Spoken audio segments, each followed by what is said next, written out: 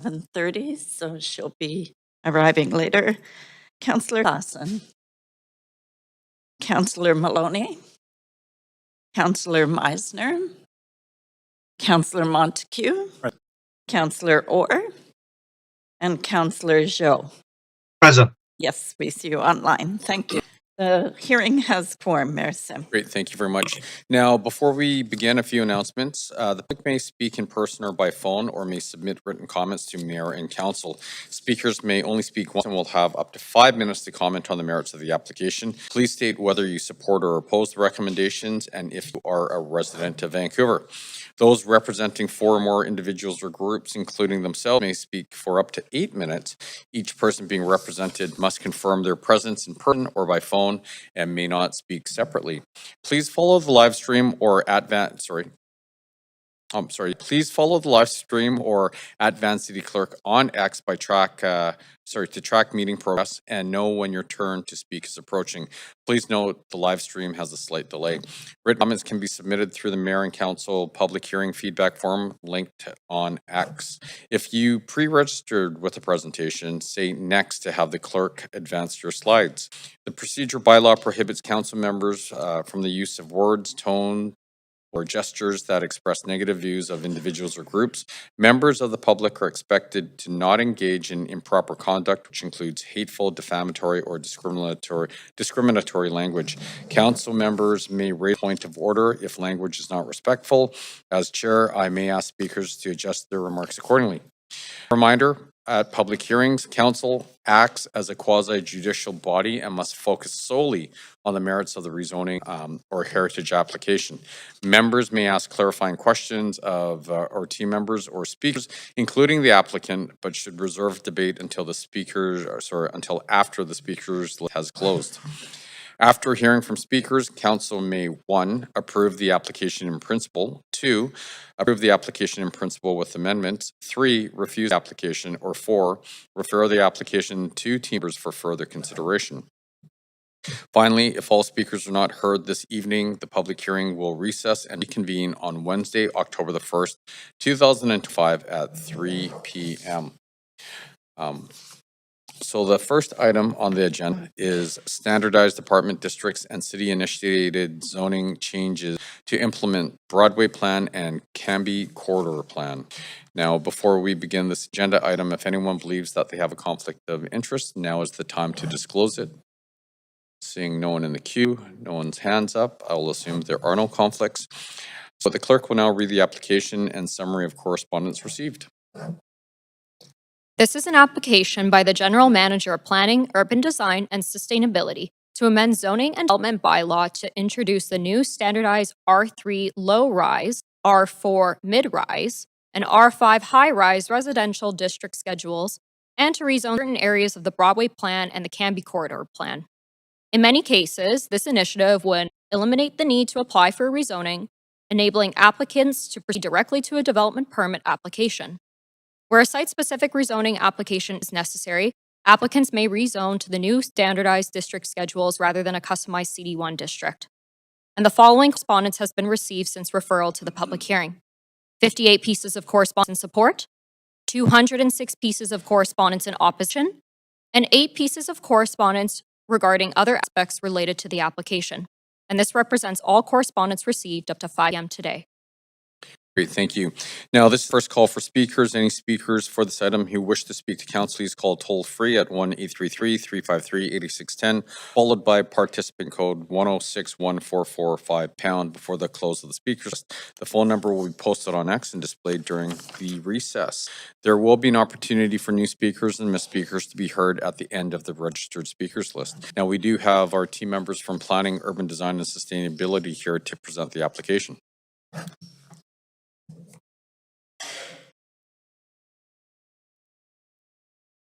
Can you hear me? Thank you.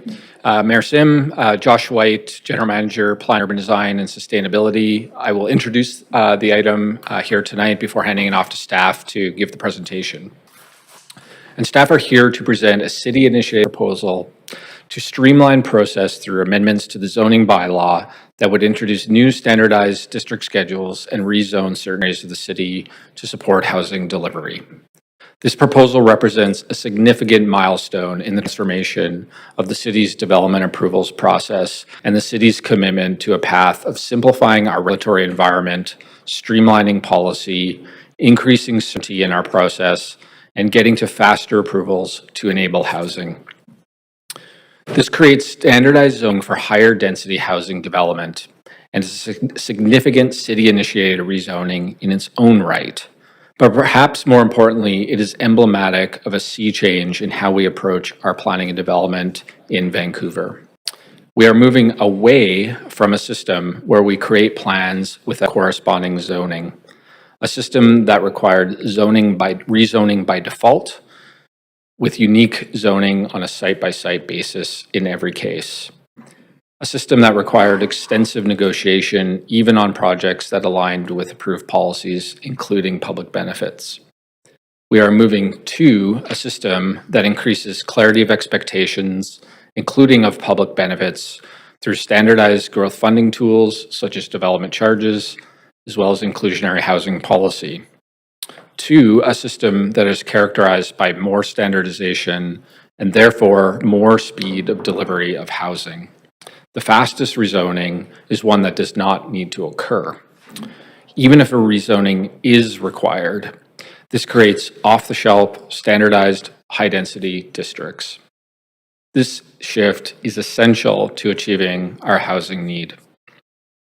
The scope of this proposal is to implement existing council-approved policy that was developed through extensive engagement and technical work as part of the Broadway and Cambie corridor planning programs, as well as to integrate new rules in TOA areas, transit-oriented areas, introduced by the province. This initiative does not introduce new policy for council consideration. Instead, it advances council direction to remove regulatory barriers towards faster housing delivery. Should council wish to amend relevant policies in these areas at any time, there will be processes focused on those policy considerations, and these districts can be amended accordingly at that time. A salient example is the application of inclusionary housing policy, of which we know there are pressing issues related to viability. We have also heard this concern from stakeholders. This district schedule report and city-initiated rezoning does not seek to change housing policy via this report. However, we will be bringing forth proposed adjustments in November to inclusionary policy that not only would apply to these parcels in these district schedules, but citywide. In addition, in the first half of 2026, we are obligated under provincial housing legislation to create a new inclusionary bylaw, which may further refine that policy. The city is pursuing a radically simpler policy framework that provides a clearer understanding of our city building priorities. It's important to note that protection of existing affordable rental stock and of renter households from redevelopment is a key component of the city's housing policy framework. The Broadway plan struck a balance with the need to protect tenants in an area of the city with a heavy concentration of the city's purpose-built rental stock, with the need to enable significantly more homes in transit-oriented neighborhoods. This balance involved enabling redevelopment of existing rental buildings over time, provided two requirements. First, that enhanced tenant protections are provided to existing renters, including of rent top-up, so they do not need to pay more in interim housing, and the right to return to the new building at their existing rents. Second, that new rental development includes 20% floor area secured at below market rates in perpetuity. These two requirements work to provide existing renters the choice to remain in their neighborhood at rents affordable to them, while growing the stock of market and below market homes.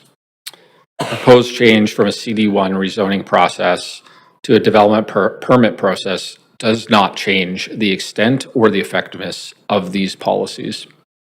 The R3, R4, and R5 districts presented today will be used throughout our plan areas in the future and will set a new standard for us moving forward. Council, we must make it easier to build homes in Vancouver, and today will help bring us closer to that ambition. And with that, our team will now present the recommendations in front of you. Thank you.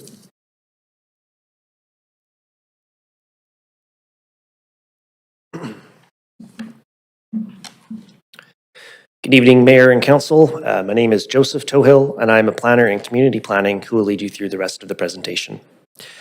Staff would like to note that there are 2 yellow memos attached to this report that will also need to be moved. The memo dated September 2nd includes corrections to the discount rate applicable to the R3 district schedule, the inclusion of maps of rezoning areas that were inadvertently missed to the appendix, and to fix a typographical error that incorrectly referenced an appendix. The memo also includes a correction to the community amenity contributions policy for rezoning by adding a map of CAC target areas applicable to the Rupert and Renfrew Station area plan. The second memo dated September 12th recommends removing 3 sites from this city-initiated rezoning that have CD1 bylaws that were recently enacted. In terms of an outline for this presentation, first I'm going to provide an overview of the project, including the scope of the proposed changes and how it fits within council-approved policies. Then I'm going to discuss the district schedules themselves, including the various rezoning pathways that are proposed. I will follow that with some additional analysis that informed the staff recommendations. And then finally, I will conclude with implementation considerations, including next steps for this work, if approved.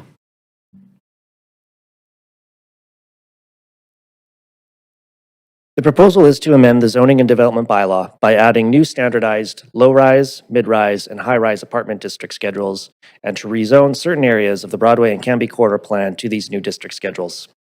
The objectives of this proposal are to support the delivery of housing and childcare in the respective plan areas, to harmonize requirements across the plans, to streamline approvals and processing, and to simplify the rules that regulate development while increasing flexibility for applicants to deliver on the city's housing goals. This initiative is a cross-cutting project that implements Vancouver Plan direction to support equitable housing and complete neighborhoods, and to align and streamline city building rules. It is one of the largest efforts to date under Vancouver Plan to work collaboratively across departments to restructure the city's planning framework. It seeks to advance delivery of housing and amenities through simpler development rules and more efficient processing. This project focuses on implementation of the Broadway and Cambie Corridor plans, which are 30-year plans to guide growth and change in neighborhoods surrounding rapid transit. The plans provide direction on land use, built form, housing tenures, and affordability, and these directions served as the basis on which these new district schedules were created. This initiative also contributes to the targets set out in Housing Vancouver strategy, which aims to deliver 83,000 net new homes over 10 years, including 30,000 purpose-built market rental and 5,500 purpose-built below-market rental. This initiative advances key council priorities around supporting the delivery of housing through more efficient permit processing. By implementing standardized district schedules and removing the rezoning process for many applications, projects would be subject to simpler development rules and would be able to move more efficiently through the city's permitting process. This proposal also responds to recently approved provincial legislation that shifts local governments towards a more proactive approach to land use planning and zoning. Specifically, the proposed zoning amendments respond to the minimum building heights or densities required within transit-oriented areas, as set out under Bill 47. Additionally, this proposal leverages and aligns with Provincial Bill 16, which provides the city with new tools to require affordable housing in new development and expanded authorities to secure additional public amenities at the development permit stage. Finally, this initiative is a city commitment to an In Our Housing Accelerator Fund agreement with the Government of Canada. Before introducing the district schedules themselves, I'd first like to highlight some of the challenges with developing under the city's current processing framework. This slide provides a high-level visual of the typical pathway an applicant takes to develop a site under an area plan. First, a rezoning application is submitted, which can often be a complex process that involves negotiation between staff and applicant on many aspects of the project. This process can take 12 to 15 months or longer, and what it yields at the end of the day is a site-specific zone that applies only to one site. An applicant can then proceed through the rest of the development permit process. This initiative, if approved, would be a critical step in transforming the city's development framework and approach to area plan implementation towards a more streamlined process. Specifically, this project advances two key pathways that offer applicants a more streamlined approach through city processes. First is the pathway for applicants to proceed directly to a development permit. This pathway is available to applicants with sites that are rezoned by the city to one of the new district schedules.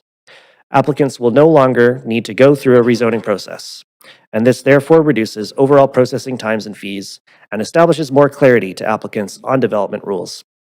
The second pathway is for applicants to undertake a privately initiated rezoning to one of the new district schedules. This pathway is available to applicants in the study area with sites that the city has not rezoned, or that the city has rezoned to a lower density option. If those sites have higher density development options available to them under the Broadway plan, then staff may support those applicants to apply to rezone to one of the applicable standardized district schedules. This is intended to be a more streamlined rezoning process with a simpler staff review without the need for detailed drawings. Under both pathways, applicants would be subject to the more standardized rules in the district schedules, which aim to make application processing clearer and more flexible, while still ensuring outcomes are as intended by policy. The end goal this project is working towards is a future state that relies less on rezoning, processing times are faster, and the rules of development are clear, standardized, and flexible. This project is a critical step in achieving that future state. The current zoning and development bylaw is made up of 41 different residential districts that each contain different rules and requirements and apply to different parts of the city. Additionally, plans are often implemented through site-specific CD1 zones, despite very similar development or design requirements across many plans. Each year, the city enacts approximately 27 CD1 schedules per year, which adds to the complexity and size of the zoning bylaw. The future state is one where a standardized district schedule regulates the form of development based on building typology. This work began with the development and rollout of the R1 district schedule, which is the city's multiplex zone. If approved, this initiative would establish new standardized R3, R4, and R5 district schedules, which would apply rules for low-rise, mid-rise, and high-rise developments, respectively. The intent is that each new district schedule contains lower density residential options as well. So even if a site were zoned R5 to enable high-rise forms, a property owner may still develop a lower density option such as a duplex or a townhouse, which maintains the choice and flexibility of options available on a given site. Staff want to note that although this project would establish a new R3, R4, and R5 zones, there is still work needed to clean up and repeal older district schedules. It is anticipated that this work would advance over time as additional plans are implemented and additional resources are available to consolidate existing district schedules. Each of the new district schedules harmonizes the built form requirements for each building typology, including urban design requirements, setbacks, and site area parameters. Within each district schedule are subdistricts that reflect the intended floor space, housing tenure, and affordability requirements outlined for each neighborhood. The R3 district schedule enables low-rise apartment forms up to 6 stories. Within TOA areas, apartments up to 3 FSR and 8 stories can be permitted for 100% social housing or rental with 20% below market rental in alignment with provincial legislation. The maximum height is 27.5 meters. The R4 district schedule enables mid-rise apartments up to 12 stories with a maximum height of 47 meters. And finally, the R5 district schedule regulates high-rise towers that will generally be between 15 to 22 stories that include affordable housing. The maximum height is 84 meters. All of the new district schedules provide applicants with the choice of adding non-residential uses, such as local serving retail or childcare. And within R4 and R5, an increase of 0.3 FSR is provided for developments that include non-residential floor space to support complete communities. A key goal of this work is to support design flexibility and reduce back and forth between the applicant and staff. This is achieved in part by allowing a much more permissive building height envelope, which includes additional building height, larger tower floor plates, and deeper podiums. Through the new district schedules, the maximum densities under the plans are maintained, but additional flexibility is provided for sites to locate that density within a more permissive building envelope. This has proven particularly important for large sites which were previously challenged to hit their target densities. By increasing the maximum building height, we have provided a practical mechanism to achieve target densities on large sites while also setting clear expectations around at-grade open space and the interface between buildings and the public realm. This avoids the need for case-by-case negotiations and creates a more transparent and predictable process. The report also recommends amendments to the design and development guidelines, and I will now spend some time to discuss those proposed changes. Over the last several years, PDS has been working on a number of major planning initiatives, including the Rupert Renfrew Station Area Plan, the Granville Street Area Plan, and the new district schedules, which are presented here today. Historically, we would have developed 5 separate documents related to built form requirements, resulting in a large amount of repetition and potentially minor variation between them. Today, we are shifting towards a consolidated set of design guidelines for building and site design that deliver quality design through a more consistent, predictable, and flexible design review process. This consolidated effort is an example of how staff are implementing guidance for our work with a simpler end product that is also more user-friendly.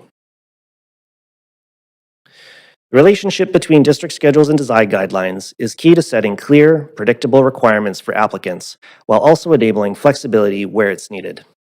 District schedules establish the foundational land use regulations, things like FSR, building heights, setbacks, and housing tenure and affordability. They also include provisions that allow for variation of certain regulations when appropriate. The design guidelines provide guidance for urban design, including how certain variances can be considered to advance important city building objectives. For example, the district schedule sets underground setbacks at 3.7 meters, with the option to vary this in certain cases. We've heard from industry that underground setbacks can significantly affect parkade efficiency. In response, we've added guidelines on how these setbacks can be varied to help strike a balance between parkade efficiency and environmental performance. This is one example of how staff are responding to industry feedback, introducing flexibility where it supports both development viability and broader city objectives. We will continue to monitor this and other parameters, and if needed, we can provide additional updates in the upcoming work on the citywide design and development guidelines. Extensive testing was conducted on the district schedules and the guidelines, including design, economic, and digital machine reader testing. The city enlisted support from 4 external design consultants to test numerous development scenarios on a variety of sites, looking at different housing tenures, inclusion of childcare, inclusion of commercial space, and building materials such as mass timber. Results from this testing directly contributed to refinements to the district schedules and guidelines to address any regulatory barriers and to facilitate more flexible design options. Extensive economic testing was undertaken across 15 case study sites in Broadway and Cambie. The results of this testing did indicate some challenges with current market conditions that may need to be addressed through future policy work. Notably, older buildings with fewer rentals on the east side were more viable to develop than other types of buildings. Sites with existing strata, larger rental buildings, or west side properties in the Broadway area were especially challenging to develop under current conditions. Development viability is an ongoing piece of work, and the city continues to monitor and will address through future updates and revisions as required. In regards to the key objectives of this project around streamlining processing, the economic testing showed that city-initiated rezoning had a positive impact on financial viability, as it reduces costs and time for applicants in developing a site. I'm now going to discuss the rezoning pathways advanced through this project. This is a map of the city-initiated rezoning area within Broadway and implements policy that is consistent with the plan. City staff are proposing to rezone properties within a TOA to R4 mid-rise or R5 high-rise, and most other sites would be rezoned to R3 low-rise. If a site is not pre-zoned to R4 or R5, but the plan enables a tower on that site, we will have a pathway for sites to rezone to the R4 or R5 district schedule as applicable. This map shows areas where staff may support property owners that apply for a privately initiated rezoning to R4 or R5. This was done for sites where the plan imposes tower per block limits, or where solar access policies apply, environmental remediation imposes additional requirements, or where a site has a CD1 zoning already. Under a rezoning to district schedule process, the rezoning process is substantially streamlined, and the standardized development rules within the applicable district schedule would apply. Staff are also proposing to rezone the remaining lots within the high-density residential areas within the Oak Ridge Municipal Town Center under the Cambie Corridor Plan. The plan did not originally include FSR requirements, as built form was prescribed by height and was performance-based.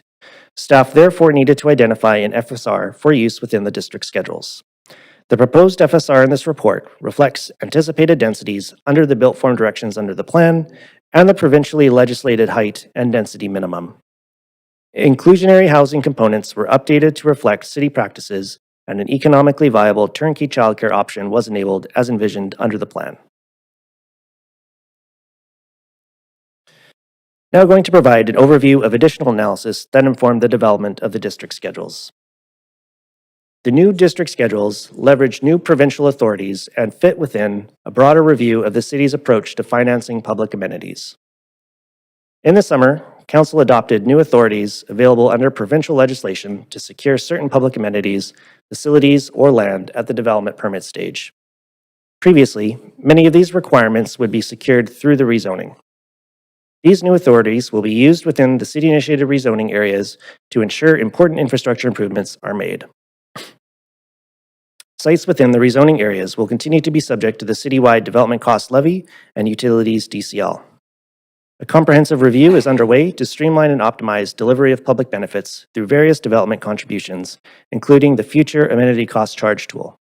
This review is anticipated to complete in Q2 of 2026. If approved, this rezoning would apply to areas of the city where there are existing tenants. For sites within the Broadway Plan, an enhanced tenant relocation and protection policy applies. To balance the goals of ensuring protection for tenants as well as streamlining processes, staff are proposing a new time-limited approach to tenant relocation plans. For in-stream applications that transition to a development permit process under the new framework, the current TRP applies if submitting within 1 year. The same tenants eligible would still be eligible, and any ineligible tenants would remain ineligible. If submitting after 1 year, a new TRP process would apply, at which point all tenants will be assessed for eligibility using the TRP eligibility criteria. This might mean that tenants previously eligible under the original rezoning would continue to be eligible, while previously ineligible tenants or new tenants who have moved in may become eligible. The proposed district schedules are implementing area plans that went through extensive public engagement. The general intent of policies that were approved under the respective plans were maintained, with updates made to respond to provincial legislative requirements. Consistent with city practice, staff undertook public engagement within the areas proposed for rezoning, including additional target engagement with the Urban Development Institute and BC Assessment Authority. A virtual Q&A with the public was held between March 4th and March 18th of 2025. During this time, materials on the proposed district schedules and rezoning areas were provided on Shape Your City. Based on all feedback received through the various engagement channels, comments of support were expressed over the improved delivery of housing, expediting processing times, and aligning the zone density with a level appropriate for rapid transit areas. Comments of concern were in regards to the building heights and impact to neighborhood character, construction impacts, the continued desire to maintain site-specific rezoning, impacts on infrastructure and transportation, the loss of affordable rental housing and tenant displacement, and the need to address the viability of inclusionary requirements for affordable housing.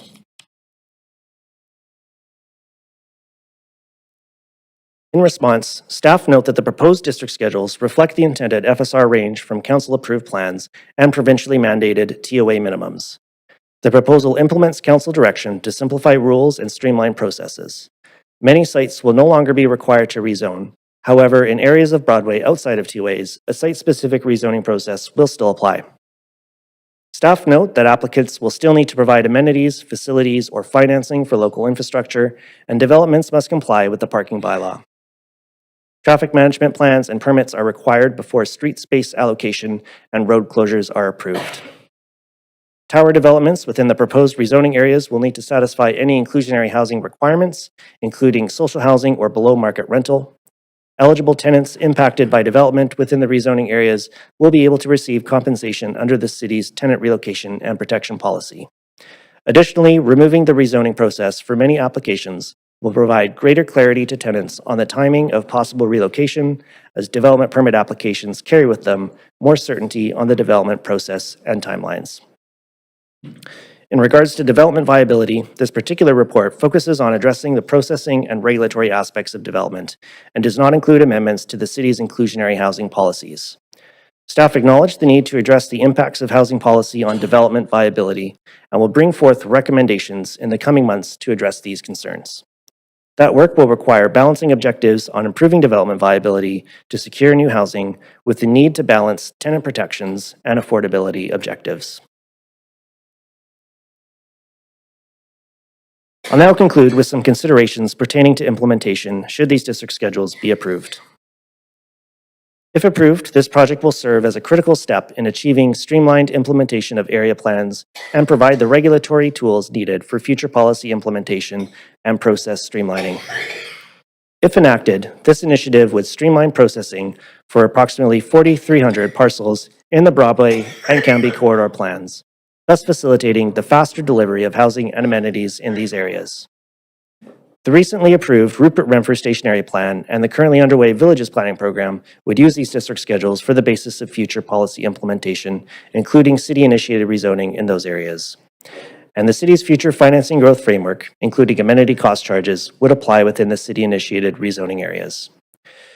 Continuous monitoring of permit processing would be undertaken to identify future opportunities to streamline regulations and processing and to fix any issues that might arise. Staff recognize that this project addresses the processing and regulatory side of development viability and that future work is needed to address the city's housing policies more generally to facilitate delivery of housing. Those concurrent work streams will proceed in the coming weeks with reports back to Council in the fall and into next year. Thank you, Mayor and Council. Staff and Blair Erb from Coriolis Consulting are here to respond to any questions. Thank you very much for the presentation. Please note that the applicant for this item is the GM of Planning, Urban Design, and Sustainability. With that, does the applicant or the applicant's designate have a presentation? Pretty much the same thing, right? Staff would just like to remind Mayor and Council of the yellow memo associated with this item, the 2 yellow memos, which would also need to be moved. But otherwise, yeah, the presentation from staff is concluded. Okay, thank you very much. And I know some of the things I'm going to say are going to sound a little weird just because the applicant's also, there's a dual role here, so we went through the script. It sounds weird. I still have to ask the questions. Okay, are there any questions from council to our team or the applicant? And there are. Councilor Meister. Yeah, thanks, Mayor. Thanks, staff, for the presentation. First question was around, I noticed in the report it said that the development permit processing time will increase. Is that a direct result of the simplified, I guess the lack of a site-specific rezoning? Am I understanding that correct? The proposal here is proposing significant changes to the city's permitting process system in regards to removing the rezoning process. So although that will result in time savings from removing the rezoning process, that will mean that for the development permit processing aspect of things, that there may be some increases to that aspect of the permitting process, just acknowledging that some of the aspects of rezoning will be undertaken in the development permit stage as well. I see. Okay, so it's not because that process is going to be, I guess it won't be faster, it'll just be eliminated, the rezoning process, and then right to the DP process. Is there any, I guess maybe a plan or a question for, I don't know if it's for Josh or yourself, but are there any plans to shift staff resources that were previously, I guess, allocated to that rezoning process to the development permit process in order to ensure that there's not an extended timeline? Over time, for sure, yes. Since we will be moving through city-initiated rezonings as a matter of practice when we develop new area plans. Yeah, resourcing will shift to development permits.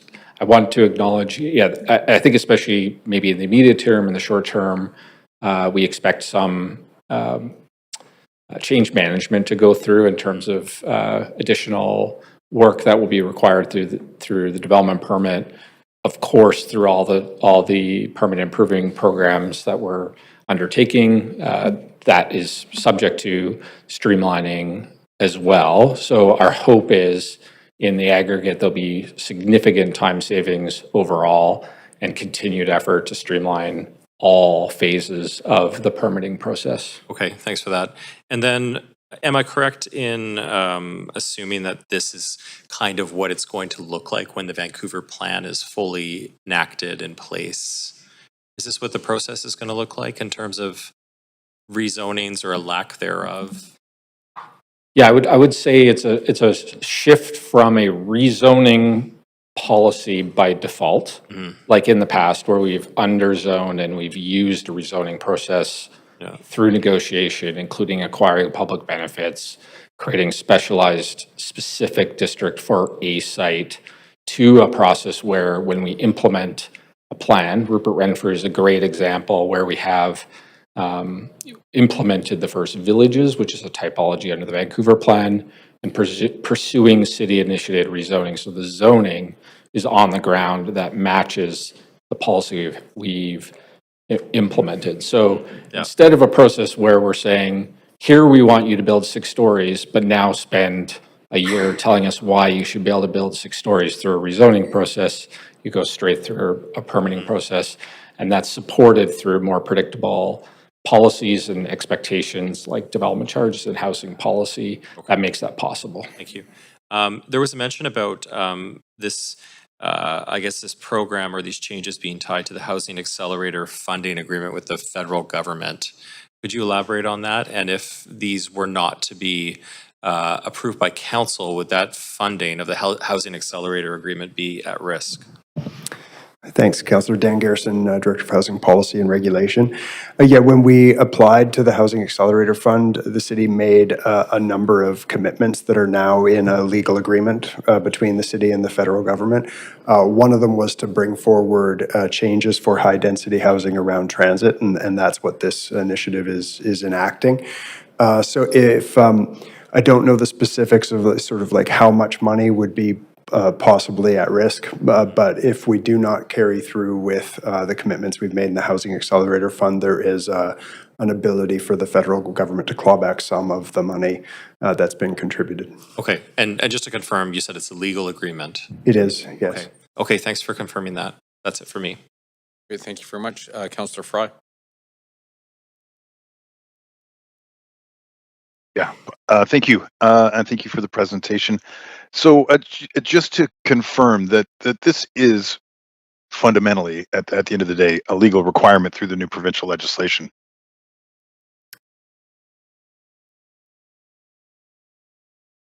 Good evening, Neil If it's Rochelle. consistent with it, yeah, thank you. Yeah, with the, Councillor Fry, I think you're referring to the TOA legislation.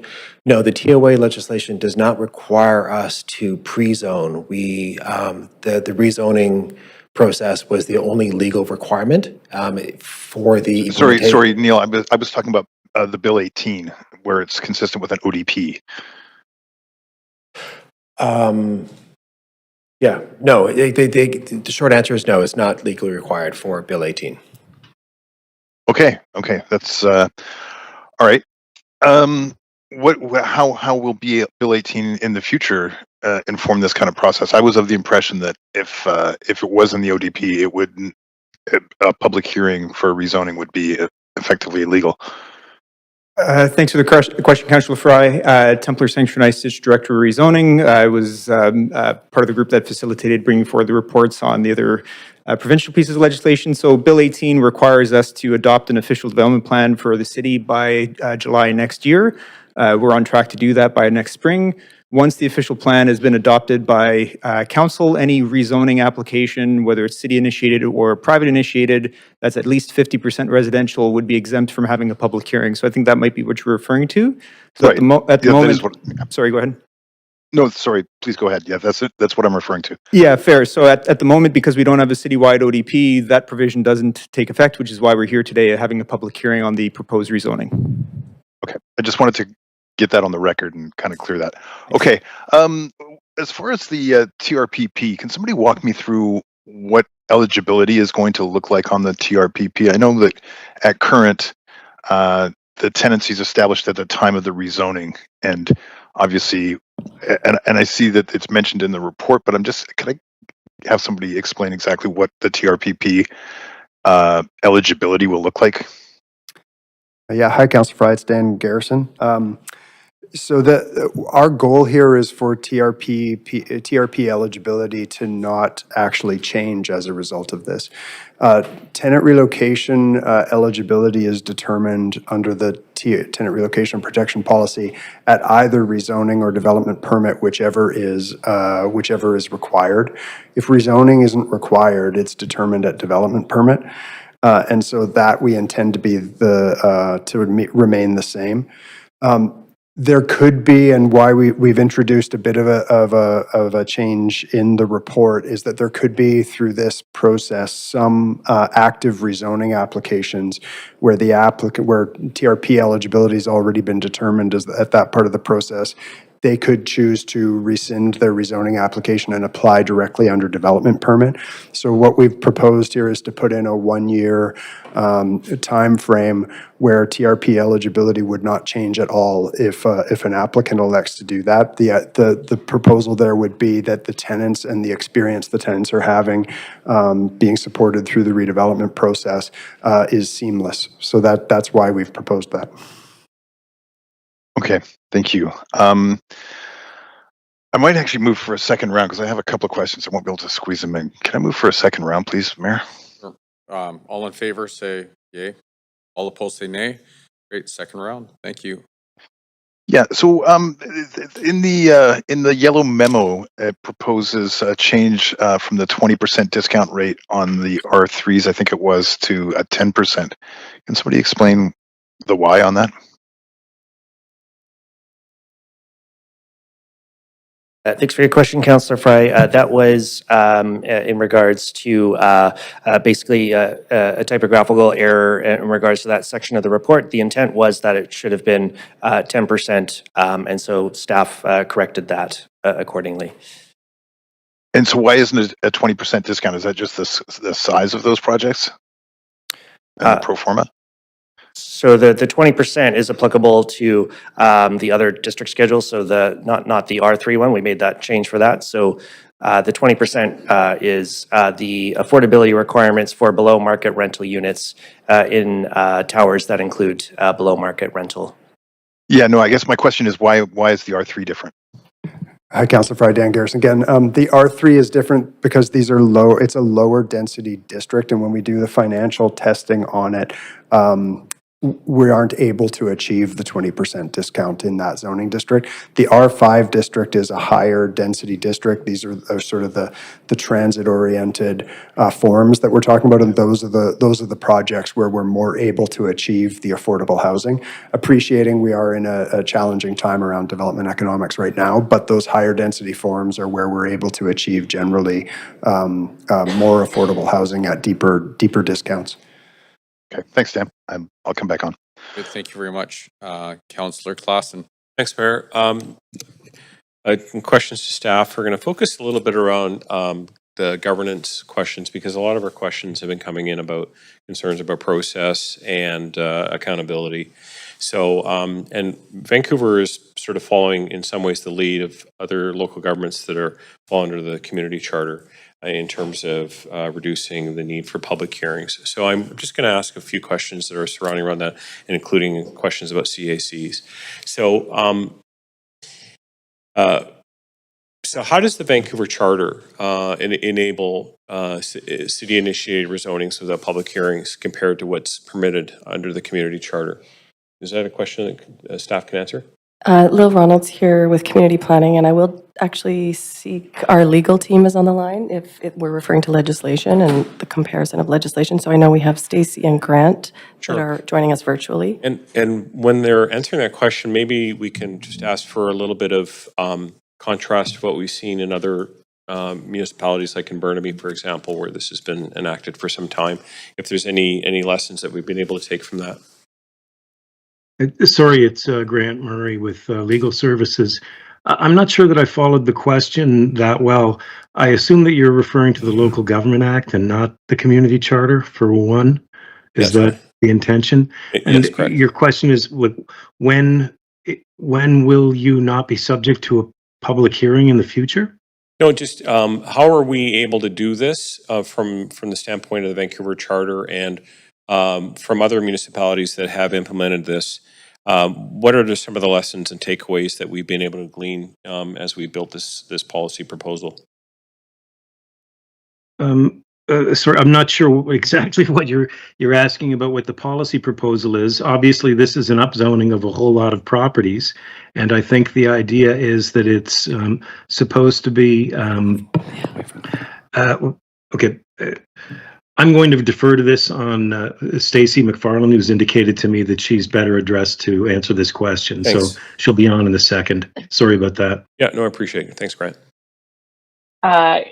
Good evening, Stacey McFarland, Legal Services. Councillor Klassen, if I understand the question, so city-initiated rezonings are authorized the same way that owner-initiated rezonings are. They're under the same section of the Charter, and that's the same as the Local Government Act. So our authority is exactly the same with respect to us bringing forward these changes as if any other municipality was bringing forward them in their own municipalities. With respect to what we've been able to glean from other municipalities trying to enact the new housing legislation, planning staff can add to this a bit more, but the legislation is so new that there isn't really much implementation for us to base it off yet. We've been in conversations with other municipalities. Okay, thanks. And just sort of drilling down, thanks for that answer. Just drilling down a little bit on the council oversight. Just kind of how can Vancouver maintain that council oversight with these new policies? And is it potential? Are there any risks associated with council becoming more hands-off during what is traditionally the decision making that goes through public hearing? Maybe I'll start to answer that. I think it's important to remember that Vancouver, like every other city, has a long history of putting zoning on the ground. What's new here is that we're putting higher density zoning on the ground. We've had base residential districts of low density throughout the city. As recently as a couple years ago, we put R11 zoning on the ground as a matter of a base district, city initiated. What's different here is from the past is we used to, even when we created a high density plan, we'd leave the zoning at the lower level and we'd use a rezoning process by default to negotiate up the density and then through a public hearing. What we're doing here is we're saying we have policy, we have a land use vision that enables high density. Let's put the zoning on the ground that matches that reality. And there's process of public engagement through the policy development itself.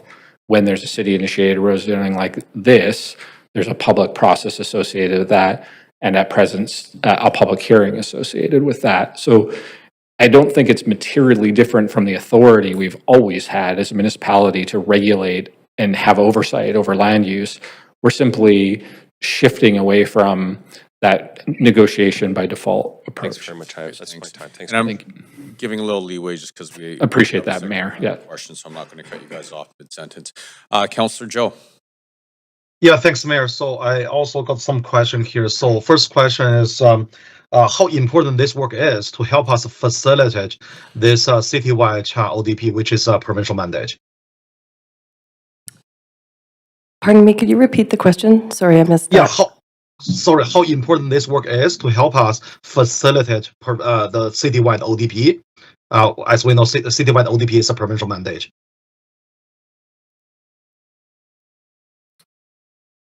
Yeah, the citywide ODP is a tool amongst many that the province has enabled or required upon us.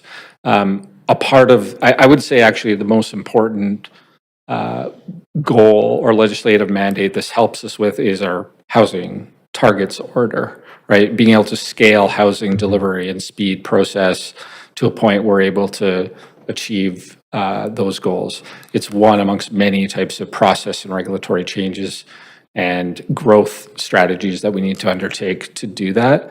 Our ODP is a reflection of our planning processes, like the Vancouver plan, like the area plans we do at the local level, and the ODP reflects that. This is a process and regulatory tool to help streamline so that we can achieve those goals outlined in those statutory documents, some of which have come mandated from the province.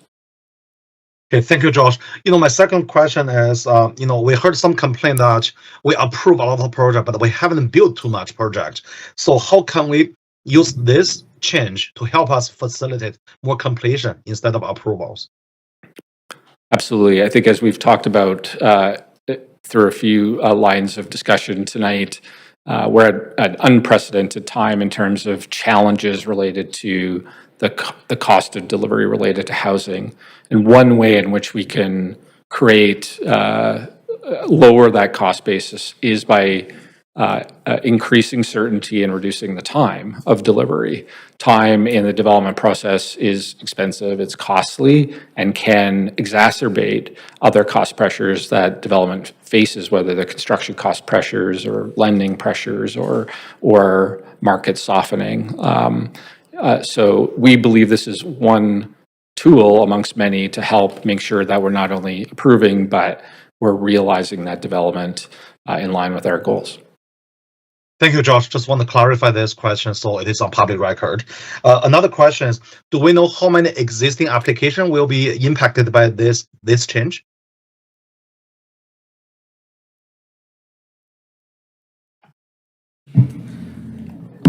Thank you for the question. Chris Ma with the Special Projects Office. So currently we have about 75 projects in stream at various different stages of the process that would be in these city-initiated rezoning areas.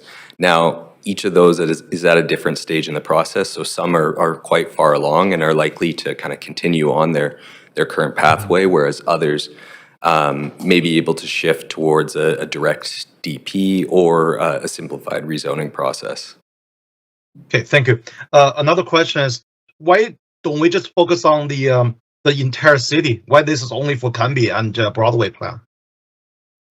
Thanks for the question. Lil Ronalds again. So these areas were selected based on a number of factors. Both the Canby Corridor Plan and the Broadway Plan both directed the staff to proceed with city-initiated rezoning. And then through further analysis, we looked to really maximize where there was the greatest gain in achieving our affordable housing objectives. So as mentioned earlier, these forms are introducing new high-density forms that will really advance the city's goals around those affordable housing objectives. Okay, do we have a timeline for other neighborhoods? Pardon me? Do we have a timeline for to implement the same thing for other neighborhoods? Other delivery. Instead of just Canby and Broadway? Neil Roshowi, thank you for the question. So Rupert Renfrew, as Josh mentioned, will already be taking advantage of R3 once it gets adopted. Future area plans that are underway, such as the villages, so 17 villages across the city, which is hundreds and hundreds of city blocks, will also take advantage of the R3 district schedule. And then future area planning will be based on the district schedules that are being introduced today. And so, for example, when we come out and do neighborhood centers across the city, we'll be able to take advantage of say, R3 and R4. So as we roll out new plans, we will be using these district schedules as the basis for pre-zoning. For the existing area plans, such as, say, Grandview Woodland or the West End, these district schedules were designed to both meet the needs of future plans as well as fit the policies of adopted plans. And so we were able to line the Broadway and Canby plans for that purpose. Other existing area plans, we will have to allocate staff and resources to look at those and to see how these district schedules fit that adopted policy. Thanks. I'm out of time. Thanks. Thank you. Councillor Orr. Yeah, thanks. Thanks for the presentation. And thanks. Yeah, so I think Councillor Fry touched on a few of my questions, especially around the yellow memo. and a tenant relocation. Did I hear that you said some of them with the in-stream or with the time-limited approach to tenant relocation, that there could be a situations where developers reapply, and then people who have moved in since will now be eligible where they wouldn't be eligible otherwise? Thanks, Counselor. Our goal here is to say that within that 1 year period that we've proposed, if an applicant withdraws a rezoning application and applies straight to development permit instead, the eligibility would not change at all. Anyone who is eligible during the rezoning process remains eligible. We wouldn't be reassessing eligibility for new people. If, however, that 1 year is up and somebody who has a rezoning in now withdraws it and comes back in, we would be reassessing eligibility at that point. And that's where we would also be working with them to ensure that any tenants who had been affected in the previous application were provided with the appropriate compensation under the policies as well. That answers my question. We didn't want to drop like that piece to it because it's an important element. Okay, I get that. That's really good. Moving to just sort of public hearings, questions around that. Did I hear correctly? Will be more certainty for tenants by removing the public hearing or rezonings. Did I hear that correctly? Dan? More certainty for tenants by removing the rezoning process. Yes, thanks. The reason why we would say that is often what happens at rezoning, while there is more time for tenants to sort of get used to the idea of needing to find alternative places, the challenge is rezonings can be long and sometimes uncertain processes. Sometimes you have an applicant who will get a rezoning in place and then can wait for a few years or then sell the site after it's been rezoned, and all those things happen. So the rezoning process does introduce an element of uncertainty to the tenant relocation process. Our tenant relocation and protection policy and the plans that are associated with them are actually implemented during the development permit process. That's where the sort of rubber hits the road of eligibility and compensation being provided, determining what kind of compensation tenants want to take. All of that happens at the development permit stage. So in some ways, we're sort of cutting straight to the effective part of the process. Interesting. Okay. And then at what stage would there be a rezoning process? What would trigger a rezoning process? Would there be like, so there's the R1, R3, R2 districts, and then if like a tower wanted to go into those low-rise districts, it would trigger a rezoning. Is that correct?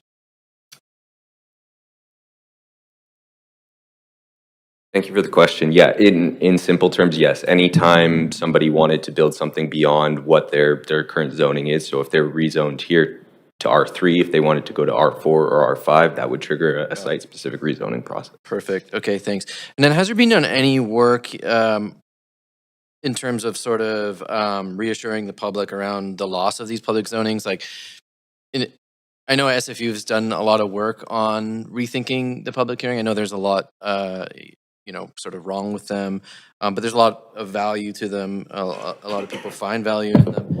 I know they looked into like neighborhood advisory committees or councils. I'm not sure, things like that. Has there been any like sort of like exploratory around those? Yeah, it speaks to where there's value in the public engagement process, and various parts of the process have different value. I think for a long time here, we've defaulted to the very end of the process to engage the public. I would suggest that some of the highest value engagement we do is through the policy development area plan process, so we can create a vision for the community that's in line with our citywide goals around housing and environmental protection, all the different facets we look at, mobility, and then create certainty around that plan. And that certainty can help be created by, for example, matching the zoning with the vision that's been discussed, and making sure that that plan is reflective of that process. And so I think there's a huge amount of value, especially in those types of process, of a deeper level of public engagement, rather than sometimes the way we're doing now, where in the absence of policy or something, we're often defaulting to, okay, everyone participate in a rezoning process, and that's had the net effect over time of a slower process that's stymieing us in our ability to deliver the housing we need. So thanks. Thanks. Councillor Maloney. What's the process for flexibility in reacting to changes in economic conditions, for example, with development and infrastructure charges and inclusionary zoning? So is it going to refer to policies that we can then adjust to react to changing circumstances? That's exactly right. Like there's elements that we bake into the district. There's elements we apply policy to. What we hope with these processes and these types of regulations is that we're not casting them in ember, and they're not able to adjust to how the world changes. A good example of that is we designed a lot of our regulatory systems towards development of strata, right? Where that was the default housing tenancy. That's shifted over time for a variety of reasons, and we haven't provided, I would argue, enough kind of nimbleness in our system to be able to adapt. We want our regulation and our policy to live up to the ideal of it being living, right? That we don't cast it in amber, and then we're able to adjust course and not have to go into every single regulation and change citywide policy and make it applicable to all things based on the priorities of council at the time, and emerging priorities and emerging needs and economic conditions. Thanks. And how will it work for there to be particular requirements for structures to relate to the orientation of the site, or how they relate to the streets around them? Is it just going to be, for example, standardised policy requirements, like if it's on an arterial road this, and if it faces south that? I don't know. Thank you. Carrie Dow here, Senior Planner at the City Design Studio. You're exactly right. We've taken the built form policy that was in the existing Broadway plan, in the existing Canby Corridor plan, and we've essentially harmonized them. So we still have quite a bit of design guidance that will apply to these zones. We've just looked to simplify and harmonize. Fantastic. Thanks very much.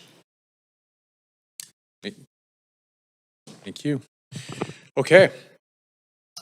This is the second call for speakers. If there are any speakers for this item who wish to speak to council, please call toll free at 1-833-353-8610, followed by participant code 1061445# before the close of the speakers list. The phone number will be posted on X and displayed during the recess.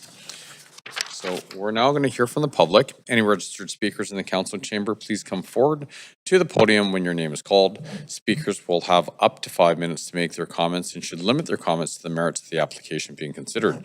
Our first speaker today is speaker number 1, Peter Dowdy. Peter, are you here?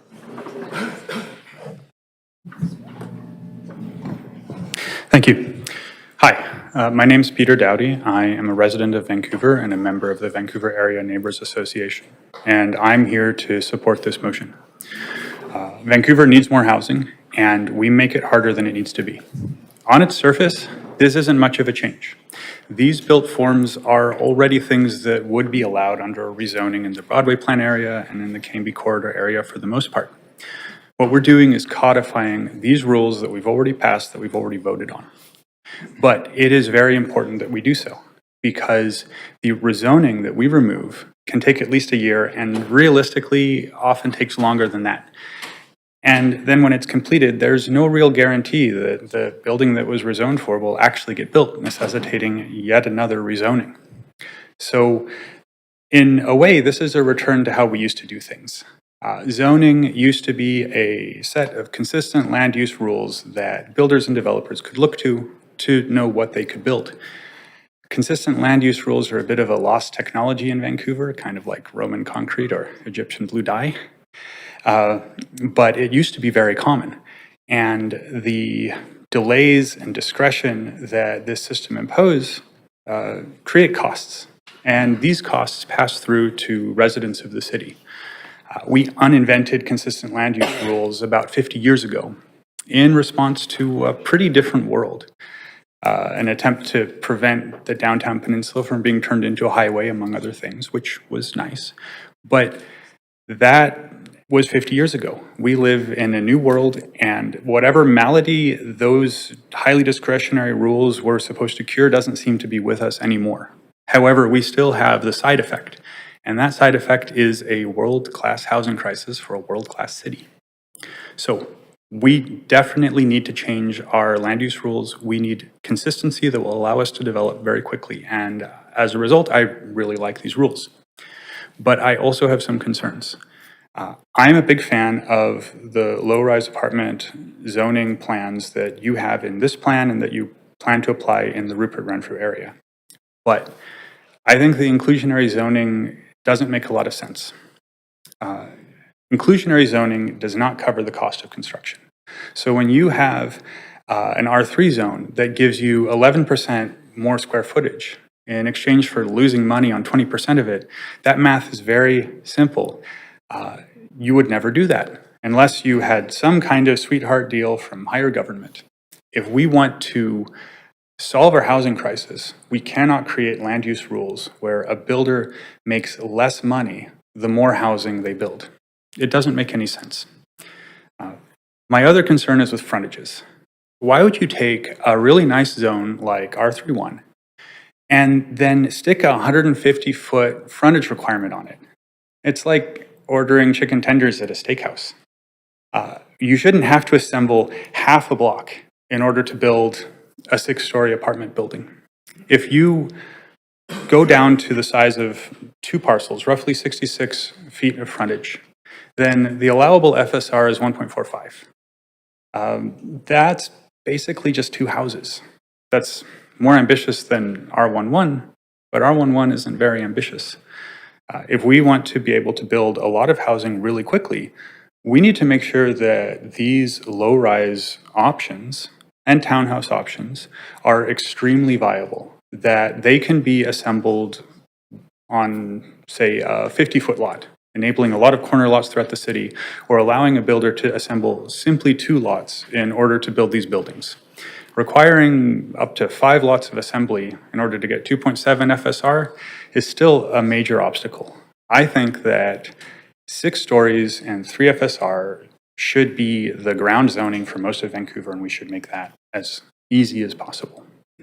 That said, this is a great idea. This is the right philosophy for land use in the city. We need to zone for the housing we want. We do not need to make people who want to build housing come begging, jumping through hoops, going through the trials of Hercules just to house one more person in this city. So I hope that you pass this tonight. I hope you continue this approach, but I also hope that you make it easier for some of the really great small builders in the city to build a lot of really wonderful projects everywhere. Thank you. Thank you very much. Okay, the next speaker we have is speaker number 2, Michelle Spencer. Thank you. My name is Michelle Spencer. I am a resident of Vancouver, and I'll be speaking in favor of this motion. For decades, the only housing allowed by right in much of Vancouver were single-family homes and duplexes, with any other form of housing requiring a costly and time-consuming rezoning before they could proceed. The result of these policies has been higher concentration of towers in the small parts of the city where they are permitted, and vast areas of the city completely immune to the growth that we've seen. This motion, labeled City-Initiated Rezoning, aligns the land use policy with the already established plans for these neighborhoods. In other words, this permits the type of housing this City Council has voted for in favor, historically. I like that this policy aims to consolidate the varied Cambie and Broadway plans into a more unified and simplified vision, encourages enhancements to the public realm, and that it removes the uncertainty of the rezoning process, which will hopefully have the effect of speeding up rezoning and housing availability. While I appreciate the direction of this motion, I remain concerned that it does not go far enough to radically change what types of housing are permitted in this city. This is a step in the right direction. However, it continues to put the largest burden of new housing in areas that already have existing rental stock. We only need to look at the zoning map of Vancouver to see that most parts of the city remain exclusively for the types of housing that are the most expensive, namely single-family homes and duplexes. Further, this policy continues to place arbitrary height and size limits on housing and still requires spot rezoning in quite a few areas. I'm here because the analysis presented to the city about the feasibility of projects in this area clearly states that projects requiring 20% below market rental will likely require more density than what is currently allowed by this motion. This means that rents will need to continue to rise in order for the lower density to be financially viable. So I'm here to tell you, my representatives in city government, that if you were to ask me, which would I rather, paying 25% more for housing or living in a building that is 25% taller, I would choose living in a taller building. It is unrealistic to expect rental construction costs to drop significantly, especially when projects are already negotiated to the edge of feasibility in the form of so-called voluntary fees, particularly in the era of supply chain disruption and trade tariffs. I'm also here to tell you that if the choice is between spending 4 hours a day in the car to commute to a suburb or living in a taller building, I would again choose to live in a taller building. We have to be honest about the choices we are making when it comes to permitting housing near workplaces. Denying housing in these areas means more expensive housing and longer commutes. I'm here because I'm tired of losing my friends to Burnaby and Coquitlam when they want a second bedroom. I'm here for my friends in the arts who are one bad grant year away from abandoning the career they love in order to remain in the city they call home. I'm here for everyone who tried to find a 3-bedroom home and could only afford one on a polluted major artery because they certainly can't afford a single-family home on the tree-lined streets that make up most of the current zoning and are now facing raising their children over constant traffic noise. So I'm asking you to pass this motion, recognizing that it aligns with the Broadway plan, which has had years of consultation and review to create, but also to continue to push for more changes to our base zoning codes. It should not be City of Vancouver policy to only permit the forms of housing that are not financially viable. If this council is serious about addressing the housing crisis, they should direct staff to be more ambitious and to focus less on prioritizing financial extraction and more on allowing a variety of homes to be built. I'm sympathetic towards City of Vancouver staff because I believe we've actually given them an impossible task, and I'm sorry that they will probably hear a lot of negative comments on all sides. It is time to recognize that it is not possible to satisfy everyone, and with that recognition comes the freedom of shedding that expectation. Let's focus on who we want to include in our cities and allow housing for them. Thank you. Thank you very much. Speaker number 3, Harmon Moon. Harmon Moon. Thank you. My name is Harmon Moon. I live in Mount Pleasant within the Broadway plan, and I'm here to speak in favor of this motion. I'm trying to imagine what it would be like if we treated every crisis like this housing crisis. In a flood, we'd be arguing over where to place the individual sandbags.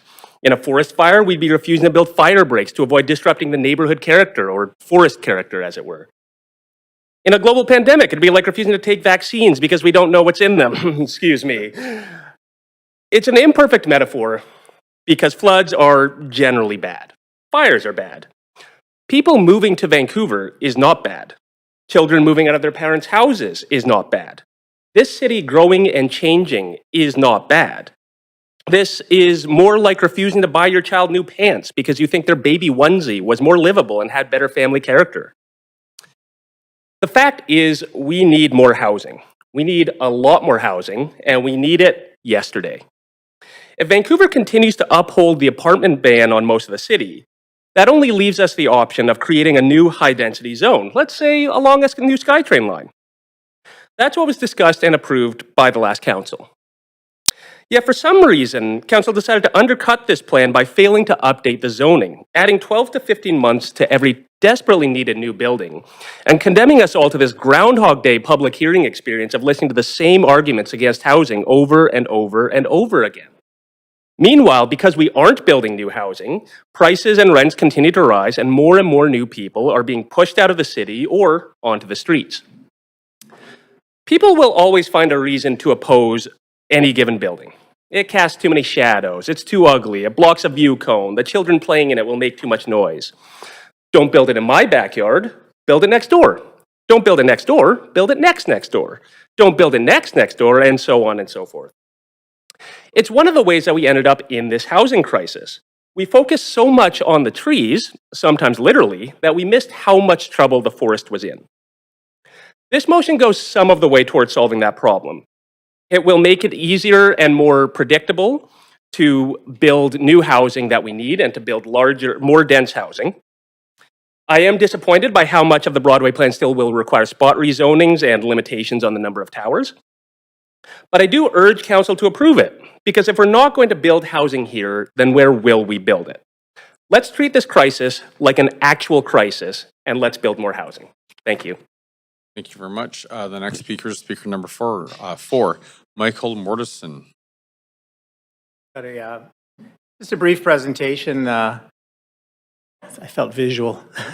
So I'm Michael Mortensen. I'm a resident of Vancouver. I live in the Cambie Corridor. I'm a director of livable city planning. I'm an urban planner and adjunct professor at the UBC Sauder School of Business and the School of Architecture and Landscape Architecture. Also teach at the city program. But I'm really here speaking as someone who lives and works in Vancouver, and I want to urge you to support this change. It's a very important change, and it makes just too much sense. It's going to save the city enormous sums of money and time, staff time. Essentially double reviewing applications that we know are fairly standardized. Next slide, please. And I think you've seen this quote before. It was from a housing report by Joy McPhail. And really the issue is that, I think we have to stop this over-regulation of housing supply. Joy said, we regulate new housing like it's a nuclear power plant, and we tax it like it's a gold mine. We have to be reasonable about how we're regulating housing development in Vancouver and feedback. So I think we're well covered on good reviews of development applications. And the product that we're building, I think, is relatively standard as well, too. And we know what a Broadway plan apartment building looks like after so many rezonings. It's not a surprise, and I think we can take comfort in that. Next slide, please. What we want to avoid is bonsai planning. And this is the over-regulation of planning, where we're fussing too much about design, where we're looking at rezoning processes that take 1.5 years or more for market housing and for non-market housing. I work on both private sector projects and public sector projects, and I think some of you have heard some of my stories about how long it takes to get affordable housing proposed by the government built, which is actually quite shocking, given that that's probably the best applicant you could ever have. So I think we have to avoid bonsai planning. The way to do that is to eliminate the need for rezonings. Next slide, please. If we just look at the success of the Broadway plan policy to date, we've got 2,300 old units that may be redeveloped. These are all in the rezoning and planning stream. And that's created 3,800 new rental replacements at below market rents secured in perpetuity. Those 2,300 old units aren't necessarily affordable, nor are they necessarily livable.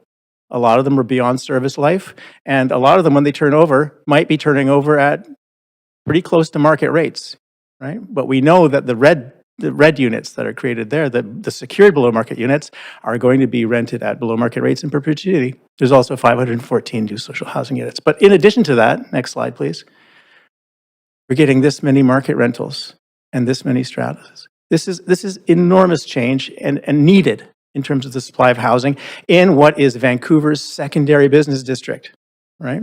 I think people have to recognize this is change, yes, but it's the secondary business district with the second highest concentration of jobs in British Columbia, other than the downtown. Next slide, please.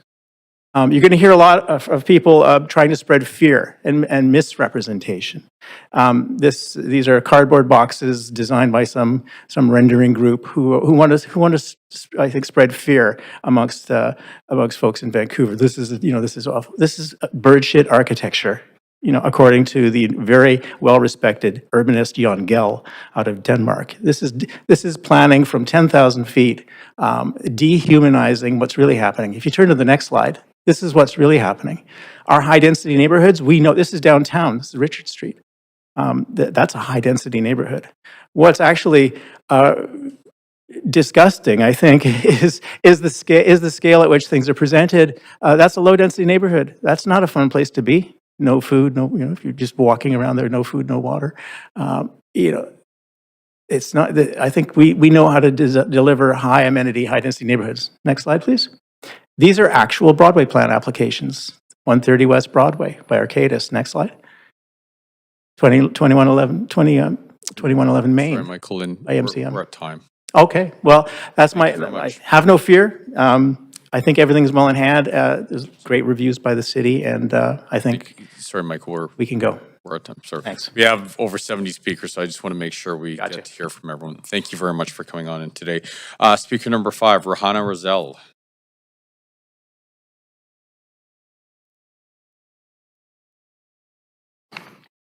Hello, Mayor and Council. My name is Rohan Rezel. I'm a resident of Mount Pleasant, I'm a renter in Mount Pleasant, directly affected by this motion. But I'm not going to talk about myself. I'm going to talk about one of my former neighbors. Gloria finished her 12-hour shift at Vancouver General Hospital at 7 a.m. Her scrub still damp with sweat from racing between the ICU and the emergency department. As she climbed the stairs to her apartment on West 10th Avenue, she noticed something wedged into her doorframe. A blue and white postcard that made her stomach drop as she read, City of Vancouver Rezoning Notice. Gloria had lived in the same one-bedroom apartment for 12 years, paying $1,400 a month for a place that was a short walk from VGH. It wasn't luxurious, the kitchen was tiny, the bathroom needed updating, and she could hear the upstairs neighbor's footsteps. And something else. But it was home. More importantly, it was affordable on her 78 grand nursing salary. The building was a 1970s low-rise with 24 units, mostly occupied by the healthcare workers, teachers, and service industry employees.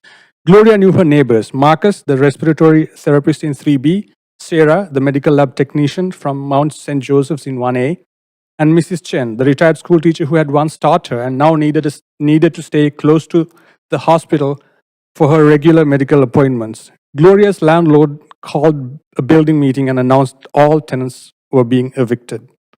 I don't want to do this, he said, avoiding eye contact, but my property taxes are going to triple based on the new development potential. I can't afford to keep the building anymore. Gloria asked, what about tenant relocation assistance?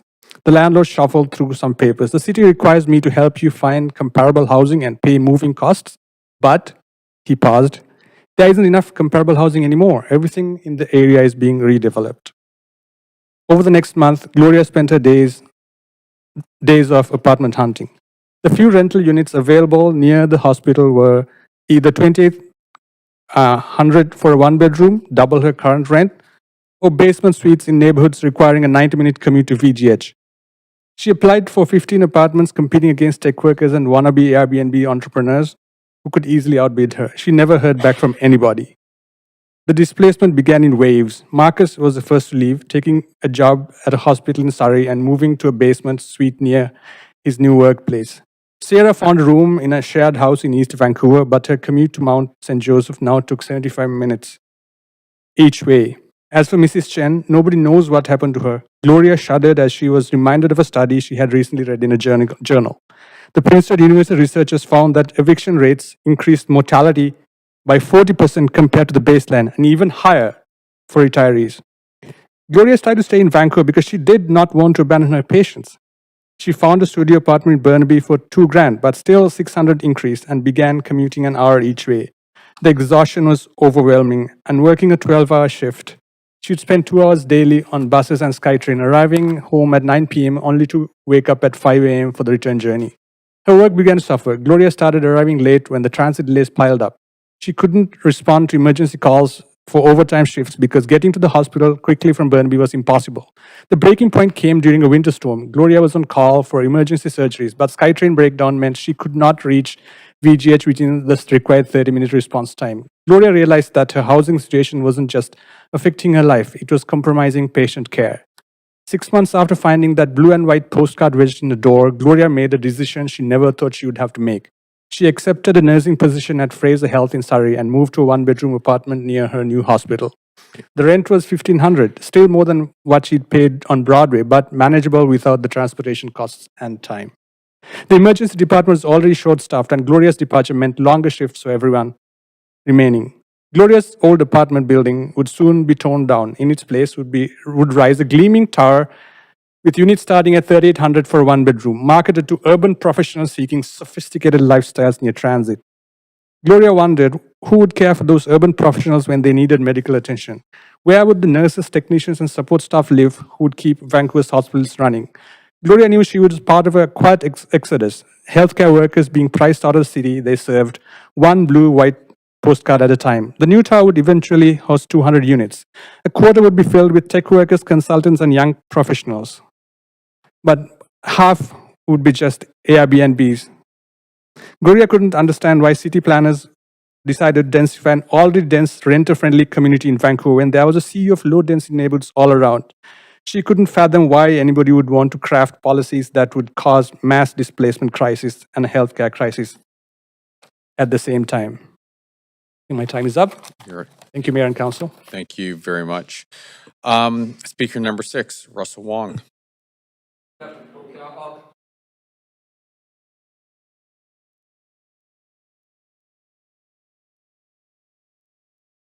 It's evident that a lot of people don't like high rises.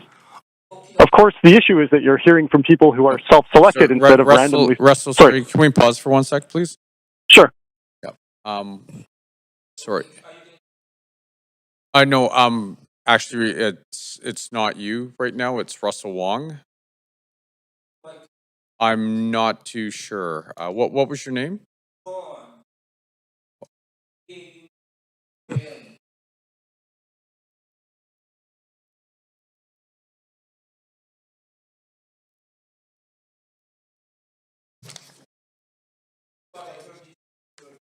Yeah.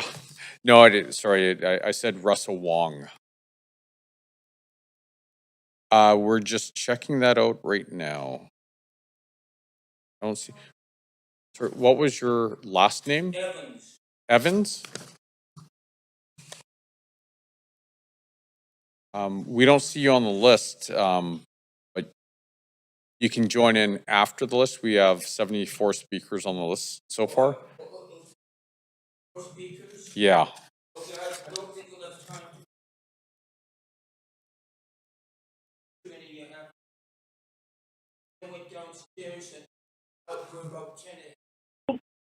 Okay. Yeah, sorry, people. Okay. Thank you.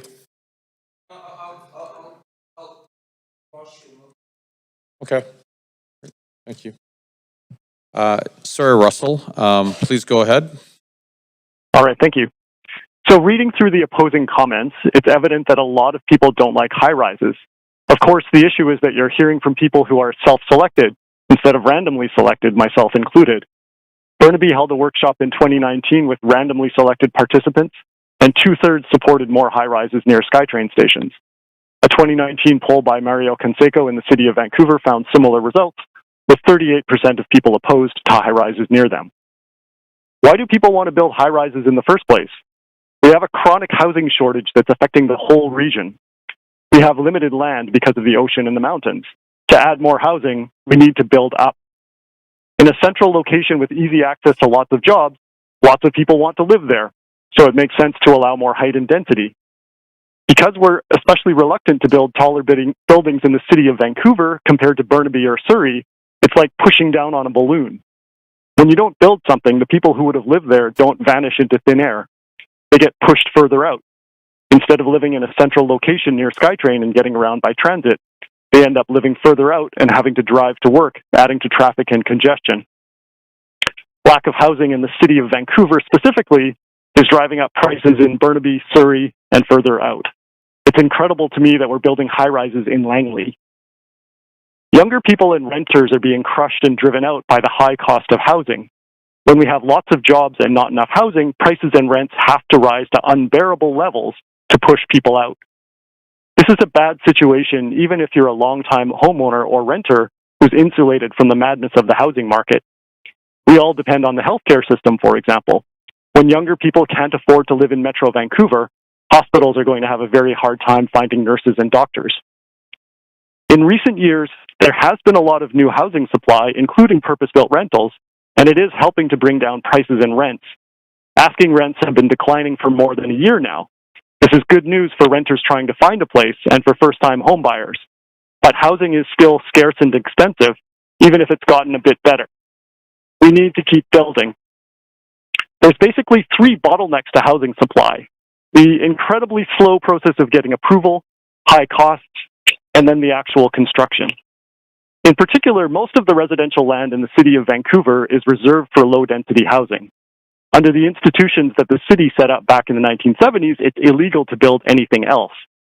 You need to go through the process of spot rezoning, where you're basically begging the city to change the law for your particular site. There's a lot of micromanagement amounting to co-design. It consumes a huge amount of time and effort on the part of city staff and council, as well as the people trying to get approval. Naturally, this is very expensive, and those costs get passed on to renters and home buyers. You have to go through pretty much the same slow and expensive process whether you want to build a small project or a big one. To quote Ginger Gosnell-Myers, it's easier to elect a pope than to approve a small apartment building in the city of Vancouver. So there's massive economies of scale from going as big as possible. It doesn't make much sense to go through the painful rezoning process for a small project. We end up with high-rises in a relatively small area and a sea of old detached houses with not much in between. The recommendation from the 2021 expert panel led by Joy McPhail was to change this approval process. Instead of micromanaging each and every new apartment building, the city should figure out broad guidelines for what buildings it wants to allow. This may involve a lot of public consultation and debate, of course, but once the city decides, it should update its citywide bylaws to allow them. So I'm glad to see that this is happening for the Broadway plan. Finally, I'd like to emphasize the need to protect renters who are living in older buildings that get redeveloped. The Broadway plan does include protections for renters, but the real test of this policy is going to be when the first redevelopment of an old low-rise building actually happens. If it goes well, people will be reassured. If it goes badly, there will be even more opposition and backlash. Thank you. Thanks, Russell. The next speaker is speaker number 7, Bobo Arich.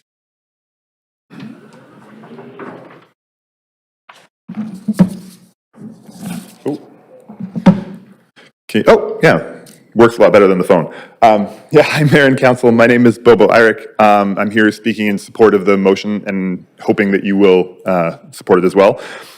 I am a resident of the Mount Pleasant RT areas that have remained completely physically unchanged despite the Broadway plan's policy that allows for 6-story rental buildings. And part of why I'm speaking in favor is because this needs to change and we need more housing. On my way here, I passed by about 10 new duplexes that have probably been built in the last 5 years. All of these could have been higher density homes, providing homes for more people, which we desperately need, but are not allowed because the zoning prohibits it, despite housing policy allowing rental buildings. I was initially reluctant to support these changes because they still maintain spot rezonings in many areas of the Broadway and Canby plans, and because some of what's prescribed in the R3 to the R5 schedules are not actually viable. This is demonstrated by Coriolis's analysis, and especially when you consider that the rent have actually gone down this year. Analysis that was done several months ago based on the economic situations then are not relevant today. When we have policy compliant housing that is on the bubble of viability, any small change can make it impossible. I realized then, however, that this hearing isn't about fixing those inadequate policies that don't allow enough housing, but about removing an unnecessary step for housing approvals that already meets all of the city's housing policies. I've sat through a lot of Broadway plan hearings, not as many as you, but the vast majority that are presented are policy compliant, but yet are still illegal. That seems bananas, and so I'm hoping that we can change that tonight, because this step is truly unnecessary. I reviewed the feedback that council received, and I wasn't really surprised to see comments from the public demanding the right for more comment and the opportunity to have their say on every possible project. The Broadway and Canby plans had extensive consultations with months, if not years, of public hearings, of online surveys, of open houses. Those plans, when they came before council, dealt with many nights of public hearings, again, hearing from residents who came out to speak. Council approved those plans, along with all of the other city housing policies that have to be met for any housing proposal that comes before the city of Vancouver. These were all adopted, and they were all accepted. and the bylaws and the zoning should reflect the policy desires of the city as approved by the council, not require an additional step that everyone has to jump through and grovel. There's a particular example that I found very frustrating. A couple of months ago, there was a Broadway plan proposal that got rejected because the applicant didn't show up to the public hearing. And while I understand that might be galling for city councilors, the housing proposal in that was actually policy compliant and is just an example of you requiring someone to grovel for your approval as opposed to a housing proposal that already meets all of the policies that you or your predecessors have applied. And that makes no sense. So I will ask you to approve the rezoning so that we can move forward and actually change the zoning so that more housing is viable. Thank you. Thank you very much. The next speaker is speaker number 8, Riley Wood.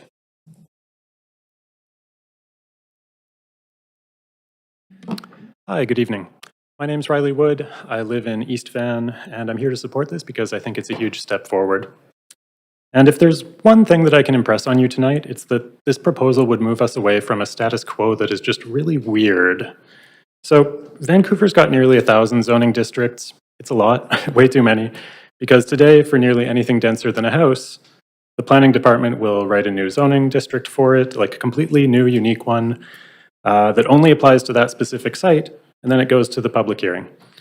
And then when we do planning like that, it wastes a lot of staff time, it wastes your time, it wastes the developer's time, and it results in a lot of kind of broken zoning districts that are hard to fix.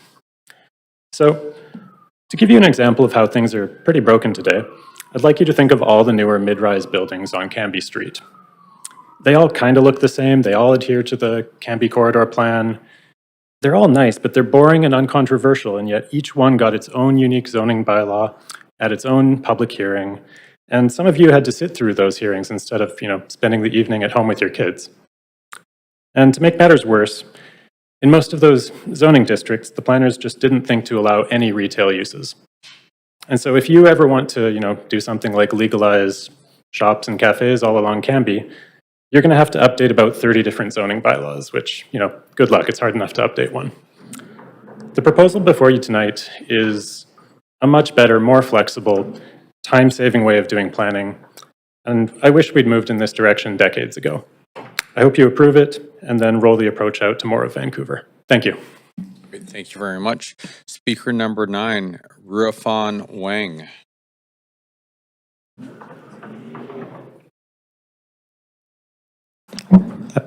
Thank you, Your Worship. Good evening, councillors. My name is Rofan Wang. I am a Kitsilano resident appearing on my own behalf and urge you to approve the staff report. Well, here we are again. For the umpteenth time this year, you're going to hear the exact same arguments. We need more housing versus we need neighborhood character.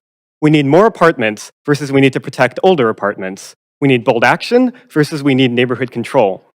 Now, these are valid arguments to have the first time around. But if the last 199 times didn't sway your mind, the 200th won't either. Yet that is the situation that our zoning system creates, where the approval of the Broadway plan did nothing to actually permit anyone to build anything under the said plan. Instead, public hearings for largely identical projects drag on to 11 p.m. every night with the same endless parade of people talking about whether it's housing supply, shadows, parking, trees, so on and so forth. Rarely, someone brings a PowerPoint. Even more rarely, the information on the PowerPoint is actually accurate. Truth be told, there is nothing democratic about the public hearing process. I'm here tonight because I got these 2 postcards in the mail, and I'm lucky enough to work a 9-to-5 job where I had the energy after work to drag myself out to City Hall to participate in this public hearing. Many people don't have this luxury, and many more don't even live in Vancouver because, by definition, most people who benefit from new apartments don't currently live in that neighborhood. Now, what you get with these endless public hearings is a self-selected sample of strong opinions with the false trapping of democratic legitimacy. That includes me. I didn't ask anyone else about their opinions before I came up here to speak. I don't speak for the public. I wrote the speech 30 minutes ago while sitting out there. What is truly democratic is the elected and representative council elected by a broad cross-section of Vancouverites in 2018 that approved the Broadway plan, and the one elected in 2022 and in the recent by-election on a promise to do more for housing of all types.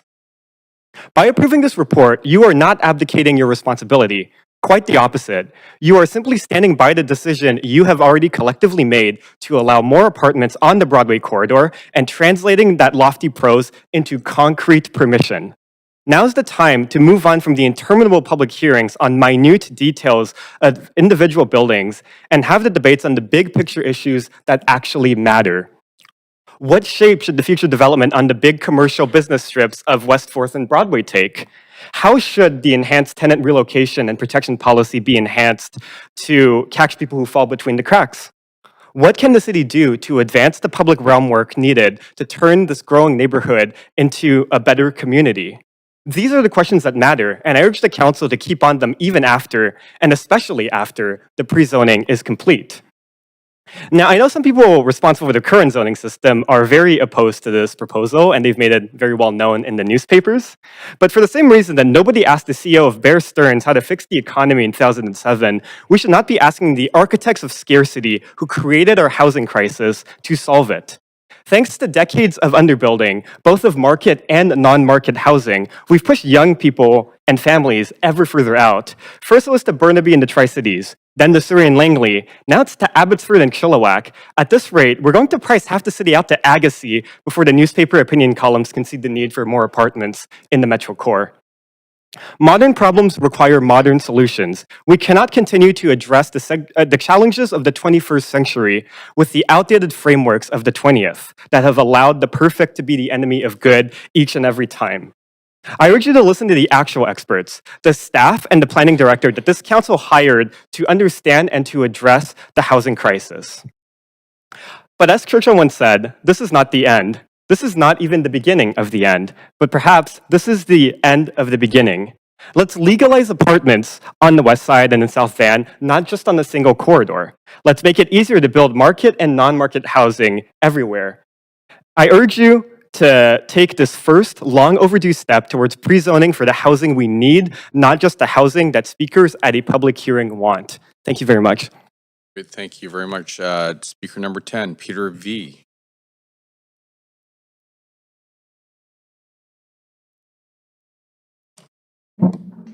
Hello. My name is Peter Vlaso, and I live in beautiful Vancouver the last 50 years. I'm happy to see people building more houses. It's good for everybody. But we need the parking too. 10 days ago, Mr. Mayor, I sent you a letter. I have long discussion a year ago with Mrs. Kirby. I explained to her the problem we have from Quebec to Ontario. No parking. I lived there for 50 years, and the last a year and a half, I can't find a parking spot outside my building. Please do something. Build is good, but we need the parking. Thank you. Thank you very much for coming on in. Speaker number 11, Kirsten Severson.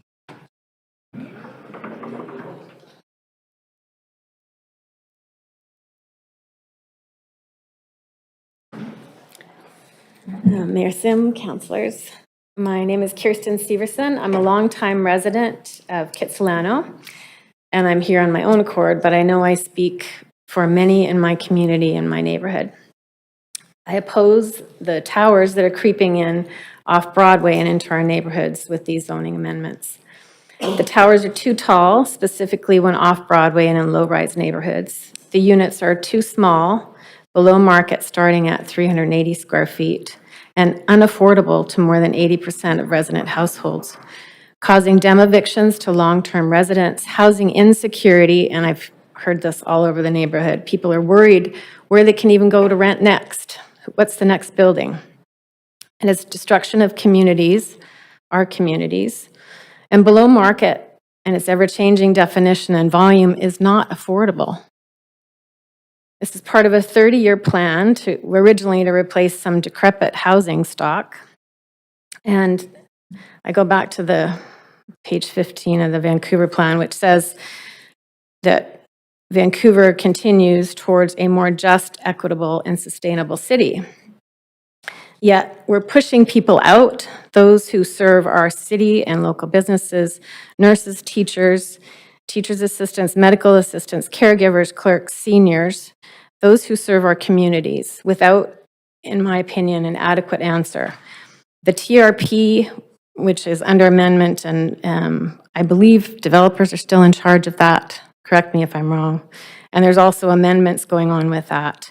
It's pushing people out of our communities, making residents relocate, and they don't have answers. It's causing housing insecurity. I'm within Kitsilano, and in less than 2 years, we've received, I don't know how many notices of development. Started off in 4 stories, and then it was 8 stories under the transit-oriented area, and then it went to 12 to 20, and the city's granted 20 all over in our neighborhood. And now this proposal wants to fast-track everything and go to 26 stories. You know, New West, I don't know if anybody's familiar with that, the Carnarvon Canyon. You know, the trees were choked out by shadows of the building. I mean, this is a human problem too, not just the trees. And I feel like we haven't all weighed in on this properly, because who decided these district schedules? As councillors of Vancouver running our government, I imagine it's not easy. But our communities are being asked to pay a huge price for an ever-eroding amount in return, which seems to be more in favor of developers. I understand it's not easy to run a business, especially in these economic times. But these are our families, our friends, our neighbors, our communities. They deserve nothing less than to look under the hood, because all I'm seeing is development applications. I haven't actually seen any affordable housing being built. Many are already existing in affordable housing, but they're being kicked out. Is that really humane? Is that just, equitable, and sustainable? City must stop treating approvals as progress. Are these homes affordable for the people being displaced? Are communities being strengthened or destabilized? Are services and infrastructure keeping up? Parks, schools, everything else. Are we meeting public goals or just private ones? That's a big question. For council, I suggest we do not approve without looking under the hood. Thank you. Thank you very much. The next speaker is speaker number 12, C. Stein.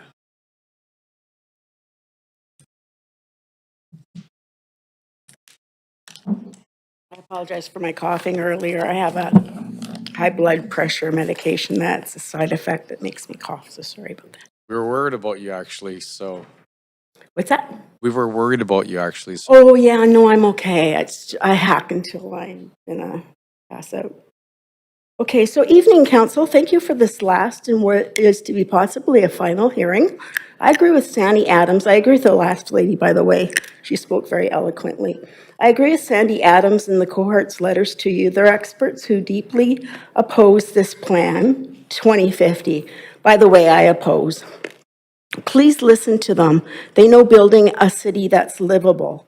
First off, I am schizophrenic, brain injured, and 9 concussions, disabled, yet I stand here before you to speak today. This is called democracy. I tell you that to put a different face to mental illness. I am a professional healthcare worker, a cardiac tech, and entrepreneur. Mental illness is not just downtown East Side or criminals. Many people have mental problems. It's just stigma that stands in the way of people stepping forward. Many professionals suffer mentally. They are not a danger. Simply, I don't care anymore about hiding it. I'm the only one who pays my bills, and because of stigma, I can't work in my chosen field, even though I've proven myself, and I love it. It's sad. So Ken Sim, when you sick the police onto mental people, keep in mind your life could be in their hands at a hard appointment, just as many were with me. One person we saved, bringing them back from the dead. I live in Mount Pleasant, and I am being demo-evicted. I don't much care because I'm buying a $4 million house by year's end. But I'm here today speaking for the voiceless who are senior, low income, or disabled and add character to Vancouver and deserve to live here. Let me take you briefly through Vancouver's history this past 40 years. Vancouver has changed greatly during this time from paradise to near hell. It was 1987 when I arrived just after Expo. Vancouver was very affordable as I put myself through pre-med at UBC, a fun town, but Expo ruined Vancouver as the world discovered our paradise. So people came. Then came Christy Clark and money laundering year 2000 with Hong Kong changing from British to communism rule. We let all those people and that money flood in. Housing skyrocketed and Asia parked their riches here, making it extremely unaffordable. Then Olympics 2010 with Gregor. This further ruined Vancouver as the world came again and Gregor was in charge, allowing investing in developers. It's amazing how he now owns over 10 million in property in Vancouver. I wonder how he actually did this. Then the past 10 years, Justin Trudeau happened to Canada, allowing immigration to run rampant as they all flooded to big cities, Vancouver being a major one. And the student visas, big scam, Surrey exploding, all these refugees and uneducated, unskilled immigrants living off the government, and then a housing crisis. This brings us to 2025. Yikes, where demoviction is the norm. No one is immune. It's build, build, build. Well, things are changing with less immigration now. The strain is slightly easing, rents are slowly coming down, and the housing market is soft. But we are headed for a recession now, along with our schools. It's just reality, people. Healthcare and housing and the job market is a pure mess. Now you want to implement a free pass for developers to build willy-nilly, to build big and fast, huge, unending 30-story towers everywhere, and sell or rent to foreigners? When will the madness end? Have you been in our traffic these past 5 years? How insane is all of it? You simply can't get people out of their cars. People don't want to live here anymore, especially in a homogenized city with no more character. Vancouver is a sellout. We just don't have the infrastructure for these towers. It's a money grab, that is all. Ken, people voted you in, the average person, not just developers and police board. I didn't vote for you, thank goodness, but here I am, trying to talk some sense into you and your minions. Please don't sell out to developers and foreigners. Vancouver is already a mess, and consultation and permitting equals thinking and democracy, what Canada is built upon. Is this really the Vancouver you want, to displace the old, sick, low to middle income and vulnerable, to sell empty homes to foreigners who don't participate in the city? Yikes. Please think about this and consult with the people who entrusted you with all your power. Don't be bought out like Gregor. This is all madness, letting the 2050 plan happen. People won't even be commuting by then. Plus, AI will have stolen all jobs. People will work remotely, if at all. And who? Who will build these towers? No skilled workforce. What, bring in more people and build? To build? Round and round we go. It's all a pipe dream. It's time to wake up. How will Vancouver look even in 2035? What kind of place will it be? Just for the rich and non-working? Where will teachers, healthcare workers, first responders all live? Total destruction of once paradise, all in a span of 40 years. This idea of 2050, if passes, is not only a money grab, but I hate to say it, moronic. Not posting floor plans during the permit process for direct in this blocks transparency and is wrong. So it's very unprofessional. Thank you very much. Thank you for listening to me. Thank you very much for coming on in and speaking. Speaker number 13, Hakan Coyote.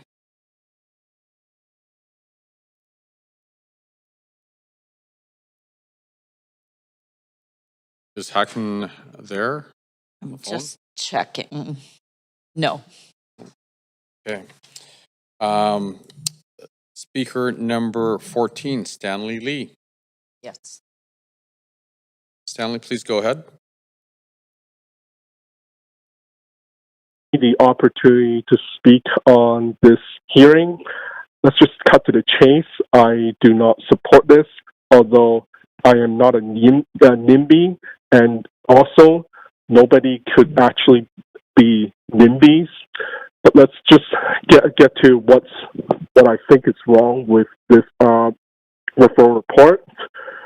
First of all, I would like you guys to cut the charade about affordability, since you and also multiple regimes in the past has done nothing but gifting land lift profit to the bosses who own the city. This plan is just another attempt to remove all remaining opposition in further land lift giveaways. folks here would appreciate it if you were more honest about the true motive so that those who want to stick around can plan their lives and comply accordingly with your wishes. There are a lot of talks about families, but I would also love for those of you in the chamber to stop saying that, stop paying lip service about wanting families to be here. Let's just be honest. How many of you are actually raising families in these dock rate units? I understand that the economy depends on building these towers for foreign money and foreign visitors. And yes, to the YIMBY Army, there are tons of workarounds for foreign buyers. And don't get me started with the schools. I know it sounds unrelated, but if you want families to be here, there's got to be enough schools, and you guys and your colleagues at the school board they just couldn't give away school land to these builders fast enough. And speaking of families and birth rates, I looked at your 450-page file dump. What evidence do you have between immigration and declining birth rates in the city? Not that I think people could afford to form families here. What evidence do you have with these numbers to justify the amount of towers that you want to rubber stamp while getting rid of the hearings? Also, given the number of long-term tenants and residents you'll be kicking out, I would also love to pick on the YIMBY Army's brain on this. Where would you suggest kicking them out to? Like Surrey, Langley, Mission, Nicaragua? Let's move on to these towers. Most of them cost too much to build. They inflate the land value into the bonanzas that many certain bosses are benefiting from. They're energy hogs. So in the meantime, you can also stop claiming the city to be the greenest city, since although our federal dock rate condo minister might disagree. And lastly, since you're getting rid of these hearings, I would appreciate it if you would just be more honest about who truly owns the city. Like, which builders and banks' wishes would I need to abate if I want to stick around? Thank you. Great, thank you very much. The next speaker is number 15, Shengyan Boon.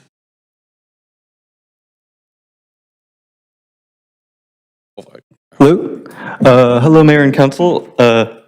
Sorry, I just need a moment to process the intense racism I just heard a couple speeches ago. Thanks for waiting. Okay, I'm here in support of this rezoning. I very much support the process and principle of this rezoning, where we have the public hearings for areas of our city that comprise multiple lots at one time, called zones, instead of single sites. This is a step in the right direction for reducing the barriers to building housing we desperately need in our housing crisis. What I'm less a fan of is the fact that we already had public hearings over the Broadway plan and Canby Corridor plans multiple times, and they should be already past this stage already. Why are they not official ODPs? Why does the city keep doing these plans that require years of work and debate only for them to be just pretend plans, or plans to make a plan that still require yet more years of work and debate before anything gets built? And why, oh why, have we waited until all the buildings we are rezoning for are economically unviable before doing this? 10, 20 years ago, this would have been hugely significant. By carefully threading the needle on viability and dragging its heels, the city missed the boat, and now we as a city are drowning as we swim in its wake. Be more ambitious. We need by-right zoning for viable apartments everywhere in this city. Thank you. Thank you very much. Speaker number 16 has withdrawn. Speaker number 17, Ruth Cherry. Good evening. Can you hear me? I can't hear me. Okay. Hear you fine. Go ahead. So I appreciate the opportunity to speak before council. I think it's an important democratic process that we have. I would like it to remain so. So Vancouver is renowned for its beauty, and the towers are destroying neighborhoods and the ambiance, especially, well, many neighborhoods. I'm from Mount Pleasant. Oh, by the way, I'm opposed. There's the factor of livability. Neighborhoods in which buildings are 6 stories or less have participation with their fellow residents and community. This results in a happier group of people, impacting mental health. Tall towers are impersonal. They serve the function of warehousing people, but give little back to the community itself. One selling point that's often stated is that 20% of the residential floor area is for below market rental units. Question is, what exactly does that mean? Market prices right now are unsustainable for most people, and it will only worsen by the time this tower is built, should it be approved. Or towers, sorry, that was from a different speech. And what is the square footage of these supposedly below market suites? I'm understanding it's under 400 square feet in some cases. Considering the number of empty suites already in Vancouver and surrounding suburbs, why are there towers being built? Studies have shown that co-ops and other imaginative and people-centered homes are far better for people than concrete towers, which are built with the bare minimum of imagination and integration of a neighborhood. The question also is, who is benefiting from these towers? Certainly not the residents in the area whose current rental buildings of less than 6 stories are subsequently being torn down and people are being demo-evicted and rent-evicted. Who can afford to live in these towers?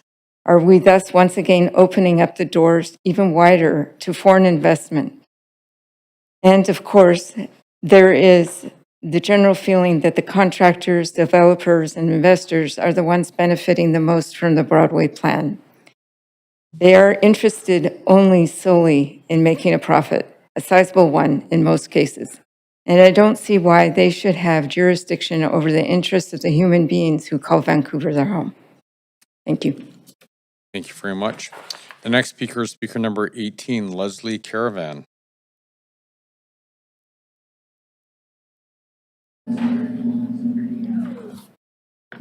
Good evening, Mayor and Council, and there's no R in the caravan, by the way.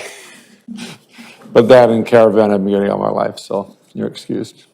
Like the speaker just prior to me, one prior to this, I was aware of the racist comments that came through from a female speaker. They didn't go unnoticed at all. I suppose I'm a foreigner. My mother came to Canada with 8 children from Ireland in 1962. So that would make me a foreigner, although an immigrant. But I digress. I'll move on. My wife and I have lived in the Fairview area for many years. We are about a 10-minute walk from the new Broadway subway station. And we've been here and care deeply about our neighborhood. I understand why the city is looking at more housing near transit. It makes sense. I am not against change. However, I do want to make sure it's done in a way that's fair to the people who already live here. There are 3 areas I'd like to touch on. First, property taxes. One of my biggest worries, and that of my neighbors, are that property taxes.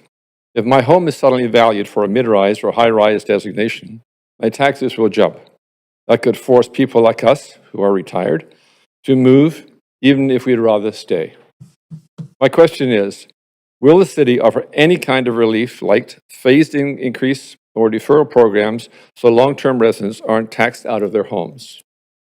Second issue, development pressure. Being close to the subway means developers will come knocking. I've seen it in other areas, and while some people might welcome that, others like us may want to just stay put. How will the city protect residents from unwanted pressure to sell while still allowing redevelopment where it makes sense? Transition and livability, my third point. Then there's the day-to-day impact. Towers and mid-rises will bring construction traffic and noise, as well as additional parking needs. This could make for chaos, so I'd like to know what steps the city will take to make sure the transition is managed in a way that respects people who are already here and address parking concerns for those that may want to live in the area as well. And just on a closing personal touch, as a resident of Fairview, my wife is a landscaper, and she has turned our yard and many others into beautiful spaces. People stop to admire her gardens all the time. And that's the kind of care and stability, long-term residents bring to the neighborhood. Please balance redevelopment with fairness for people like us. Thank you for your time. Thank you very much. And the next speaker is speaker number 19, Andrew Nichols.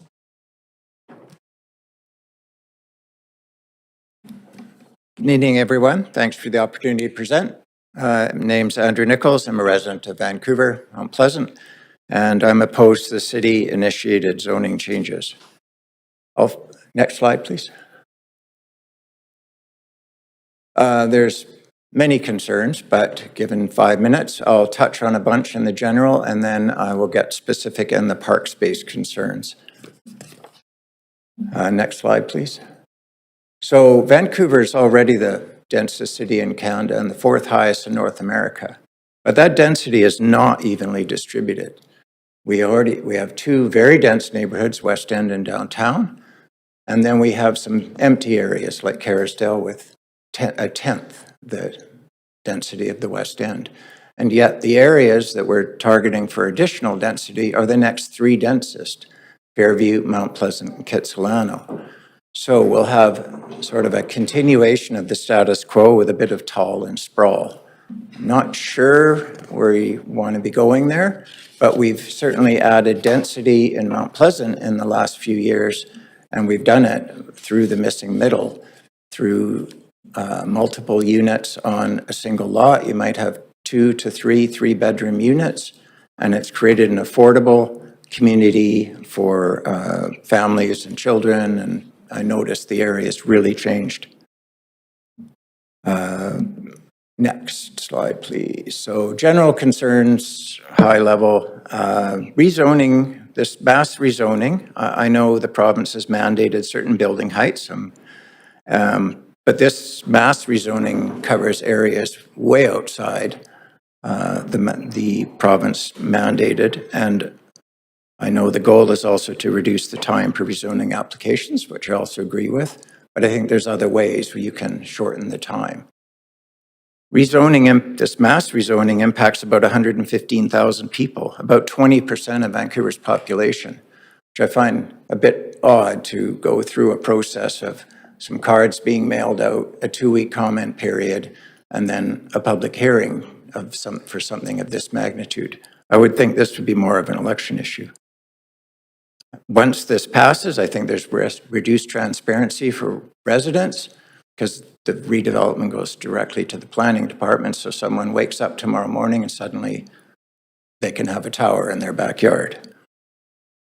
Mass rezoning eliminates optionality for everyone. If the resulting housing doesn't work for residents or the goals of the city or has negative unintended consequences, we've already done it. We can't back it up. So by going with mass rezoning, we'll create housing uncertainty on a mass scale. A lot of it is still going to be unaffordable and small. Increased crime rates go up with density on a per thousand basis, and environmental degradation, loss of tree canopy and creation of heat islands, among other things. The land lift impacts are unknown, and I'm not sure the city can capture the land lift because once it's all rezoned, then there's not much room for land lift recapture. Other cities have done mass rezoning, but not to a sea of towers. And as I mentioned earlier, Mount Pleasant has absorbed 12,000 people, equal to Point Grey's population, between 2006 and 2021 using missing middle rather than towers, while creating an affordable, family-oriented community. We know the processes work. And all these houses that have been built in the last 15 to 20 years, they're all rezoned to be torn down again. Next slide, please. So specifically, parks in Vancouver. If we're going to put people in 400 square foot studios, 20 stories up in the sky, I think they probably will need some parks. And surprising to me when I put this together myself, I didn't think that Vancouver was underserved for parks. But if we look at the parks per neighborhood, park provision per 1,000 people, only West Point Grey beats the Canadian average. The citywide is just barely makes the van play goal. Half the city doesn't make the van play goal. And the neighborhoods, Fairview and Mount Pleasant, that are going to be, I don't know, I don't know how many people are being added, but they're already the most underserved right at the bottom there. So if we have all these people moving into small units without parks, I'm not sure, again, that's the housing we want to build. Next slide, please. I'm sorry, Andrew, we're at time. Are we at 5 minutes already? We're at 5 minutes. Oh, sorry. Okay, good. Thank you very much. That's the main points. Thanks. Thank you very much.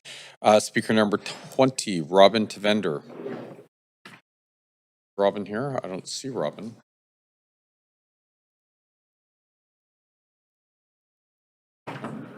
Okay, we'll move to speaker number 21, Andy Pollard.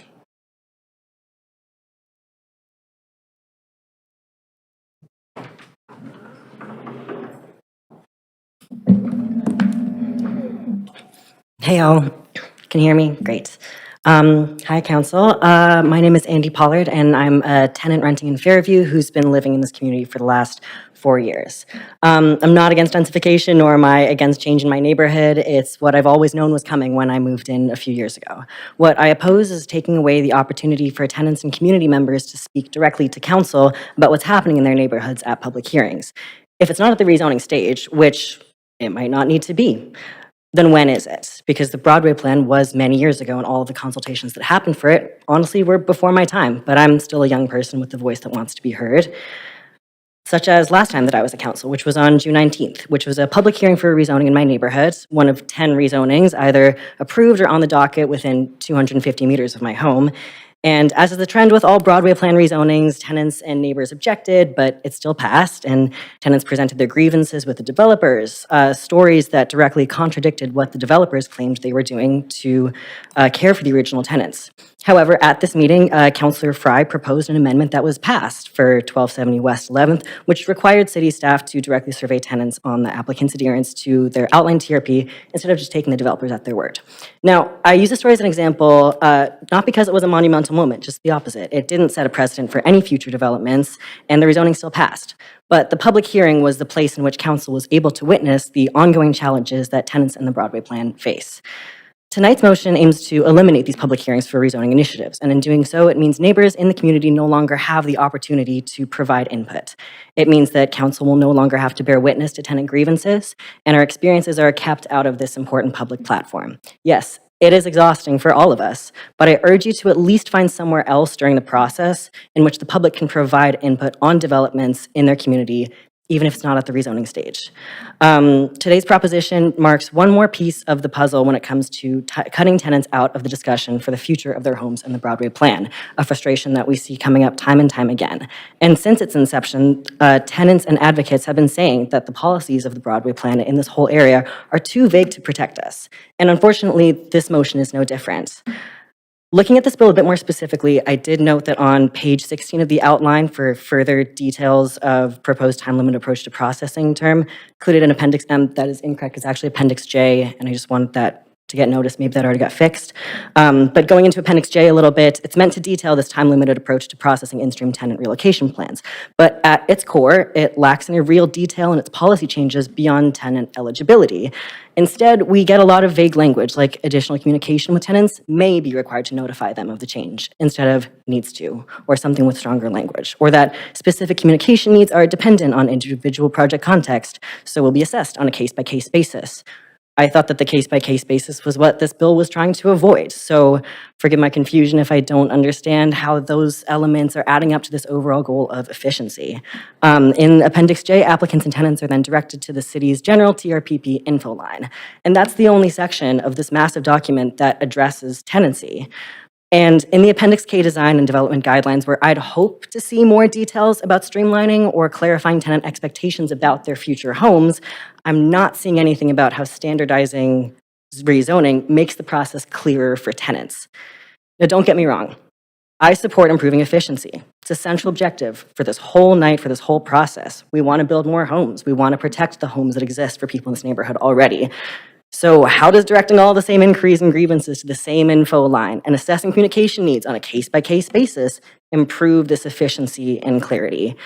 As stated in the objectives of Schedule J, what exactly in this motion minimizes that uncertainty and disruptions for tenants already involved in the process?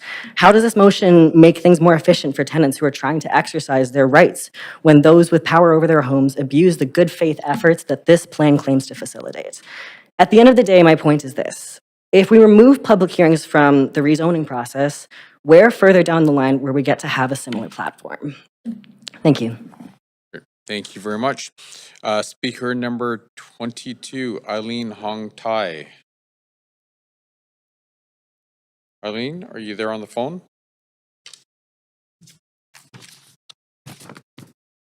Just double checking, Mayor.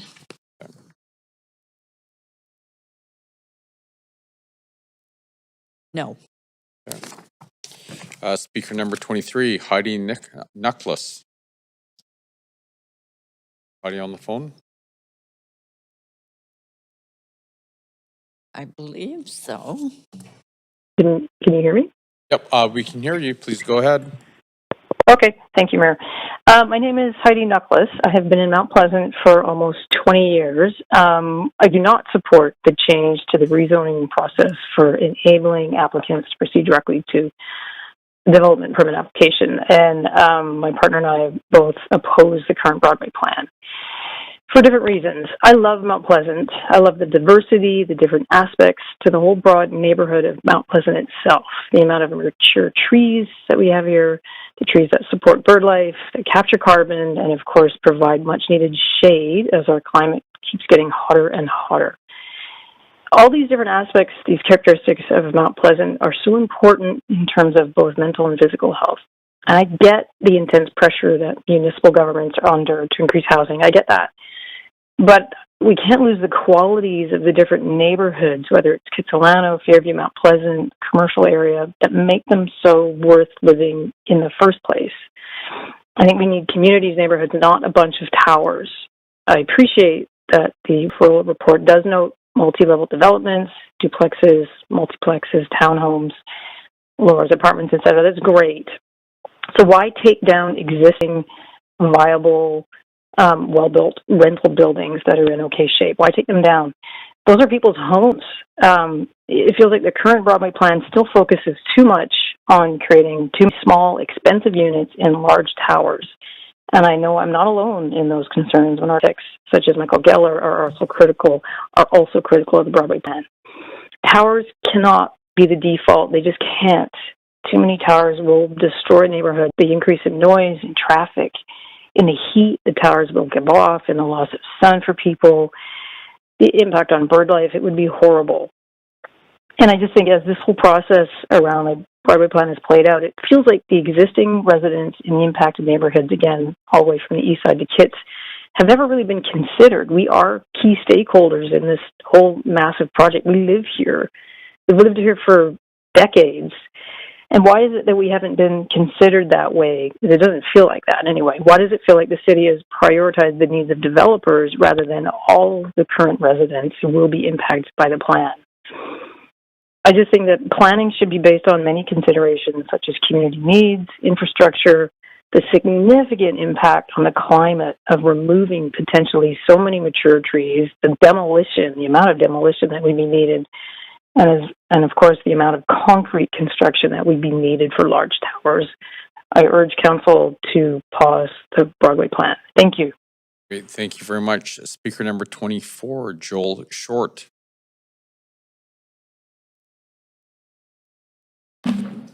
Good evening, Council. I'm a tenant along the Broadway corridor, and I oppose this motion. I would like to foreground that without vacancy control, the city is currently losing net affordable housing units. Even at the current rate of change, TRP is failing some tenants, and other areas of the city should be fast-tracked relative to an already dense neighborhood full of affordable rental housing, some of which I presently occupy at a deeply affordable rate. Previous speaker number 19, Andrew, made this point very clear with his presentation. Public hearings are an imperfect form of participatory democracy, but this proposal to eliminate them does not enumerate any new modes of public or tenant participation. This mass rezoning strips away participatory planning, thus stripping away more opportunities for local residents to contribute. The value of this opportunity was made clear recently, when during a public hearing, affected tenants in Fairview flagged inadequate adherence to TRP. This proposal goes in the wrong direction on that issue, as the proposal provides a one-year loophole for developers to withdraw in-process rezonings without providing any additional tenant protections. The city is currently reviewing citywide TRP. It then stands to reason that this motion should be tabled until after that TRP review is fully completed, especially given the role public hearings have played in exposing the lack of adherence to TRP in practice. There are ways to streamline housing delivery that do not take away public engagement or target already existing affordable housing stock. I hope council and staff balance the Shape Your City comments with industry wish lists and look beyond dominant YIMBY and NIMBY narratives that ultimately cloud what actual tenants need, and instead focus on tenants predominantly in the abstract. Staff referred to making the process more user-friendly for industry. I would hope they consider user-friendliness for tenants as well. Thank you. Great, thank you very much. Speaker number 25, Taylor Curran.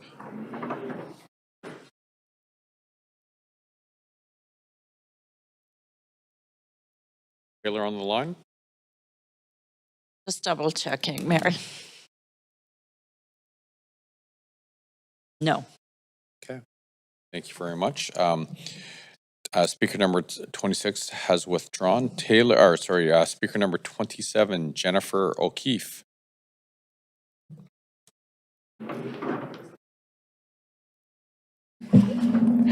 Good evening, councillors. I'm here today to urge you to vote no to the zoning change and go back to the drawing board.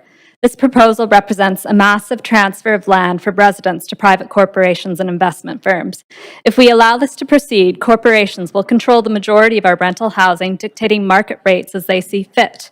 Rental housing will become like diamonds, scarce, withheld, and rationed out, while families struggle to afford a place to live. City Council should be protecting residents, not creating conditions for unchecked profiteering.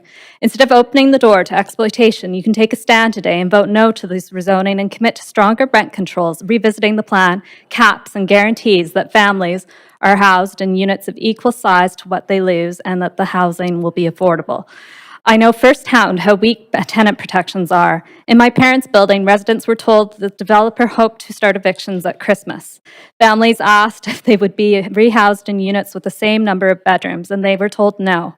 Parents with children were told that they would be reassessed later on. For many, this means pressure on their children to move out after high school, not being able to afford further education without being able to live at home, and multi-generational families who rely on shared housing for childcare, elder care, and affordability will be crammed into studios or one-bedrooms. This is displacement disguised as development. But there are solutions. The city could make affordable housing a true priority, not just an election slogan. Take on the role of the developer instead of leaving it for corporations. Zone land specifically for affordable housing, not projects where 70% is still at market rate. Institute rent controls and caps and ban predatory rent evictions and enforce existing health and safety standards. They could use city-owned land and buildings for housing right now, and most importantly, genuinely listen to communities rather than holding consultations as a facade.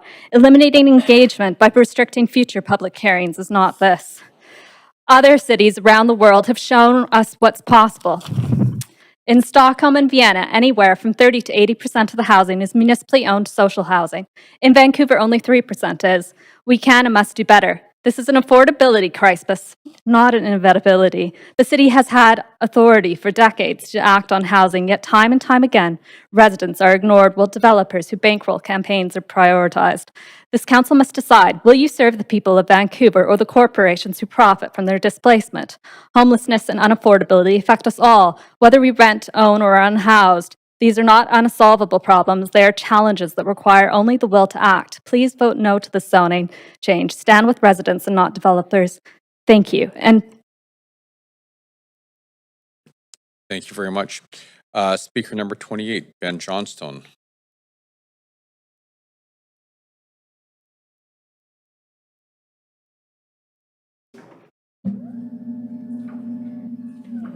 Hi, Mayor and Council. Thank you for the opportunity to speak.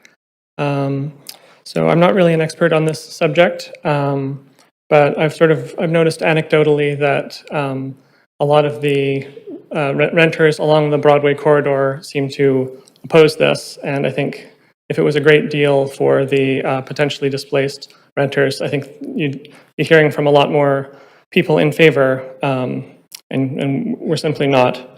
In terms of the mechanisms to consult with residents. I just think that whatever process is adopted, whether it's through council or planners, it's just so important to actually consult with residents, not just as lip service or some sort of act of kindness, but really to sort of obtain knowledge of the actual local area they're living in. I understand that it's probably very cumbersome for planners and developers to have to deal with, site-specific regulations in every part of the city. But the fact is that every site is unique, and I think that should really be, kept in mind. These are proposals for buildings that will hopefully stand for 50 to 100 years or longer. And I hope that whatever process is adopted really takes that into consideration. In terms of thinking about neighborhood character, I think it's just so important that each neighborhood has a variety of spaces within it. I think that obviously some increase in housing stock is important, but I think that needs to be balanced with spaces that are truly livable in every sense of the word. In terms of people talk about trees, I think sometimes trees are seen as sort of just this sort of nice thing that certain neighborhoods get to have, but they do make such a difference in the actual livability of neighborhoods. I live in Mount Pleasant, for example, and the temperature difference between our front and back yard is just, it feels like you're in a different part of the world. So, adding a huge amount of concrete, I think, is a huge concern in terms of just the livable temperature in that area. So again, I'd ask you to really think about the needs of the existing tenants when we're talking about adding affordable housing. I think it's incumbent upon whoever is making these decisions to really pressure developers to put ironclad regulations in place so they can't just slip out of them when the economics change. I think it's just so important to actually have livable units that are sizes that are appropriate for a family. And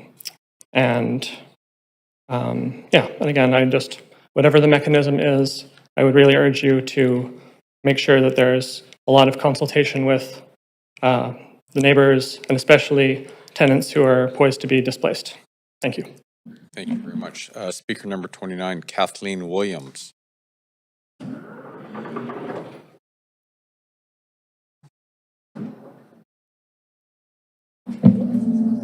Great. Thank you, Mayor and Council. So I'm here to speak in opposition to this. I do not believe that expediency is necessarily the most effective way to go about developing additional housing in the city. There is always benefit in having civic engagement and citizen engagement in informing what a community is and what it looks like. And I'll be drawing back on that word community a lot through my remarks this evening.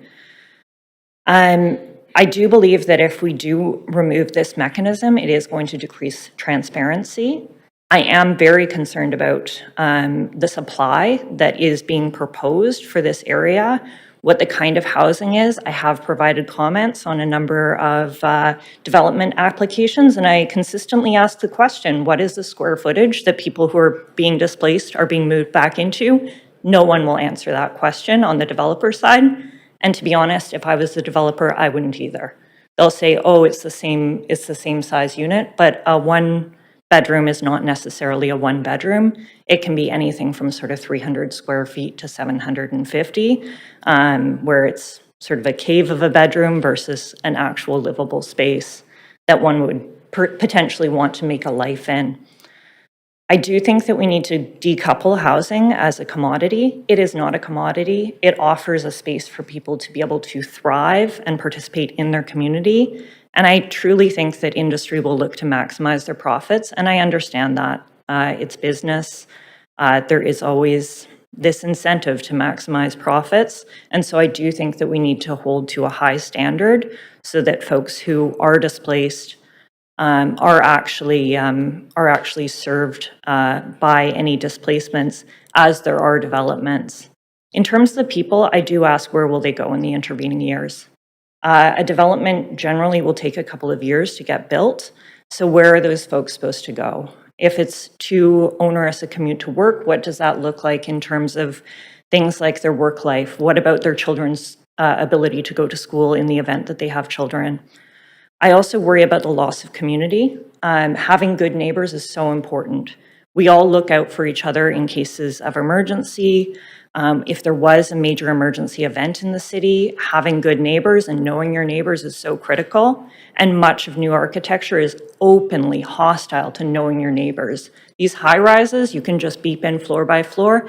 And yes, that is more secure, but it also prevents organic interactions with your neighbors. You don't necessarily see them on the street to the same extent. And it is very sanitized. I also do have some landscape concerns. I think that there are already stresses and conflicts over things like parking, even driving down streets. I live along the Broadway corridor. I have been in a car accident on the Broadway corridor because someone was simply not looking. There's a lot of traffic, there's high density, there's regularly interactions between cyclists and vehicles that are not positive, and I do worry about the additional cars and the additional cars that will need to be parked necessarily on city streets if this goes ahead. I also always, I walk along 10th regularly, and there's a sign that says that it's the most beautiful block in the city, fairly close to City Hall. And it's whenever these development applications come in, and when this one came in the mail, I thought, oh, it's like that song where they just paved paradise and put up a parking lot. That's truly what it feels like. It's going to be glass towers and concrete, and it will create potentially increase in heat, increase in traffic. And again, I do think that people do need housing, but I just don't believe that this is actually going to get the same people back into the community. I'm also speaking today, and I recognize I've got limited time left. I was actually rent evicted in 2018, and it remains a very traumatizing event in my life. The developer did everything that was in the realm of legal possibility to get us out of the building. They broke the heat in the wrong direction so that it was so hot you could not stand to wear anything more than shorts and a t-shirt inside. And I do worry that the renter protections are not good enough here. They also changed my 600 square foot unit into 2 micro units that were each 300 square feet. So I could have theoretically moved back to that, but that's no real life. And I'll just end by saying community takes years to build, and I worry that this motion, if you pass it, is going to directly undermine that sense of community for all of us who live in the city. Thanks for your time. Great, thank you very much for coming on in. Speaker number 30, Cecile Revo on the phone. Cecile on the phone. Just checking, Mayor.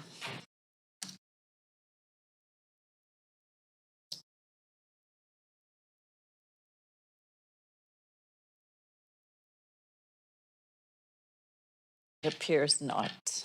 Okay. Speaker number 31, Teresa Elfeld.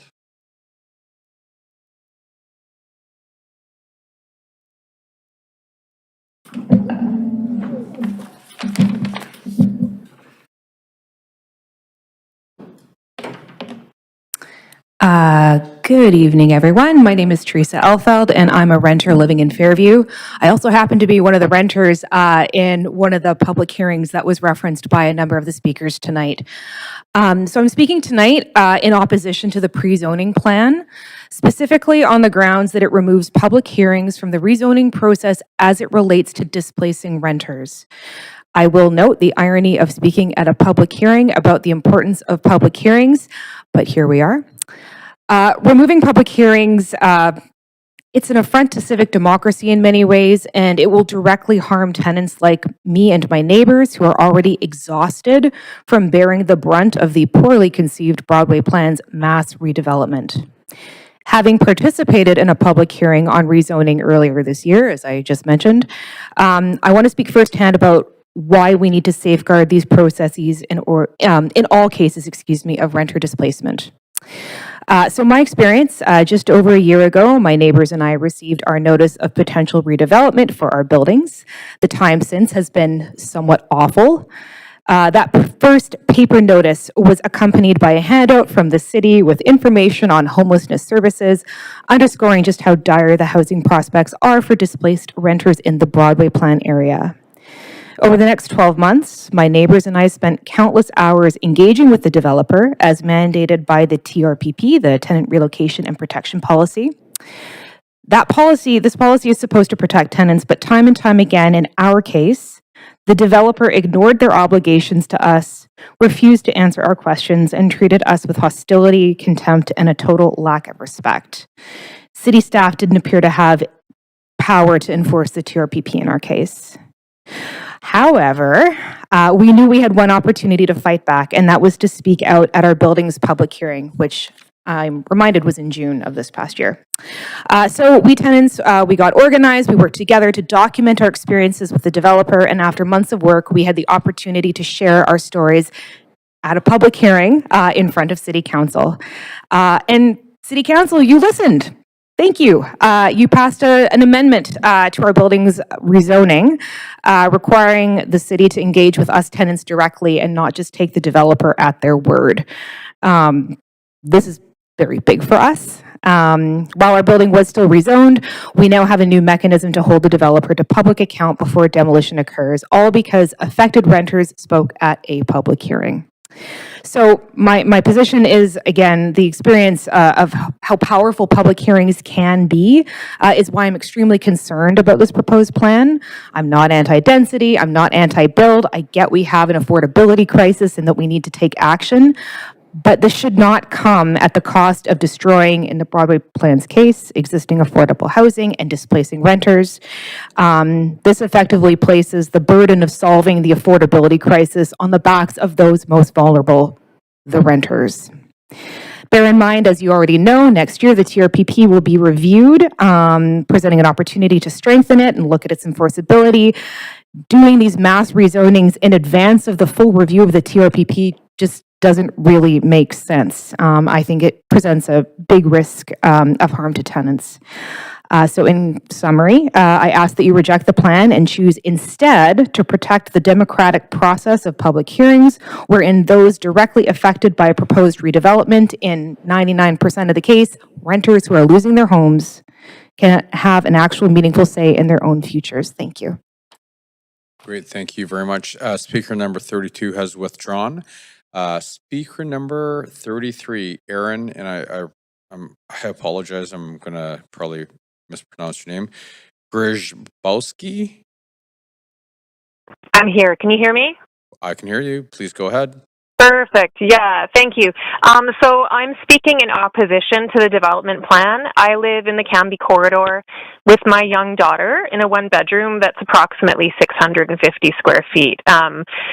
Our apartment, were we to be displaced, I doubt that they would be able to find an apartment for me that would be the right size. Right now, I'm able to make do with a one-bedroom that fits both me and my child and should be able to last us in the coming years. However, if they put us into a micro suite and something that did not actually allow us to live in the same kind of space, trying to downsize, moving costs, getting rid of things, the stress that would cause. There's not very much housing in my neighborhood as it is right now in Cambie Village. So suddenly we'd be displaced from our neighborhood. She wouldn't be in the same school district, same zone, same friends. This is a 6-year-old who suddenly wouldn't have a home. And that's very, very stressful and very, very scary. And there's a lot of people in the same situation in this neighborhood, in Cambie Village, in the low rises. My concern is that these apartment buildings, I feel, should be staying, and then if there's going to be redevelopment, it should be happening in places where there are homes, single-family homes, where people are actually wanting to sell their properties. Though I recognize that some people had mentioned that there might be some pressure to sell to developers when they actually don't want to. And then the problem of having a giant building go up right beside your house, which is obviously very concerning. I think I lived in New York City for many years, and to me that city is a beautiful city, and part of the beauty of that city is the history and culture and the neighborhoods that occur in that city. You don't go into New York City and just see sky rises everywhere. That's predominantly just in Manhattan, and then there are some sprinkled throughout the rest of the boroughs. But it's not a city made up of giant buildings. They have way more people than we do, and granted, they're right next to the ocean as well, but we do have the possibility to be expanding outwards, not towards the mountains, of course, or to the ocean, but all the other boroughs of Vancouver. The other thing that I have concerns with is that right now there's 2,000 new condos sitting empty and unsold in Metro Vancouver as of May 2025, with some reports predicting this number could rise to over 3,500 by the end of the year. So there's empty houses sitting there. It's not a housing crisis. There's housing that's available. It's a greed crisis. It's developers who want money and people who are trying to make money off the bucks of everybody that they can without considering that there are actual families and real people in these homes. The people that were speaking in favor of this motion, from what I can tell, they were using a lot of rhetoric, and I bet you any money they are homeowners and people who are developers themselves. The renters on this forum, I haven't heard one renter suggest that this is in their best interests or in the best interests of the city or our neighborhoods. I also have to say that tens of thousands of people are estimated to be displaced from this. Tens of thousands. So where are those people supposed to be going? There's the 3,000 empty condos sitting there right now, but they'd have to buy them because they're only for purchase.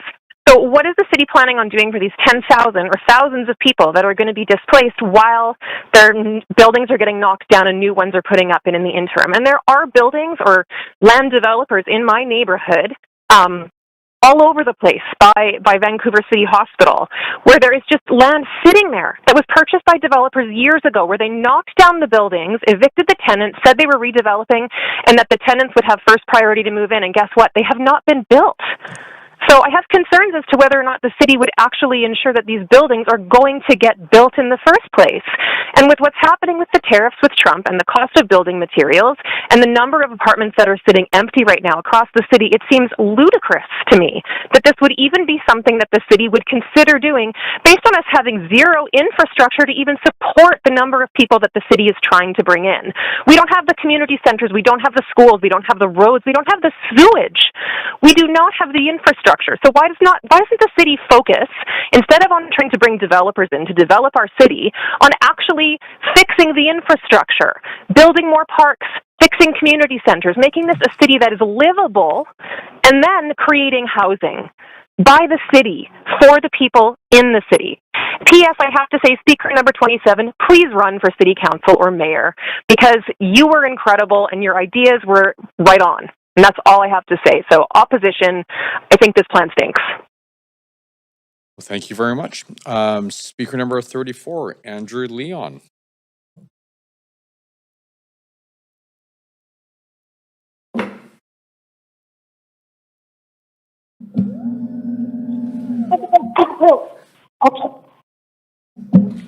Good evening.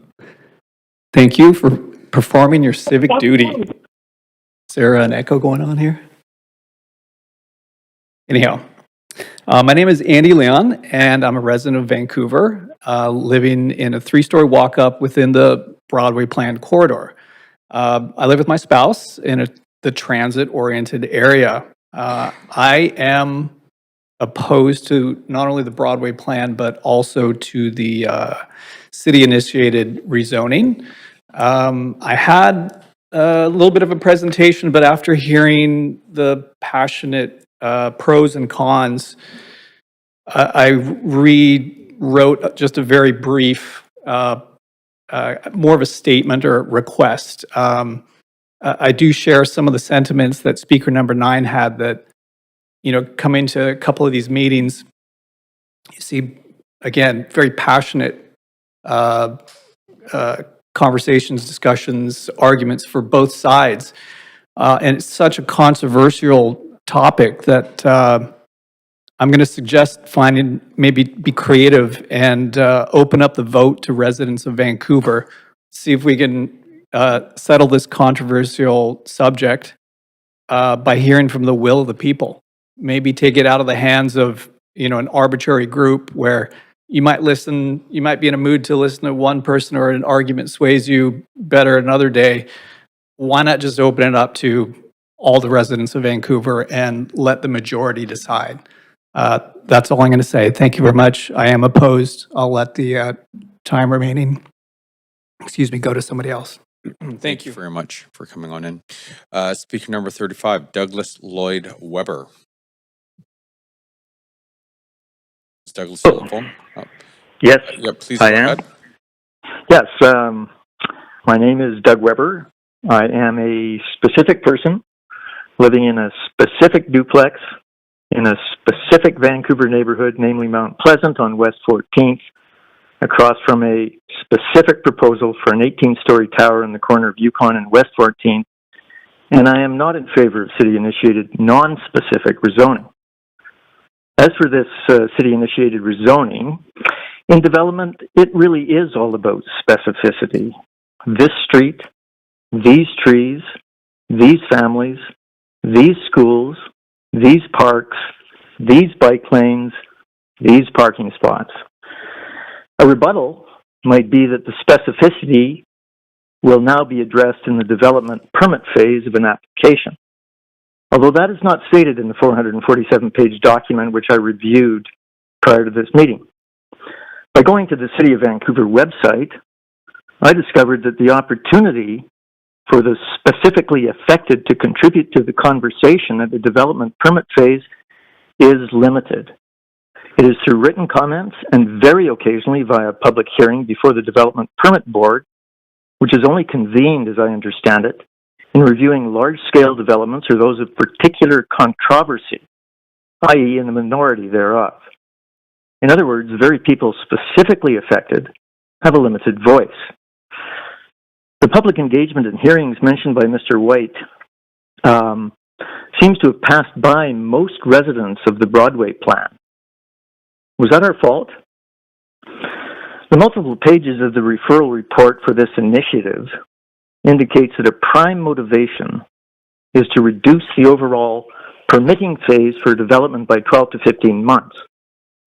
That there will be that much shortening is very much in doubt in my view, and in fact is alluded to in the report where city staff will be monitoring the time required, stating that the development permit phase will likely be prolonged.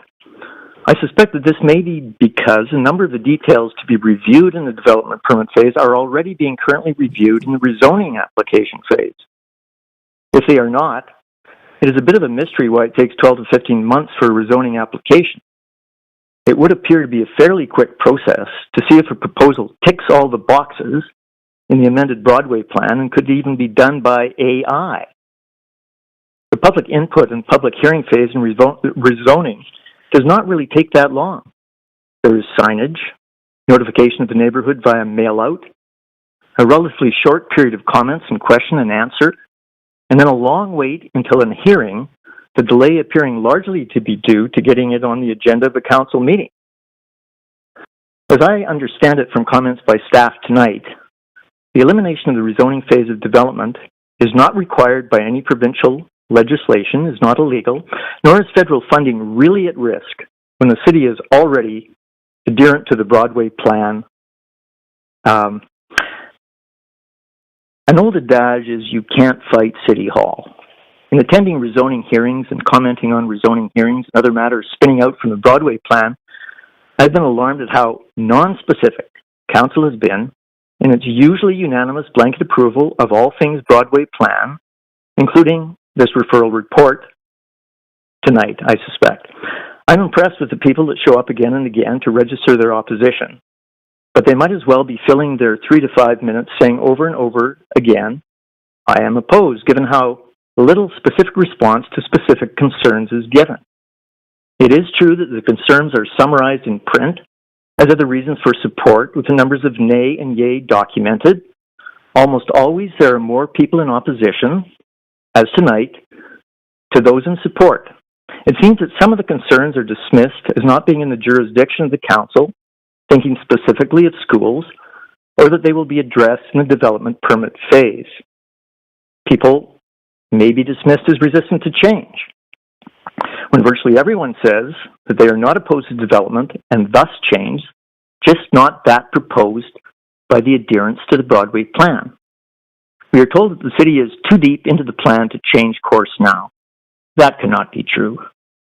Policies and plans are altered all the time in the political sphere and sometimes drastically at all levels of government, and should be, in this case, particularly given the opposition of the very people, the citizens who, by their vote, put this council in this chamber and who can and probably will vote it out.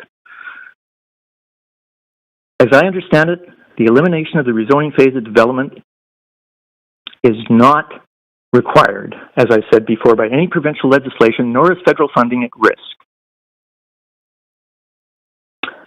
I think I'll end my comments there. And thank you for your time. Great. Thank you very much.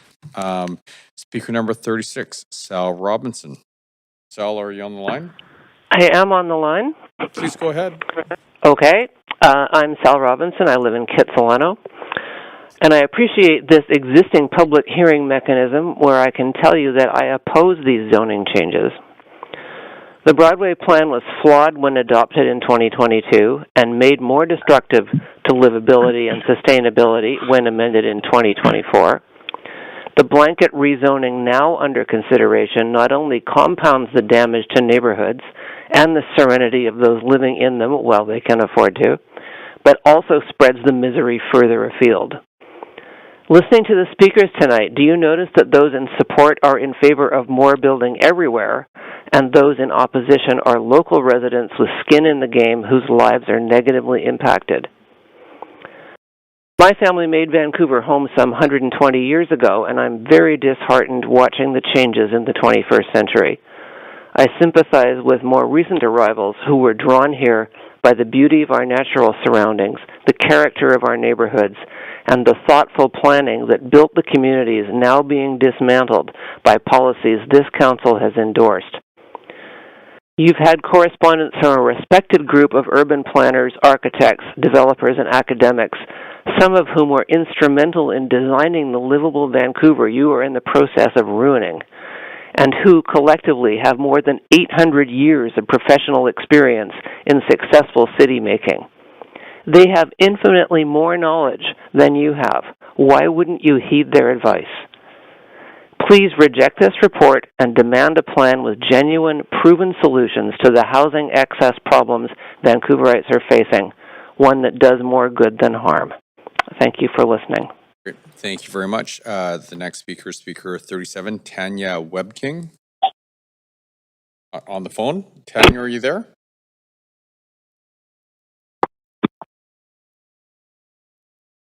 Oh, hi there. Hi, it's Tanya here. Please go ahead. Hi, yes. Sorry, I'm not feeling well. My voice is a little crackly, so I'll be brief. I don't want to be too repetitive, but I am here to speak against the mass upzoning proposal. When the original Broadway plan was passed, I was co-chair for the Renters Advisory Committee, and I do remember that the original plan said that they were supposed to freeze development on the side streets for at least 5 years, which means that I'm not against development in certain areas, but certainly not mass development. The arterials off of the Broadway plan shouldn't begin development until the Broadway transit stations are all built and all of those housing projects are complete. You know, we need more housing, but we don't have a supply issue. We have an affordability issue, and 55% of Vancouverites are renters now. We are an important class of citizens here. The investor class isn't going to build the housing that we need. It takes more than density to create affordable housing. We need years for tri-government approaches to break ground to build this affordable housing for us. The private market will never meet our public needs. We're already the no-fault eviction capital of Canada. We certainly don't have any current affordable housing to manage thousands more. This is a violent displacement. As a renter myself, and I talk to other renters, particularly on these corridors, and we have a lot of incredibly vibrant people, some of which are now retired, that have spent decades in their homes and their neighborhoods, and you can't build that again. The other concern that I have is not just the loss of democracy, but if you have such a massive pre-approved development plan, it's going to have an immediate effect on the land value in all of these proposed development corridors. This is going to be a feeding frenzy for developers at the defense of renters, but it's also going to come at the expense of homeowners in the form of higher property taxes due to the spike in land values. We'll never be able to afford to build in these areas again in the future, not for public projects, not for affordable housing, and certainly not for working class folks. And also the other marker, if the TRP works, which it hasn't, there's so many holes, and that's not even going to be finalized till next year. If we do preserve 20% of inclusionary zoning, which of course we lost at the Safeway development most recently, but if we do get returning tenants, that 20% will be eaten up by folks there. Therefore, there actually won't be any affordable housing in these units. And as someone said previously, I did hear that, you might have some markers that you hit for the federal expectations, but upzoning is not part of that requirement. I'm overwhelmingly disagree with this proposed plans. We just need to slow development to give chance for actual tri-government approaches, because we need community care, and there is no community care in this plan. The profit margins of developers should never matter more than the rights of citizens to safe and affordable housing. I urge you to preserve democracy and protect public hearings. Thank you so much for your time. Great, thank you. Speaker 38, Stephen Bohus. Can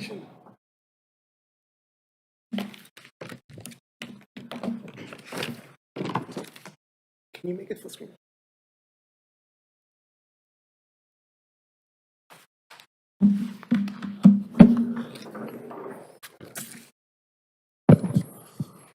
Okay, good evening, Mayor and Council. I'm a renter and a resident of Vancouver. I'm opposed to this mass rezoning. Next slide. To help visualize the Broadway plan, here's a 3D rendering of a possible build-out scenario. With the mass rezoning, there would be no CACs to collect for any site that's been mass rezoned, so essentially no public benefits for the 4,287 parcels that you're considering. You may as well eliminate any public benefit strategy from the Broadway plan if this goes ahead. For cases with further rezoning, staff are providing a much higher base that would reduce potential CACs. So is the city potentially forfeiting hundreds of millions of dollars in CACs? Next slide. Here's a building that is being rezoned, and it's resulting in a lot of displacement and eviction. Staff are actually recommending shortchanging tenants by not resetting the time for eligibility for tenants to qualify for compensation if there's a midstream change to a DP. In other words, it's not being reset to the start of the DP process. And this favors big money and not the little guy. Tax hikes for property owners would also impact renters, as the cost would be transferred to the renters, either through deferred maintenance and services. And highest and best use means taxing a property as if there were a high-rise tower on it or a mid-rise tower. So that would affect a lot of people. Next slide. Here's a development permit sign, and going directly to development permit has many shortcomings. This DP sign was posted days after the comment period had begun on Shape Your City. There was a 0-day warning for DP applications. It was not posted ahead of time, and staff sit on applications before actually publishing to the public, sometimes for months. You also may notice that this public, the sign has no information about the dates of the public comment period. There are errors on the sign in terms of height, in terms of the lot size, and yeah, then there's essentially no recourse. And the sign would become optional. In other words, it would be eliminated in many cases because it would be up to staff's discretion if they want to post a sign on the property. There's far less transparency in the Broadway plan DP process, and floor plans are actually not posted. So they say it's because of privacy, but in the past, floor plans have been posted for DPs and development permit board applications. So rather, hiding floor plans actually blocks transparency. There's no possible way to independently verify FSR calculations, and we know if FSR calculations have been fudged before. There have been issues with verifying shadow studies, and you actually can't verify whether units have balconies or not if you don't show the floor plan, and that is what the staff are proposing when you go directly to DP. And this entire place takes place in secrecy, without a DP board, out of the public eye, and you're essentially eliminating any chance of collecting CACs, and not having floor plans is essentially unprofessional. Next slide. I'll skip over this, but I will mention that there was a Mount Pleasant community plan from October 23rd, 2013, a 30-year plan that was built with the community and not without the community. Next slide. And this is the form that the community came up, co-created with the planning department, the 30-year plan. Next slide. Another example of what was built under the Mount Pleasant community plan that was torn up by this council, actually by the previous council in 2022. Next slide. When the Broadway plan started, this was a study area. A lot of areas outside of the focus area. This started under Vision Vancouver, approved under Kennedy Stewart, and turbocharged under this council here.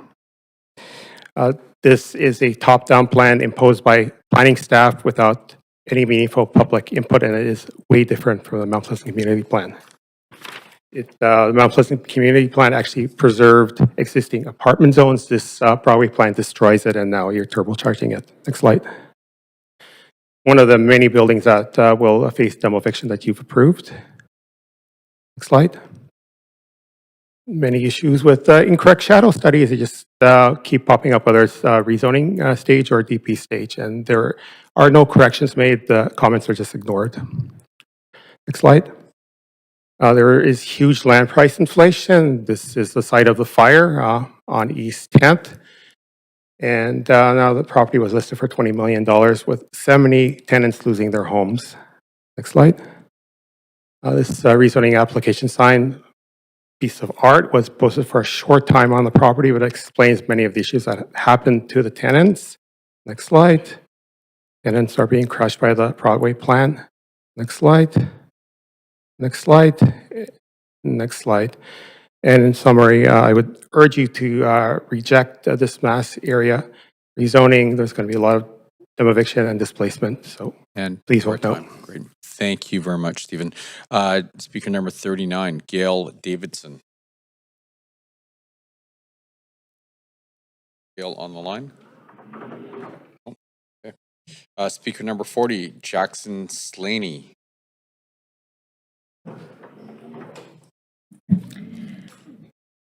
Hello, Mayor and Council. My name is Jackson Slaney. I'm an urban and economic geography master's student at the University of British Columbia, researching the Vancouver housing affordability crisis by critically analyzing the Broadway plan. UBC Geography is the top geography department in Canada. Its research has advised local and national governments around the world. I live in Vancouver, and I oppose the standardized apartment districts and city-initiated zoning changes in the Broadway plan and Cambie Corridor plan. I oppose this style of streamlining and standardization of housing delivery due to its lack of participatory planning, continued one-size-fits-all approaches to our city's challenges, and the promotion of demolishing already existing affordable rental housing. I want to preface, I'm not against the development of housing, and I understand cities are always bound to change and ever growing. As a student, a researcher, and a resident, I am well aware of the strains that our community has in regards to housing, and how important it is to have density near transit hubs that meet infrastructural and community needs. I'd love to see this city thrive socially, politically, economically, and environmentally. However, housing in Vancouver cannot be simple matters of supply and demand. We cannot simply build our way out of the crisis with the current and proposed projects under the Broadway plan, which would be accelerated under these new zoning changes. The Broadway Plan area hosts approximately 25% of Vancouver's existing secured purpose-built rental housing, as many of you know. We need to think about how and where we aim to build, what kind of supply is delivered, and who we collaborate with to achieve such affordability goals. The right supply should be livable, mixed, and secure in respect to neighborhood context. Thus, implementing a uniform approach to zoning at this scale impacts affordable areas, even with so-called strong tenant relocation protections. Right now, the best tenant protections are to protect existing older buildings from demolition and displacement. There are other ways to accommodate for growth and housing need. To quote the Broadway Plan policy document, the plan, quote, seeks to strike a balance between enabling new rental supply, providing options for retention and renewal, and minimizing displacement impacts by ensuring renters can remain in their neighborhood at affordable rents, end quote. I currently do not see a balance. The city-initiated zoning changes will further exacerbate this imbalance through demoviction. These city-led zonings diminish public engagement and municipal democratic practices. Democratic participation does not just end at the polls. Stripping away of public engagement in the development process from the very beginning is not an effective way forwards. I'm aware these initiatives are to streamline housing delivery in a timely manner and reduce costs and delays for developers. But then why does this proposal still allow spot rezoning for towers in lower density areas that should be retained? Current actions of expediency over transparency and standardization over innovation is why I urge to refer the report back to staff for more public engagement and a new approach, acknowledging the multiple stakeholders that comprise of the Broadway Plan and Canby Corridor Plan. Breaking down barriers for only one select group of actors and applicants is not how a city should be managed, nor respond to such long, storied housing pressures. Standardization should uphold commitments that serve the public at large, be a collaborative ambition, and be rolled out incrementally and intentionally. Participation through flyers, surveys, and selective Zoom meetings and the occasional open house is not enough. It takes time, care, and face-to-face interactions, which was something Vancouver planning and policy used to champion. Examples include community participation in the development of False Creek South and False Creek North, where planners, council members, developers, and residents were in dialogue in real time, and feedback was considered and applied. The City of Vancouver has a chance to be a leader in addressing such housing affordability strains. Thinking proactively versus reactively can help understand where municipal resources are needed most. We have already seen the implementation of reductionist housing legislation provincially, and I do not agree that the city has to continue this course of action through the city-initiated zoning changes. Planning principles need to prioritize people, rather than solely profit and private gain. I oppose this mass pre-zoning. Thank you for your time. Thank you very much. Okay, speaker number 41, Mike Mangan.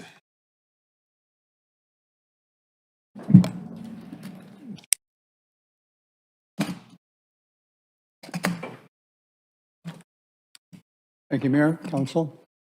My name is Mike Mangan. I live in Mount Pleasant. I oppose this proposal to massively rezone large portions of Mount Pleasant, Fairview, and Kitsilano.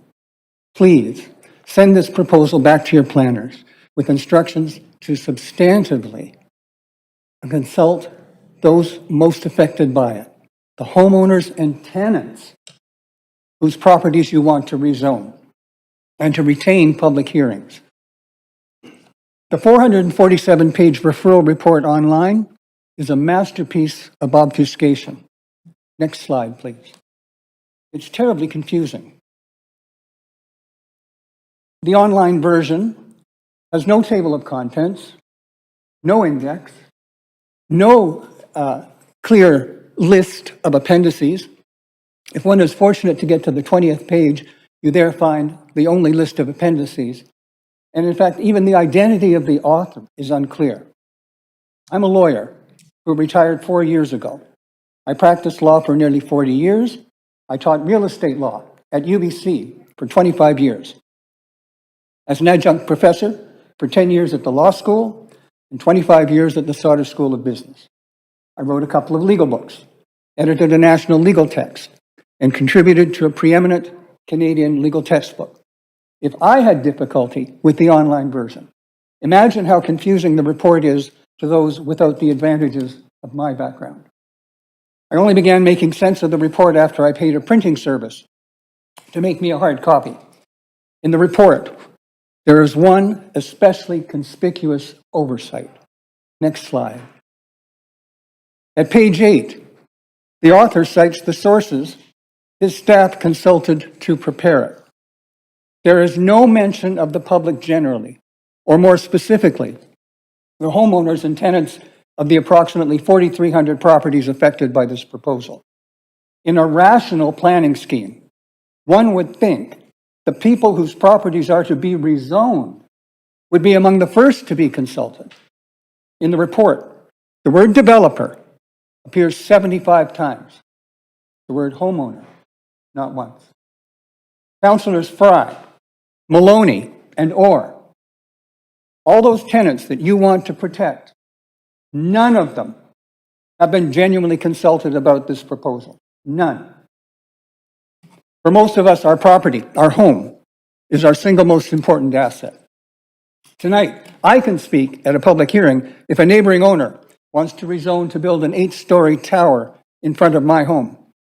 But if you pass this proposal, you take away that very important right, the right of affected homeowners and tenants to be heard by our elected city officials in a hearing open to the public when our property interests are affected. Your proposal excludes and silences our voices. Next slide, please. 28 of the province's most senior planners and academics reached the same conclusion in their open letter to you last Friday. The loss of public hearings is one of the worst features of this proposal. If you pass this proposal, you're giving our communities to the developers, and the price is our right to be heard at a public hearing when our property interests are affected. The price is the loss of our right to have a say in how our neighborhoods develop. Professor Paul Condon recently called the report a love letter to developers, saying it promised them speed and savings, but with no guarantees for the public good.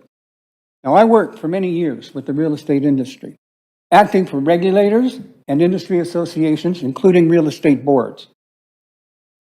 It's magical thinking to suggest that in the absence of a public hearing, the developer will pass along his or her cost savings to the consumer. All savings will stay in the developer's pocket. This is also the loss of public oversight, the loss of transparency. When one of these properties is developed under the new zoning regime, almost everything will happen out of the public's view, behind closed doors between the developer and city staff. The potential for corruption is enormous. I'm sure your jobs will be easier if you can avoid hundreds of public hearings. But that is the job you agreed to do, the job for which we elected you. Please send this back to your planners with instructions to substantively consult those most affected, the homeowners and tenants whose properties you want to rezone, and keep their right to public hearings. I apologize. We're at time. I'm finished, Mr. Mayor. Thank you for hearing me. Thank you very much for coming in and speaking. Speaker number 42 has withdrawn. Speaker number 43 has withdrawn. Speaker number 44, Charmaine Gorey. Charmaine, are you on the line?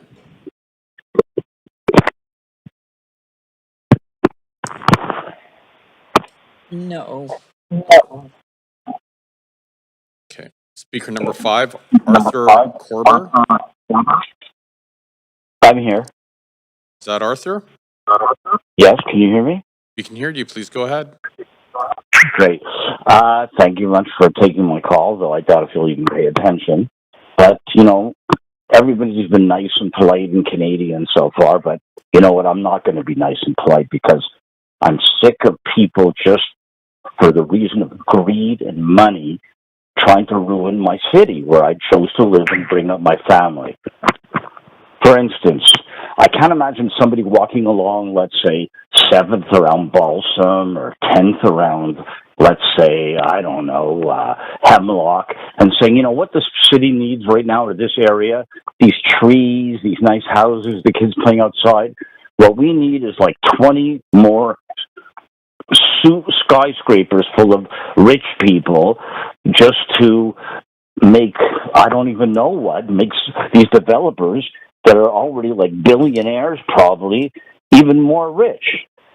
For instance, today, I just happened to be Googling stuff, and I see the CTV and CBC both quoting the Integrity Commissioner, and they literally say, I'm not saying this, that ABC or the City Council is trying to pull a fast one. It broke the code of conduct, and they're wasting millions of dollars of taxpayer money. Why? Greed. Now, again, there was a cartoon I got today, and it says your city council has money and will do what you want till it goes through. I'm paraphrasing, but I don't understand, like, why we even need any of these things. Why would you want to give developers, they're already rich, they don't need more money.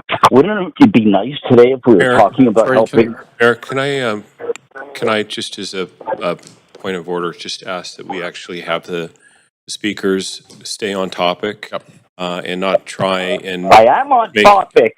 See what I mean? Sir, You're afraid to all hear you're the doing truth. is you're spending your time here making accusations, and you It's are from the media. this It's is not this me is about saying the policy that you have. So please try and stay on the topic. So, yes, but I'm saying the topic is these zoning restrictions, redoing these zones. And what I'm saying is who's going to benefit from redoing it? Developers. And what am I going to say is developers are doing? They must be, I don't know, somehow doing something to get you guys to agree with it, because no normal person in Vancouver would agree with this. Thank you very much. Greedy bastard. Okay, so I am going to remind speakers. Mayor? Sorry, please hold for a sec, Councillor Kirby-Young. I do want to remind speakers that the procedure bylaw prohibits individuals from using words, tone, or gestures that express negative views of individuals or groups. And we want to keep the language respectful and avoid comments that are defamatory, discriminatory, or hateful. So with that, we're going to be enforcing that a lot more going forward. So with that, sorry, Councillor Kirby-Young, did you have any additional comments? No, thanks. I was going to ask for that for any member of council that shouldn't be subject to having insults hurled at them. So I appreciate you mentioning that. Thank you. All right, speaker number 46 has withdrawn. Speaker number 47, Mike Hannafin.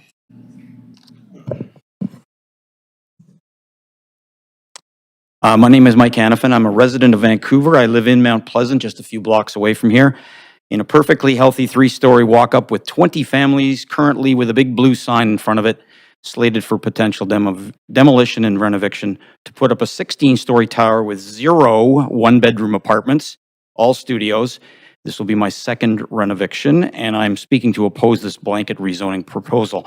I understand we need more housing, totally understand that, and I understand the processes aren't perfect, but I remember a few months ago in this chamber, council referred back to staff an atrocious rezoning application on a development proposal for 121 West 11th. It was such a bad proposal that council rejected it, a rare occurrence.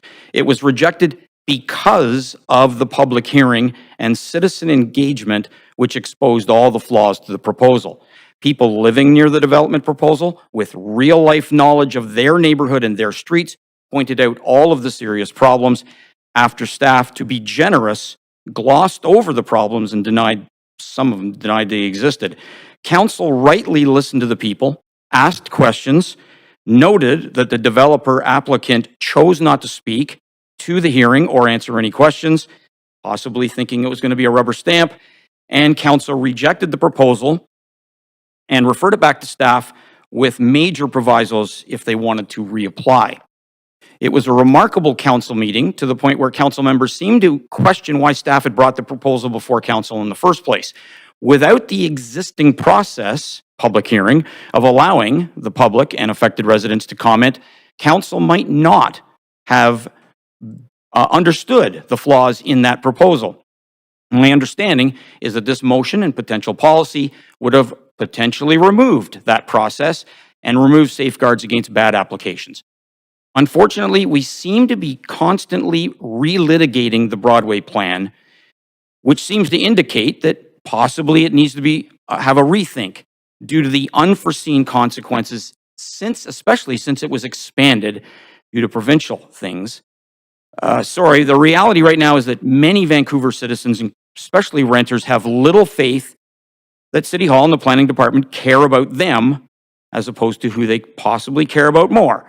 This proposal, if accepted, also sends a clear message to citizens of Vancouver that lobbyist influences from developers, landlords in the real estate industry, and of course money, count more than public opinion and neighborhood protection. By the way, these are the same developer and landlord lobbyists who cried wolf when the previous council was considering enhanced renter protections. They were saying, if you vote for these enhanced renter protections, nobody will build anything. And how has that worked out? Council has received serious letters from experts with decades of experience in planning, advising you that this motion has flaws and is not good for the city in the future.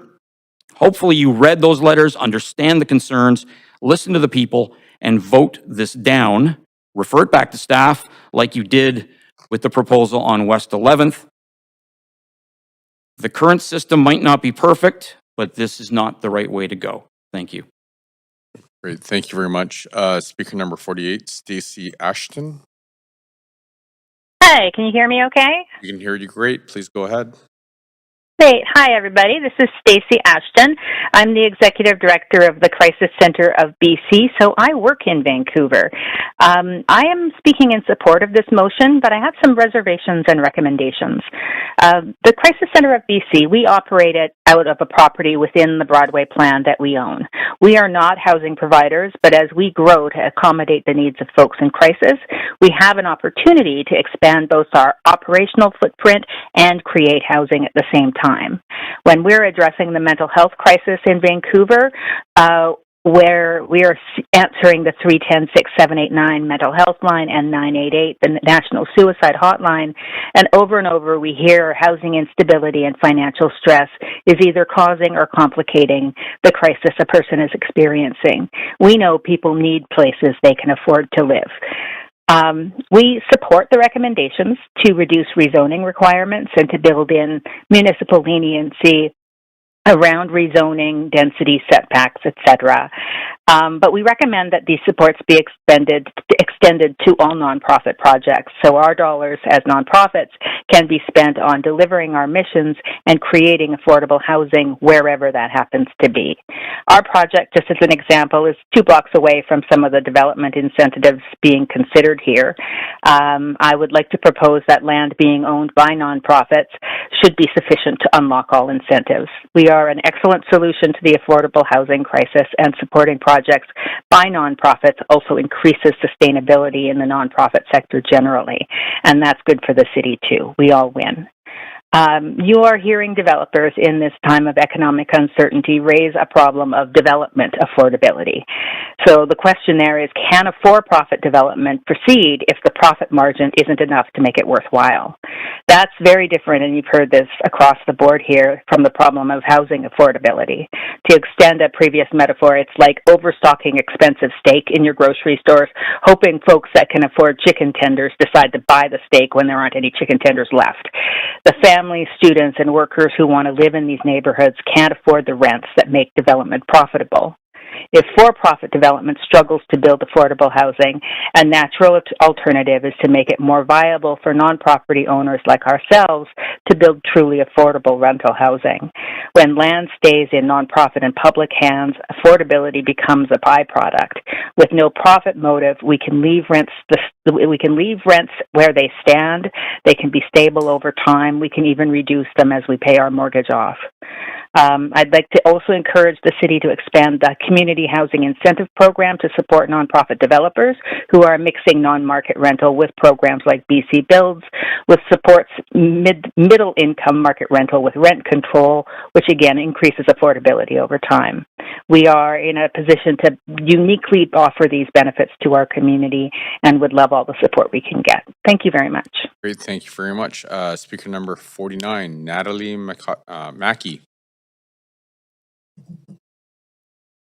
Natalie there? No. Speaker number 50, Mary Irvine. Hello, can you hear me? We can hear you great. Please go ahead. Okay, thanks very much.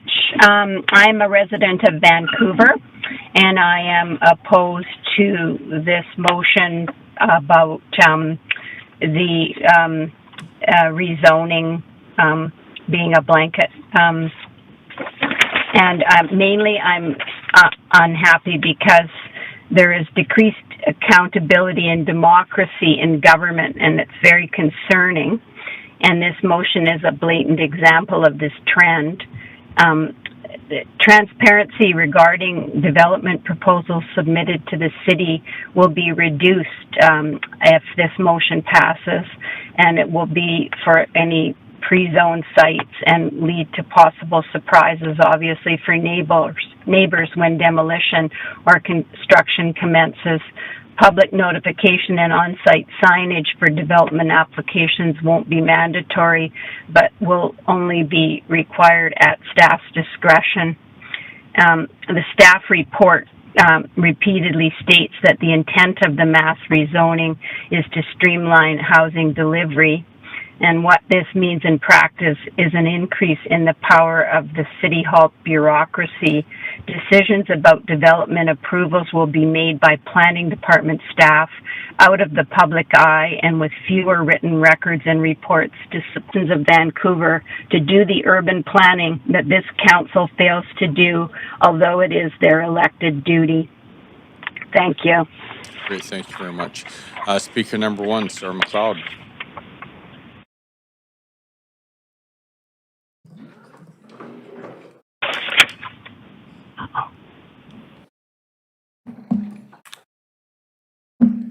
Oh, well. Can you hear me?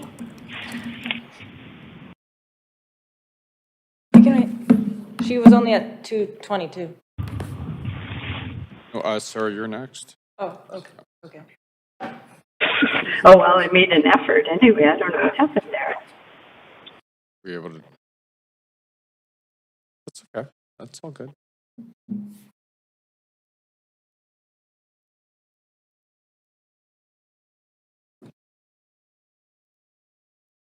Right, we're good?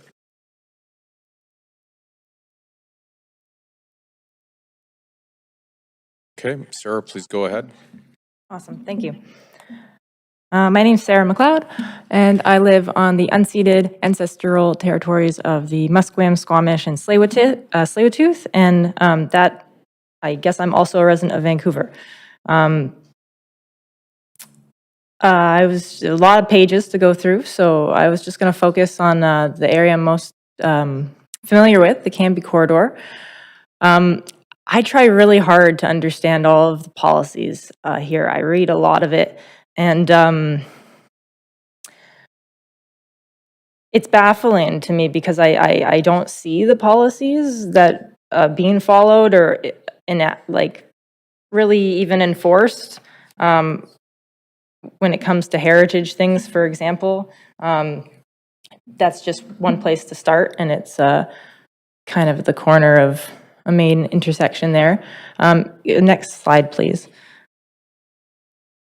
Sorry, I'm trying something different now. It doesn't mean I'm more prepared. It just means I will try to go with this photo now. No, I mean, this is the area I live in.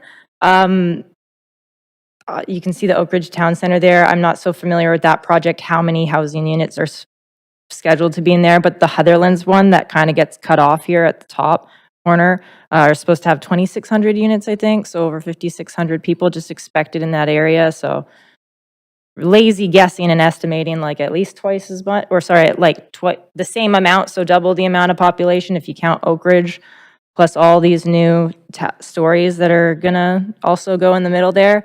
It's just a lot of people. It looks like there's a little bit of green space. It's not as much, or like there is a lot of green space, but it hasn't faced, tens of thousands of people. Just being able to just basically the conditions of these green spaces is what I'm concerned about if it's not enough for the amount of people. That's the point I'm trying to get out anyways. Next slide, please. So in the a specific area, Schedule H, basically, page 91 of Appendix A, in that specific area, just over the past 6 months, there's been over or around, I should say, 60 bylaw size trees that have just been cut down. Obviously, some of them did have permits, but some of them didn't have permits to come down, or at least not be, if you take, the rezonings and the stuff in the rezonings as what's real, which I do. Maybe I'm naive.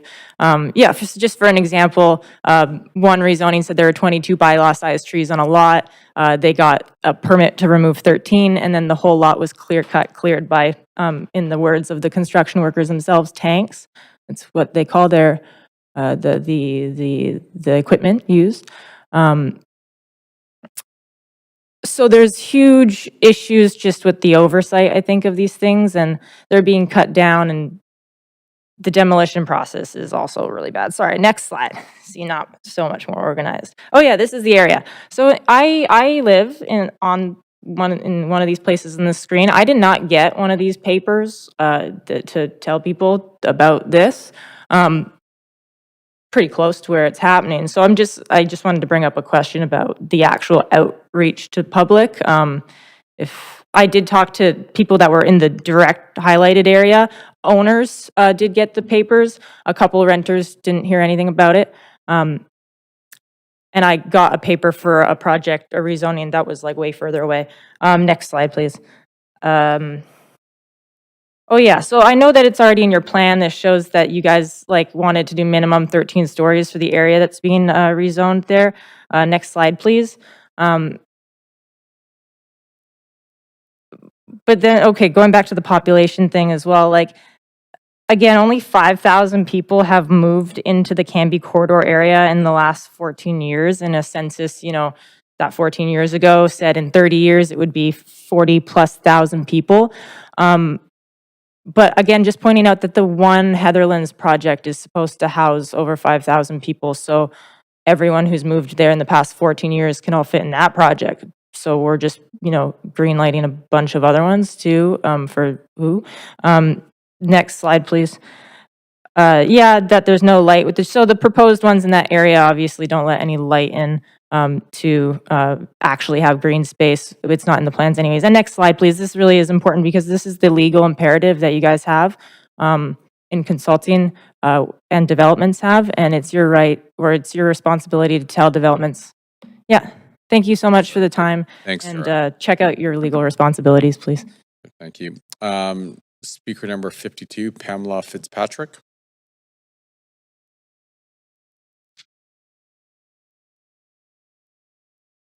Good evening.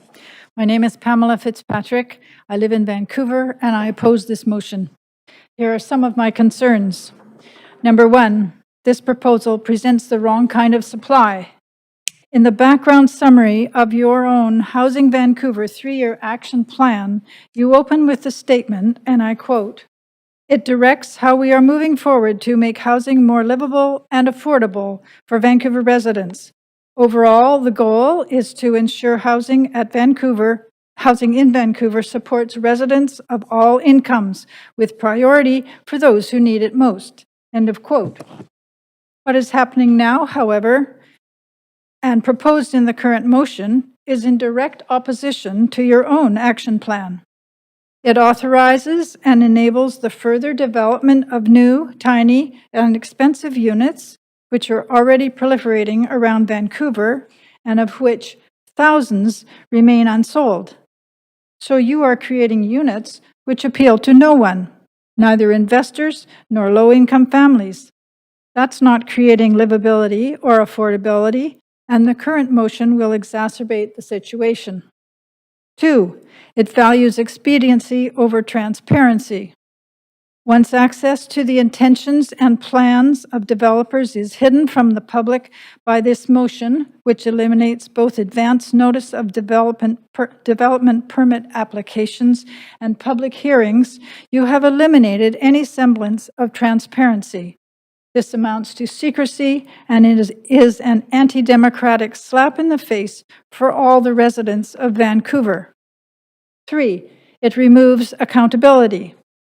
Since the recent Broadway plan was initiated, plans for new developments have routinely violated the existing regulations for such things as unit floor space and FSRs, to give just 2 examples.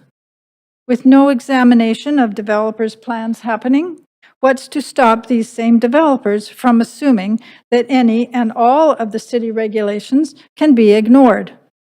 What atrocities will we have to live with forever? Number 4, it promotes demolition of existing rental housing.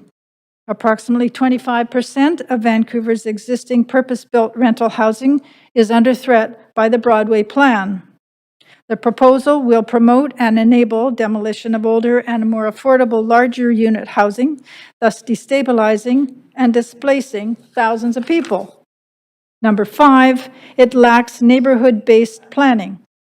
Numbers, numbers, numbers. They seem to be the only planning aspect of which this developer-driven council is capable of considering. Where's the input from neighborhoods where's the consideration for character, heritage, relative size, tree canopies, community services nearby, and infrastructure required, etc., etc.? How shallow and meaningless it is to base decisions only on numbers, when in creating a livable city, all of these other aspects must be taken into account. So my requests of council are: 1, do not approve the proposed Broadway plan, but turn it back to staff to provide ways for real public engagement and a new approach. If you can't get this information from your own staff, at least get it from the local professional architects, planners, and university professors who have repeatedly offered educated input. 2, retain accountability. 3, prioritize the retention and protection of existing rental buildings. Number 4, involve neighborhoods in the planning. 5, require a mix of housing forms, including ground-oriented density options, which meet local needs and context. Thank you. Thank you very much. Speaker number 53, Louis Villegas.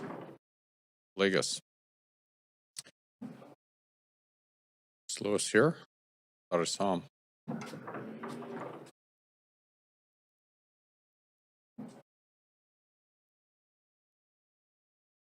Okay.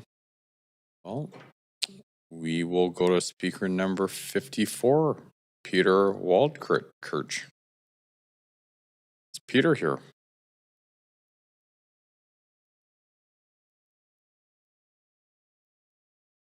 You see Peter? No. Okay. Speaker number 55, Carrie Murphy. Carrie on the phone? Hi, this is Peter Waldkirch here. I was here the whole time. Oh. Okay, please go ahead. Oh, is that me, Peter Waldkirch? Peter, please go ahead.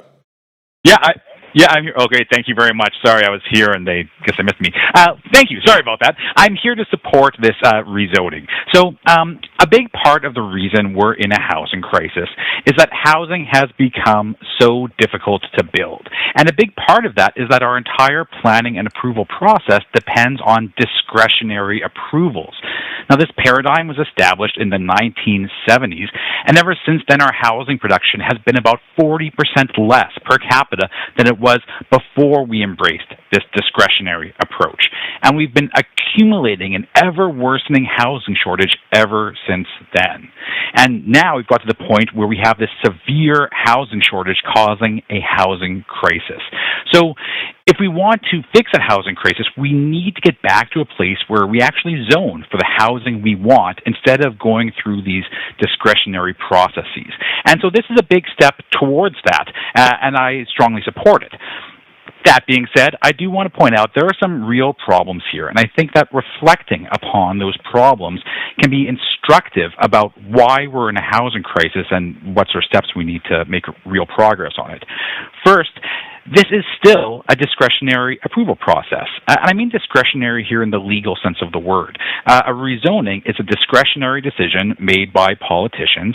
A development permit is a discretionary decision made by planners. Now, that's an improvement for all of the reasons you've heard tonight. It's a step in the right direction. But it's still not by right housing. You know, the only housing you can build by right in Vancouver are single-family homes and duplexes, which is funny when you listen to given many of the concerns you've heard today. You know, the detached house is the most expensive form of housing that doesn't have any affordability requirements, but that you can build by right. Rental housing, you cannot. And so as long as we are stuck in this discretionary paradigm, housing will continue to be scarce and expensive. Second, I cringe every time I hear the word pre-zoning. And the fact that this motion tonight is treated as something unusual really shows how dysfunctional our housing system has become. Zoning an area for the housing it should have is the whole point of zoning. That's why they call it zoning. It's in the name, zone. And yet we're so used to zoning individual buildings that this seems like some sort of innovation. You know, Vancouver's first zoning plan had 10 zones. I sometimes ask people how many they think we have now, and they'll sometimes say something like, 40, 80, as if that's ludicrous. We have over 900 legally distinct zones in the city of Vancouver. So, yes, this motion is good, but please, can we ban the word pre-zone? Third, I have to point out there are viability concerns here. The Coriolis report noted real viability concerns with this zoning. So a lot of what we're planning for tonight will never even get built. Maybe there will be some tweak down the road that helps a little bit, but the whole thing highlights how slow and unresponsive our planning system is. We spend years planning and consulting and fighting over these small changes in these highly divisive hearings, and in the end, not much really changes. We have a housing shortage of over 100,000 homes. Duplexes produce a couple hundred net new homes a year. Multiplexes produce a couple hundred net new homes a year. The off-arterial SRP is dead. Apartments are still banned on about 80% of Vancouver's residential land. Dunbar and Shaughnessy and West Point Grey look basically the same way they did 60 years ago. The entire west side remains mostly frozen in amber. This council claims to be pro-housing, but housing production is down. So I have a simple question for the politicians and the planners in this room. Where is the urgency? Does anyone in chambers believe we're in a housing crisis? Because I don't see it. I don't see the sense of urgency from this city. So I support this. I urge you to get on with it and move on and pass this quickly. But I don't think anyone should be giving themselves a big pat on the back for this. So thank you. Those are my comments. Thank you very much. Speaker number 50. Oh, actually, before we go there, we're coming close to 10 o'clock. And does someone want to move a motion to extend just to hear speakers and close the speakers list? Oh, Councillor Montague. Yeah, motion to extend past 10 o'clock to hear speakers, close the speakers list, and reserve debate and decision until next council. Thank you. Is there a seconder? Great. I believe it's October the 1st. Is that right? Yes, for clarity, if debate and decision goes to the reconvene that's available would be October the 1st, which is a Wednesday at 3 p.m. And it would be convened in the same fashion, either in person or virtually. So, so I'll put myself on the queue and wait till. If that's how I understood the motion. Yeah, that would make sense. So I said next council meeting, but I guess it would be the reconvening, which would be October 1st. Or does next council meeting make more sense? I was just going to say the next council meeting is October 7th. Yeah. So it could be just, instead of using the reserve time, it could just be referred to that as unfinished business. I'll just defer to the Mayor, we do need clarity as to when, if you're going to be looking at the possibility of adjourning and referring to council, which would be October 7th, or otherwise the option is you would recess and reconvene the public hearing for debate and decision at the reconvened date. So I know just I would clarity. Okay, so I would think that adjourning and having it at the next council meeting, October the 7th. I'll second that. Okay. Council, is there any discussion? Councillor Fry. Councillor Fry, you might be muted. Sorry, Mayor, just trying to get some clarity. What is the motion on the floor now? To extend the meeting tonight to hear all the speakers and close the speakers list, and then reconvene for discussion and debate on the next council meeting, which would be October the 7th. Right, so I believe that's probably 20 plus speakers, at least an hour, hour and a half. Would that be a estimate for? Yeah, it's about 20 speakers.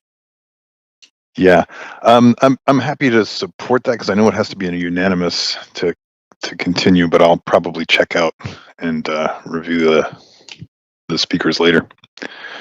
So for quorum purposes, if that's the plan. Sure. Great, thank you very much. Okay, seeing no other comments or anyone in the queue, all in favor say aye.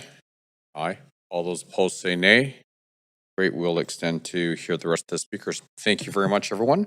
Okay, speaker number 55, Carrie Murphy. Are you on the line? I am on the line. You hear me? Yes, we can. Please go ahead. Thank you. My name is Carrie Murphy. I am a Vancouver resident. Good evening, Mayor and Council. I oppose pre-zonings because of my experience as a pre-zoned lot. Here's my story. I have been negatively impacted by a pre-zoning of my property. It's a detached home in the King Edward Station area. It's where I've lived for the last 20 years.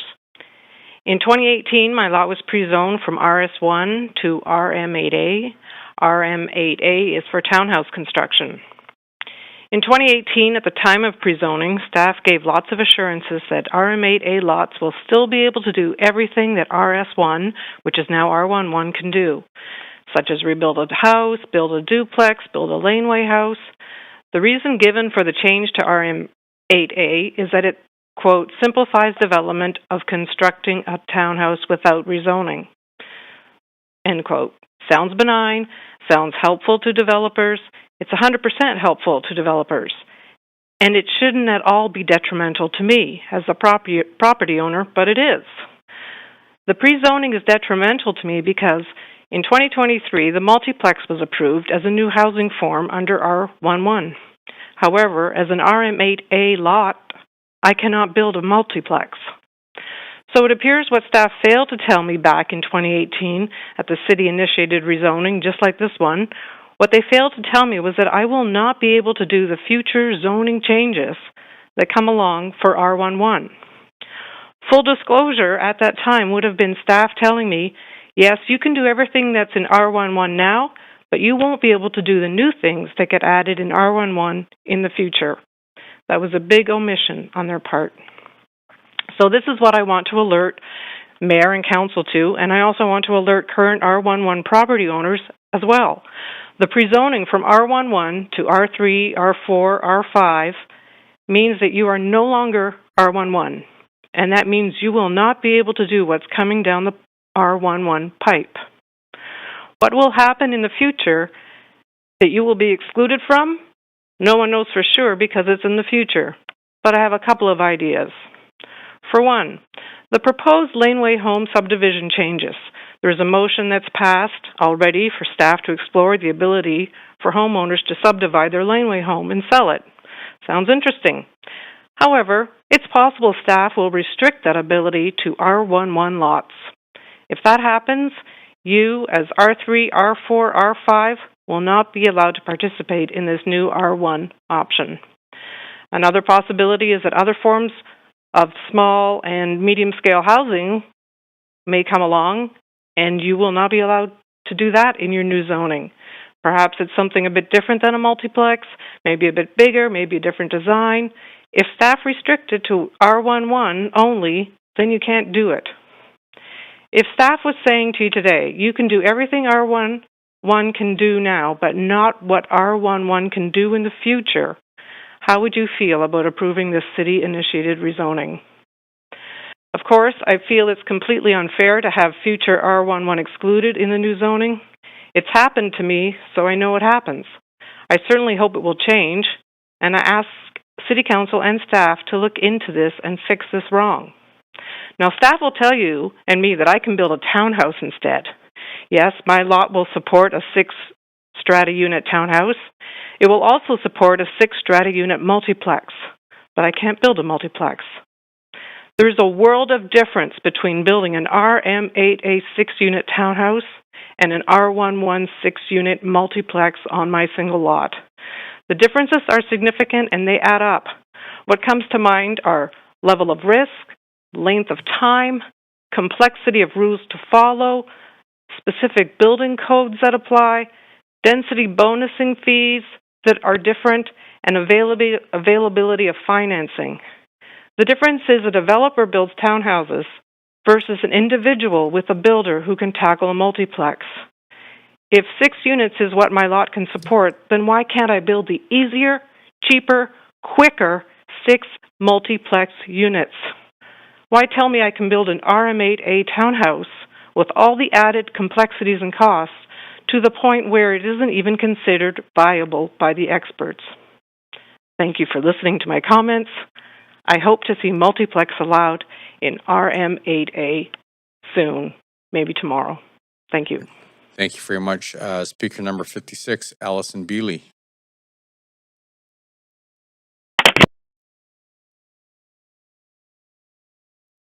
Allison, are you there?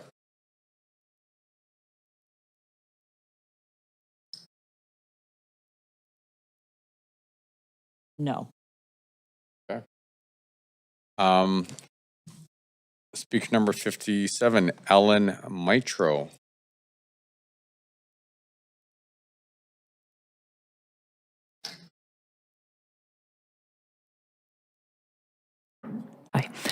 Good evening, Mayor and Council. My name is Alan Mitro, and I'm a resident of South Granville. Thank you for the opportunity to speak about the city-initiated zoning changes, and thank you to everyone who's here to share your voice no matter your position.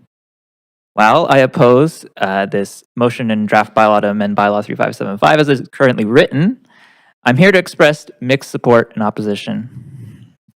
With some changes that better incentivize building transit-oriented development for the public good instead of for developer profits, I could support it wholeheartedly.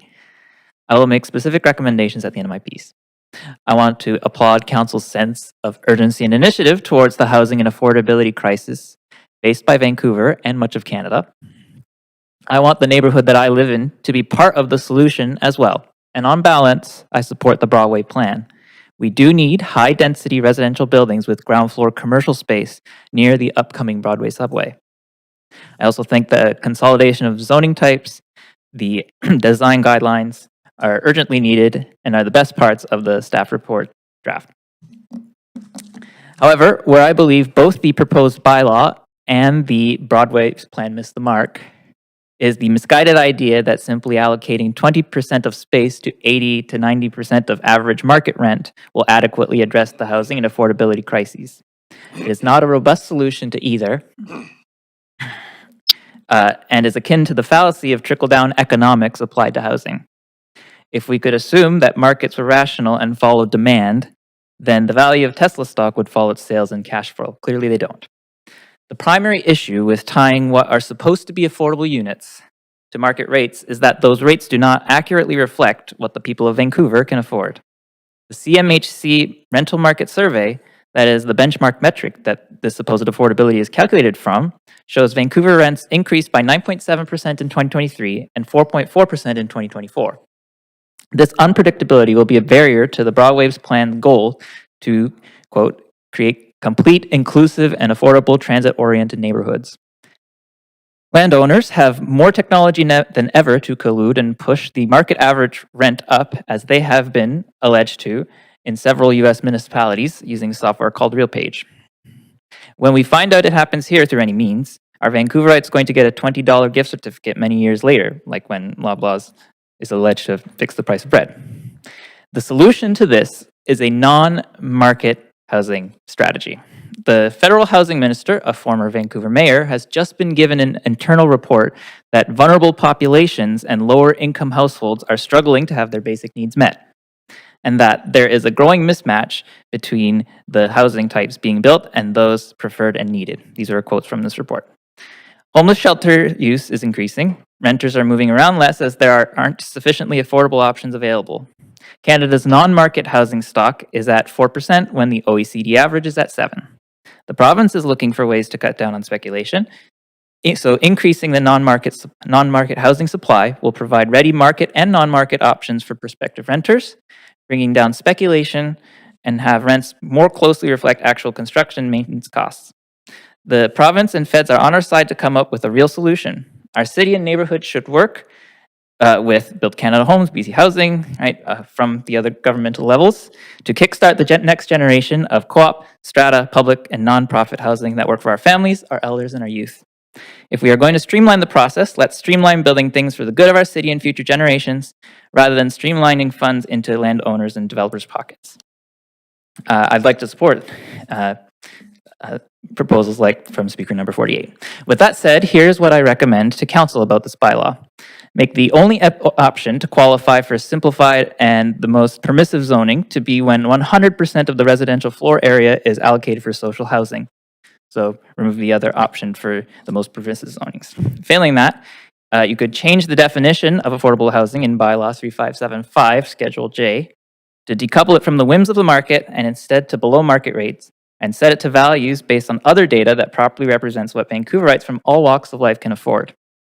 Failing that, a third option could be to increase the below market rate minimum floor area to 50% throughout the bylaw and increase the below market rent discount rates for these units in the same Schedule J, because it seemed to have just changed as well. Height and density limits should be lifted to accordingly for these developments to pencil out. With any of these changes, I'd be even more supportive of this initiative.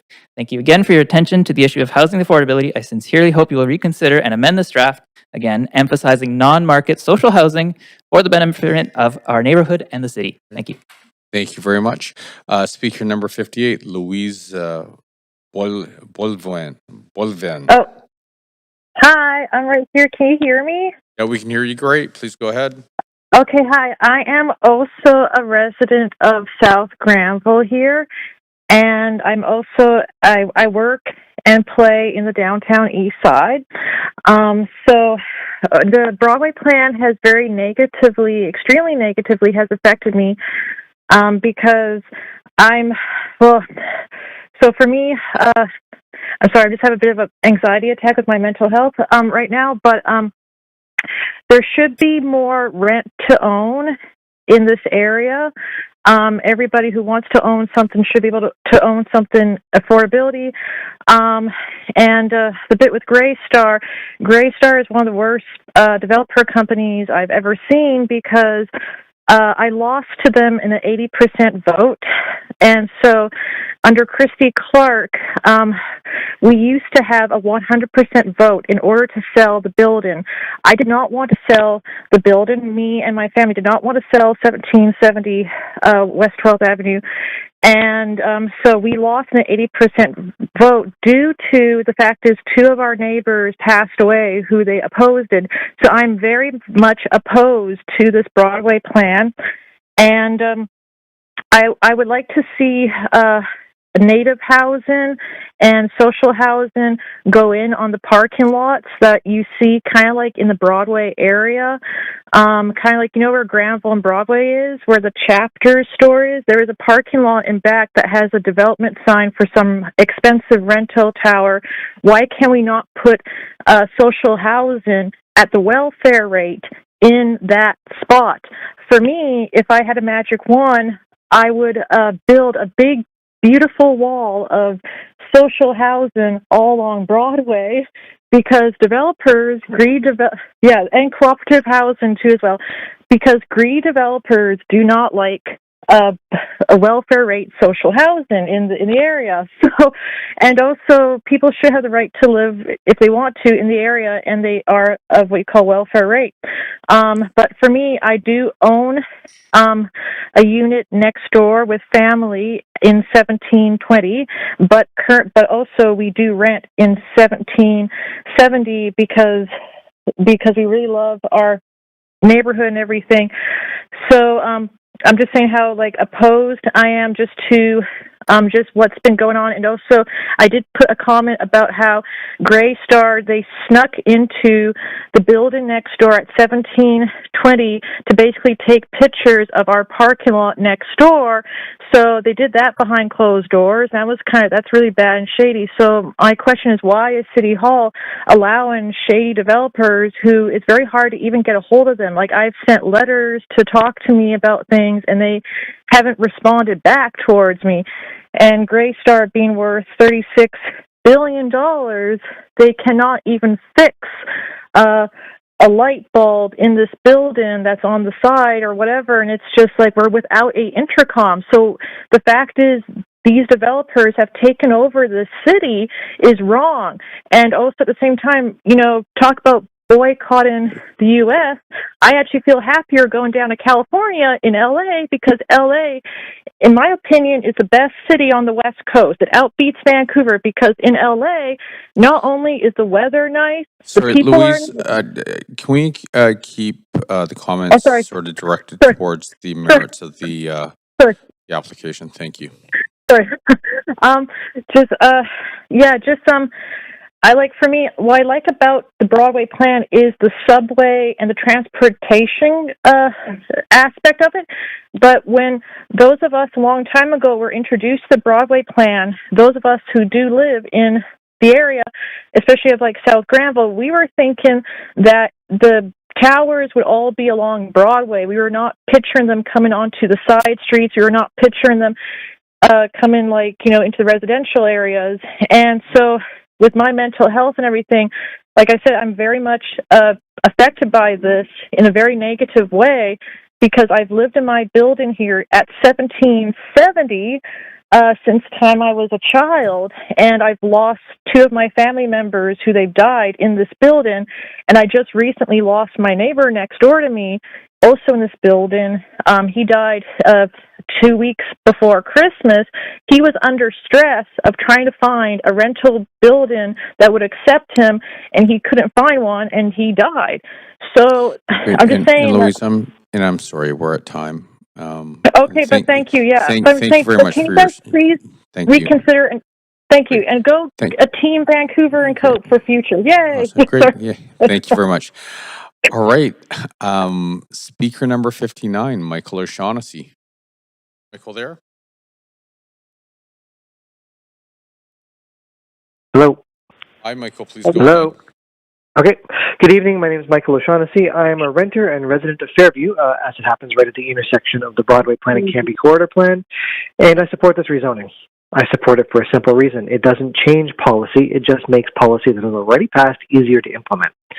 We can talk at length about what building forms are appropriate where and what heights are attractive to which people and whether towers destroy livability or enhance it.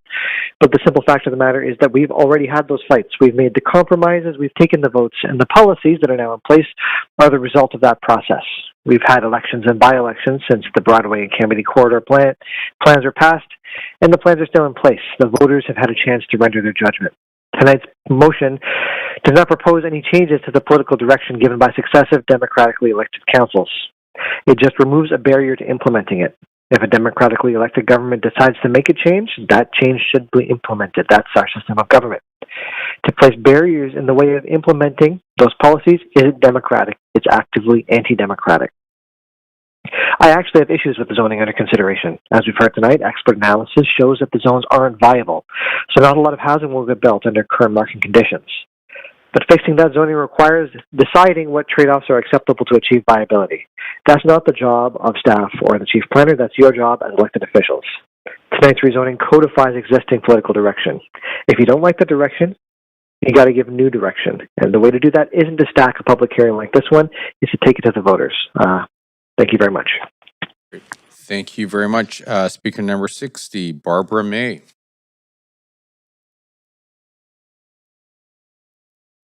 Barbara there?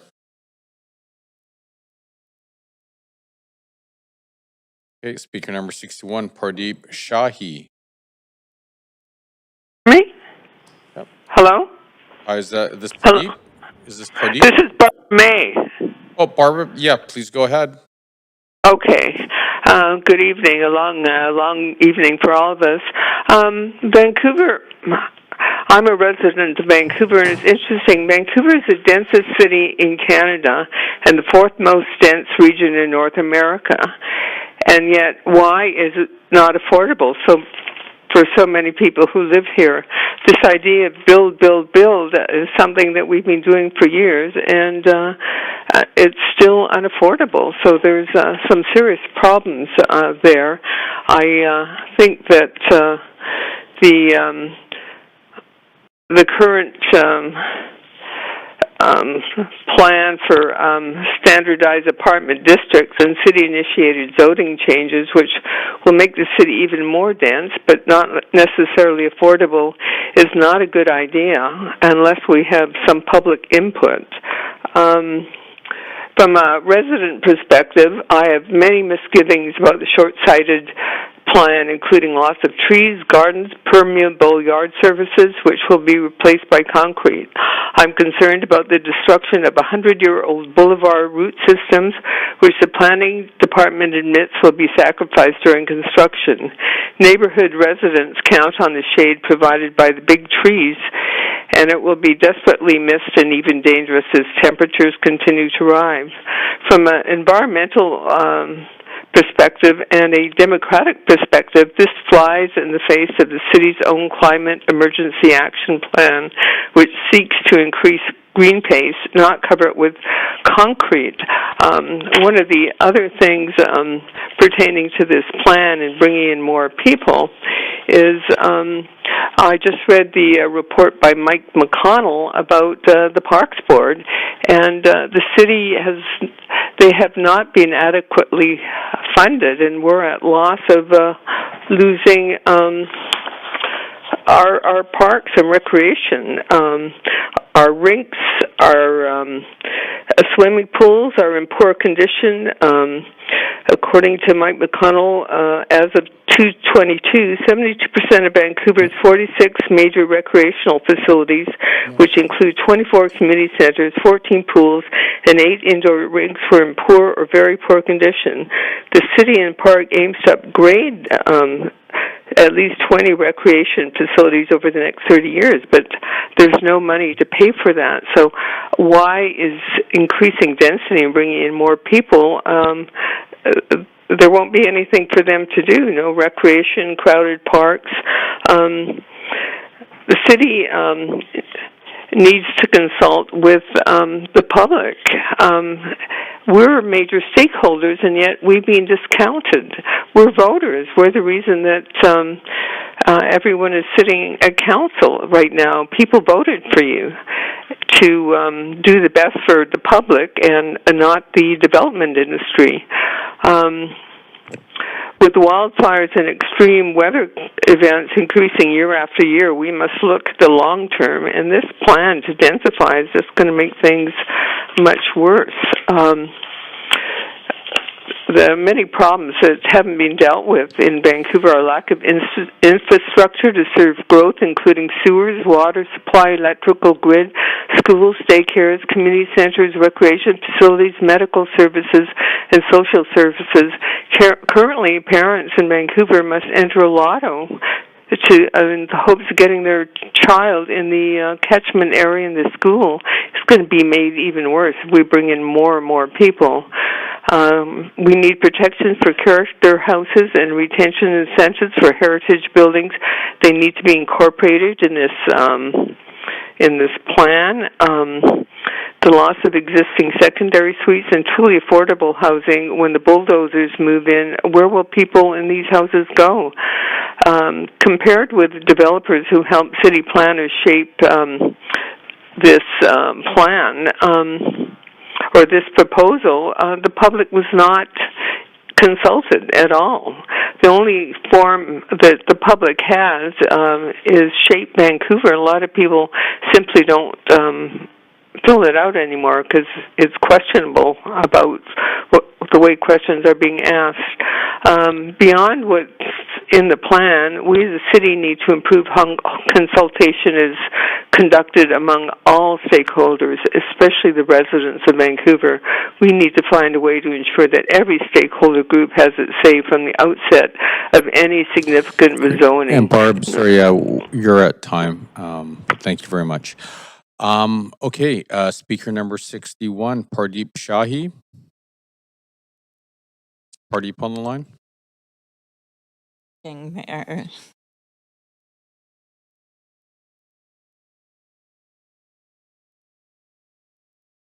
No, when it was scheduled for in-person.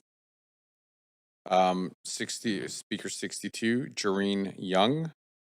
Speaker 62 did withdraw. Great. 63, Elizabeth Murphy. Anybody on the line? Just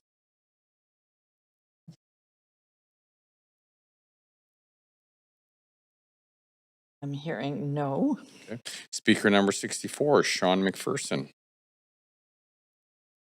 That was an in-person. Is this? Sean, here. please go ahead.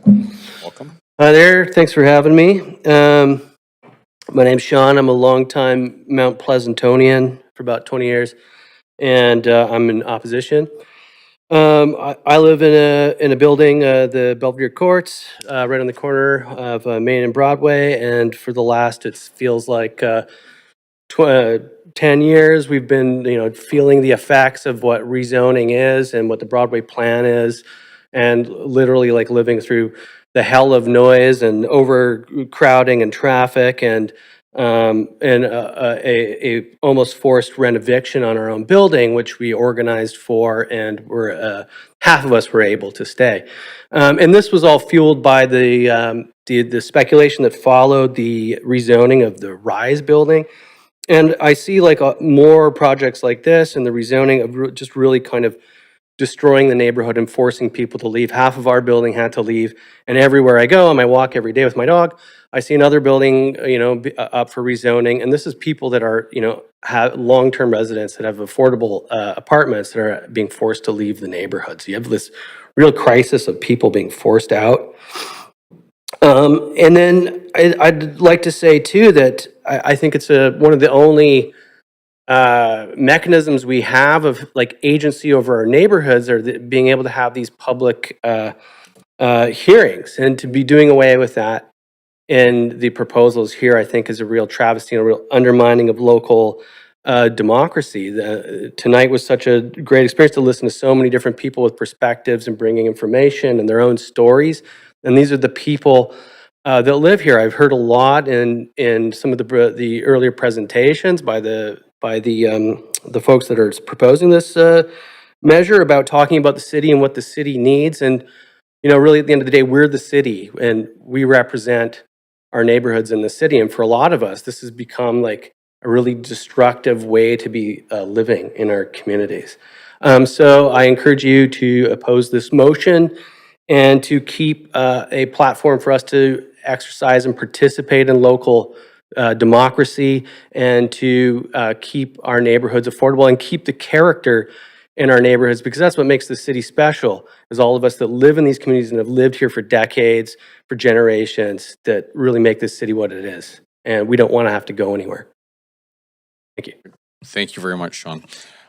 Speaker number 65, Colton Lilico.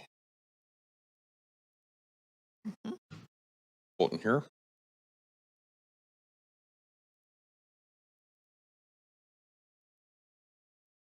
Should be on the phone.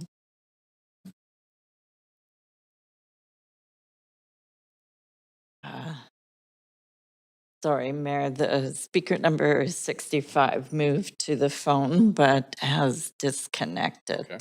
Okay. Speaker number 66, Frank Heinzelman. And that is also a no. Speaker 67, Abo Tahiri. And Speaker 67 had withdrawn. 68, Jeannie Barton. Yes. Good evening. Good evening. Please go ahead. Thank you for your time. I am opposed to the plan. I've been renting for the past 10 years in Mount Pleasant.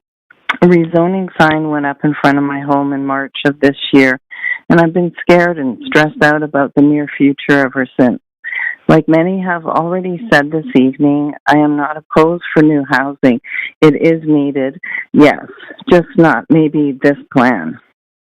Please, pardon me, please go back and listen to each and every single amazing, intelligent, and heartfelt Vancouverite who spoke this evening and from all the communities tonight. They have really said it best, better than I could. So I just want to say thank you for that. Please go back, listen to them. I appreciate it. Thanks for your time. Great. Thank you very much. Speaker number Good night. Good night.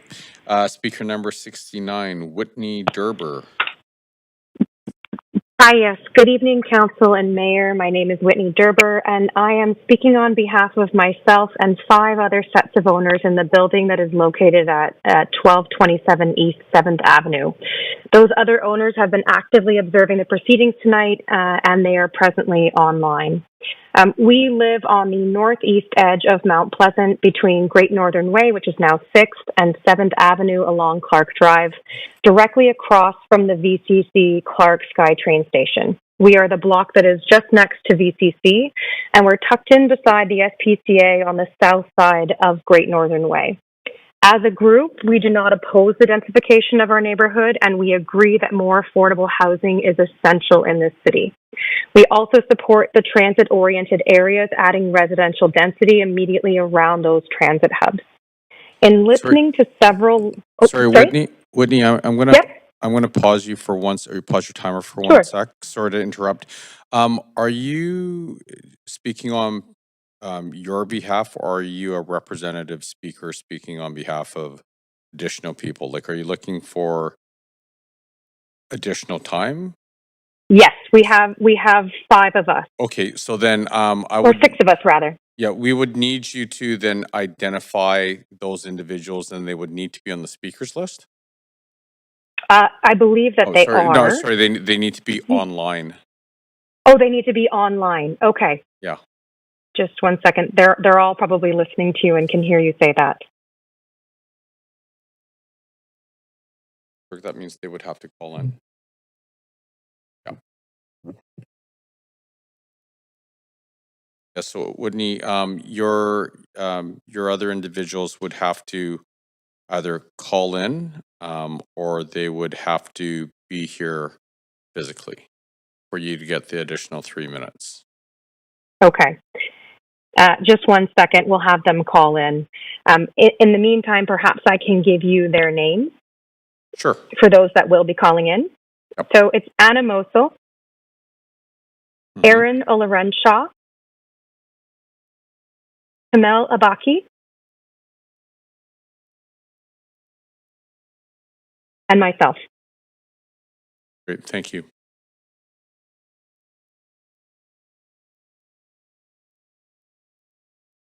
And perhaps if it's possible, if we can stand down for a couple minutes and let the next speaker go to not waste time.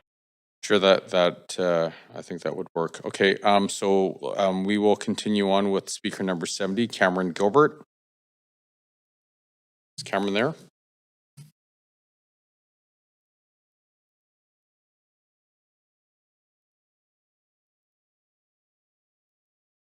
No. Then do we have all of those other individuals online, or should we go one more speaker? How about we'll go speaker 71, John Hatz. Is John on the line?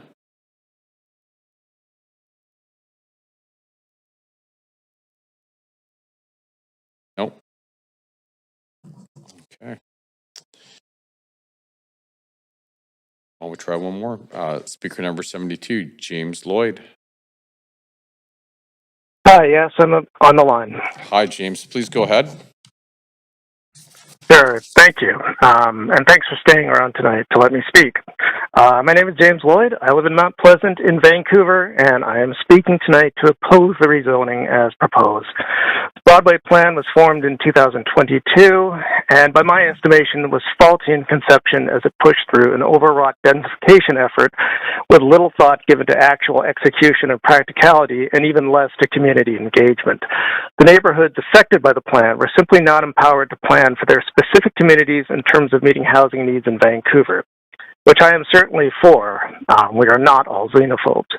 Instead, it became a partnership between developers and the city, with the public left believing, or at least hoping, that the promise for more housing was in the right hands.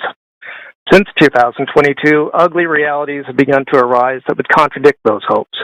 I believe even council was surprised earlier this year when one tenant facing displacement, who spoke again tonight, illustrated that the development they were opposing was a zero-sum game in terms of providing affordable housing, meaning they were destroying 30 suites of affordable rentals to gain just 30 suites of less suitable housing.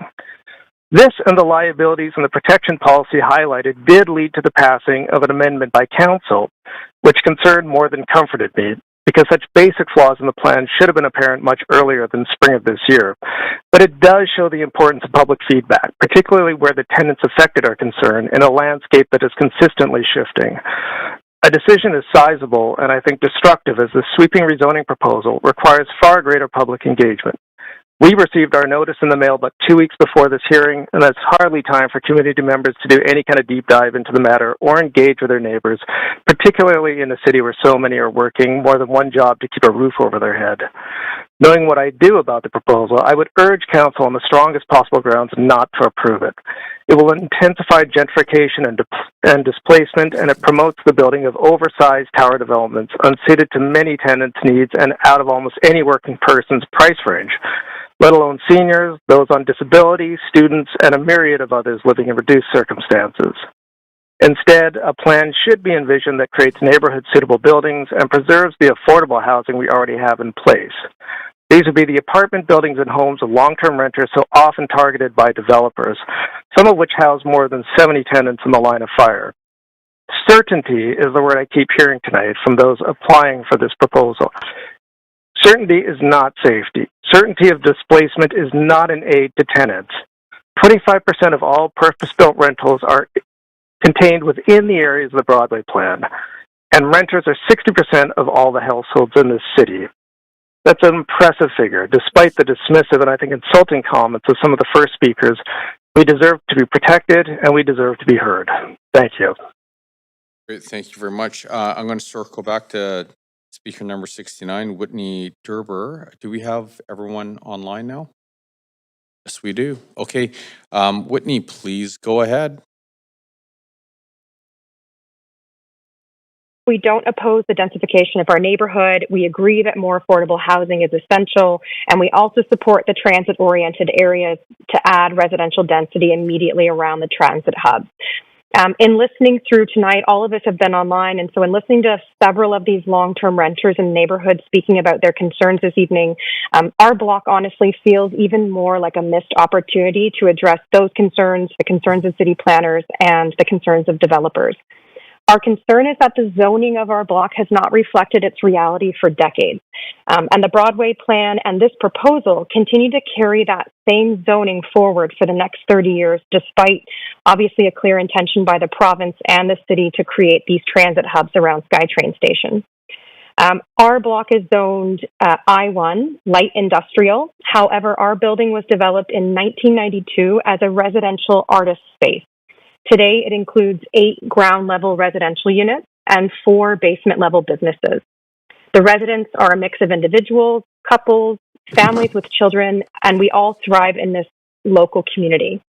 The balance of our block is comprised of the provincial headquarters, hospital, and shelter for the BCSPCA, and 2 low-rise commercial buildings with sizable parking lots.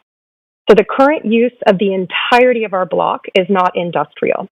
Much of our block, including our building, is in a holding pattern and in need of substantial long-term repairs and maintenance.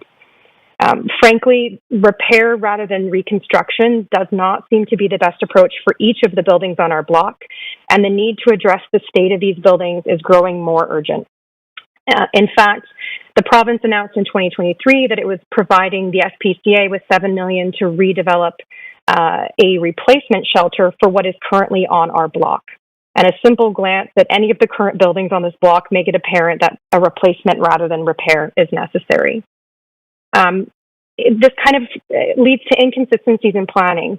So despite the past and current I-1 zoning for our block, the 2022 Broadway plan identifies our property as, quote, primarily residential, which is at page 15, and, quote, strata ownership housing 3 or more units, quote, page 17, which does actually reflect the actual use of our block. In that same plan, our block is planned to continue to be industrial employment only. This ignores the existing residential use that's been in place for 33 years and the fact that there's not any current industrial use on this block. We are directly across from a SkyTrain station, and we're within 200 meters in a transit-oriented area under the city's TOA rezoning policy. But because our block is zoned I-1, our residential property is not included or considered in the centers or shoulder areas of the Broadway plan. The current I-1 zoning does not reflect reality.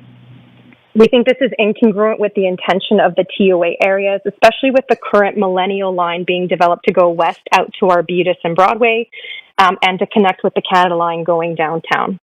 We have written on several occasions to the city to address our concerns, but the only advice we've received back is that the current policy framework, which exists under the Metro Vancouver Regional Growth Strategy, includes direction to each of the municipalities to protect the supply of industrial lands in the region, and the City of Vancouver Regional Context Statement includes policies relating to protecting the supply of industrial lands. Our block was included in the Mount Pleasant I-1 zoning amendments as a part of the implementation of that core policy for directions on I-1 zoning. Despite this adoption of the RCS, as I noted before, we are routinely receiving notices regarding the rezoning of industrial property all along Falls Creek Flats and other parts of Mount Pleasant, often away from industrial and moving towards mixed-use development lands that are currently actually being used for industrial purposes. Just kitty-corner to us, right across from the VCC Clerk SkyTrain station on historically industrial land, is a newly proposed mixed-use 3 high-rise tower development, which we feel like is an appropriate use of land, obviously, in one of these TOA areas. The rezoning plan that's under discussion tonight would allow over 4,000 properties to bypass individual rezonings and move straight to development permits. But our property itself and the entirety of our block seems to have been left out of this streamlined process entirely. With our smaller footprint, we're quite concerned about being, quote, like orphaned as a property and being left behind while neighboring sites like the SPCA and surrounding properties are more easily redeveloped. This could mean years of construction and disruption around us with no clarity on our own future, impacting both property values and also quality of life. We appreciate that we are likely not the best use of land this close to a transit hub, but we are concerned that given our proximity to transit, again within 200 meters of the VCC Clerk SkyTrain station, and with the expansion of the VCC campus and their planning for residential housing, that we may be acquired by the province for development of housing and community amenities with no opportunity for autonomy in our development, including timing and planning. So our questions for council are what do the city plans look like for our block and specifically for the SPCA site beside us? Will our property have an allowable FSR identified under this plan, and could that change moving forward? Because right now there's essentially a blank space where our block is concerned. Will there be consideration for our existing residential use, or are we to be treated solely as industrial land? And could something similar to the standardization rezoning approach be put in place for our block? And so just in closing, we're essentially seeking clarity, and we've been trying to seek clarity for approximately 4 years while living in an aging building that needs investment and upgrades. And without knowing the city's long-term vision for our block, it's really difficult to plan responsibly as owners and residents of this community. And this has had and will have significant financial and social impact on the owners that live here. So we ask that the staff and council apply flexibility and discretion to our situation so our building and its community is not left behind in the broader redevelopment of this area, and to refer the plan back to staff to include our block. Thank you very much for your time. Great, thank you very much. Okay, speaker number 73, Larry Benge. Is Larry on the line?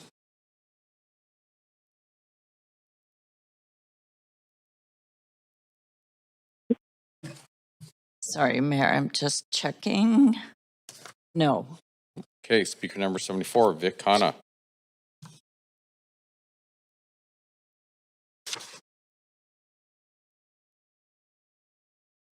That was to be in person, and we're not seeing on the line either. Okay, so Sorry, Mayor. We did have a speaker number 75 register just at 5:30 this evening, Duncan Saunders. Duncan, please. And it was to be in person. Hi. Well, first, thankful for the councillors for staying so late. I know you've got other things to do. So I'm a resident of a North Mount Pleasant apartment district, and I'm speaking against the motion tonight. Vancouver obviously indisputably needs more social housing and more affordable rental housing. But also, the Vancouver plan for the city calls for a just and equitable city. And certainly the Broadway plan is completely inequitable. Residents of wealthier neighborhoods, like classified as R3, are going to be minimally impacted by the Broadway plan, whereas residents of the now classified R5 districts, like mine, are going to be massively impacted. Why? Because the plan calls for 2 20-plus story residents on each city block. That's the plan. Not only that, is because a large proportion of this area is within 500 yards of the new Mount Pleasant station, there's going to be even more development over and above those 20 stories. So what this plan is going to do, if it is carried out, is going to be taking an old, well-established area and turning it into a sea of high-rises with all both the social impact and the environmental impact. The social impacts have been spoken about before: increased time, increased isolation, environmental impacts, all the trees that are going to be cut down, the wind tunnels, the loss of sunlight. All these are going to be impacted on this area quite inequitably. And then, with this bylaw change is the only real opportunity for residents, to protest and explain their concerns about a proposed megastructure being built around them. And this bylaw is going to take it away. Therefore, I've got two things. One, I really urge the council to re-look at the Broadway plan. A lot of people have been talking about it. I know it's a done thing, and it's probably not going to happen. But just to have a look at, is there a better way of actually creating more places, more social housing, more affordable rental housing, rather than dumping on some small areas of the cities and just destroying them? Because that's what's going to happen. I don't know if if you will do anything about that and take a step back and say, is this the way we want our city to look like? I don't know. But whatever you do, please do not pass this bylaw and restrict the opportunities of residents to have a say in the kinds of structures that are going to be built around them and are going to affect their lives. Thank you very much.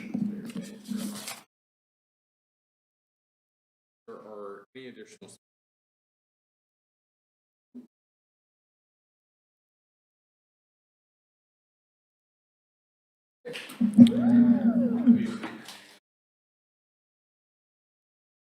Great. Is this working? Yeah? Okay, good. I'm Vic Cunno. I'm a resident of Vancouver. I'm a parent, and I'm a capitalist. How are you guys doing? Go ahead, Vic. All right. So, Mayor Ken, Councillor Klassen, Lucy, how are you? Good. And Orr, and Peter? Hi. And yeah. Okay. I want to really, really appreciate you guys for staying up so late and listening to me. I'm a little cranky right now, but I'm going to keep this really short. So I'm a capitalist, and what I'm about to say is going to harm me. In 2014, when I retired at age 44, I exited my software company that I built to 120 employees. I sold my shares, and I bought a house from very nice people in the Douglas Park neighborhood and on West 22nd, very close to the SkyTrain station, right in the plan of what you guys are talking about. And every ounce of me as a capitalist says, let's do this. It makes sense because we're going to make a Dubai. But my heart tells me, don't do this because there's one thing missing, and that is a plan for educational excellence. So people in Dubai, they leave Dubai. My partner, who co-founded Pharonics with me, left Dubai to come here to raise his 5 kids. And that was the environment that we provided. So we want to be better than Dubai. We want to be the Vancouver that we aspire to be, which has got to be built on educational excellence. So I'm for this plan, but not yet. Defer it to make sure that the education department, the Vancouver School Board, has their proper say. And I am here for questions. I'm a sponge for you guys. I have more data on this than anybody can shake a stick at because I'm founding a company called the Visual Thinking Company. And we're a data company. So this is my business now. So when I know about data, I know about data. And I'm saying, please, my heart tells me to implore to you guys, just defer this plan. It's a good plan, makes economic sense, but without educational excellence, it's not going to work. We're not going to end up the city we want to be. Thank you.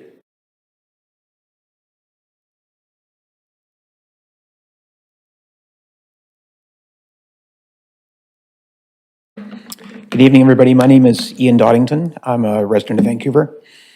I actually run a small development company that does infill developments, and I support additional density, but I don't support this plan in its current form, and that's because of what I believe are unintended consequences that it has on smaller infill sites.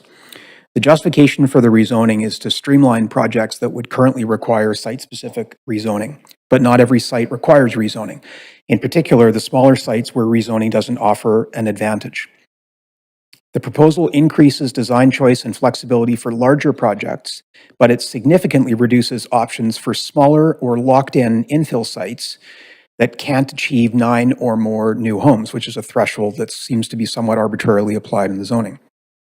There are unintended consequences. I think that there is merit to adding density for rental housing, but smaller locked-in sites actually have density taken away under the proposal and other restrictions added. It's been described as an upzoning of properties, but for infill sites, it is a significant downzoning to match what is now permitted citywide in the formerly single-family areas R11. Some specifics.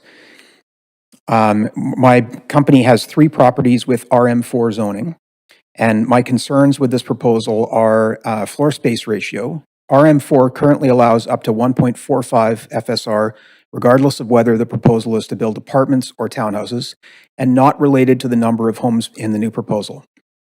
Sites like ours were purchased with an understanding of what we would be able to build based on the zoning that was in place when we bought the sites.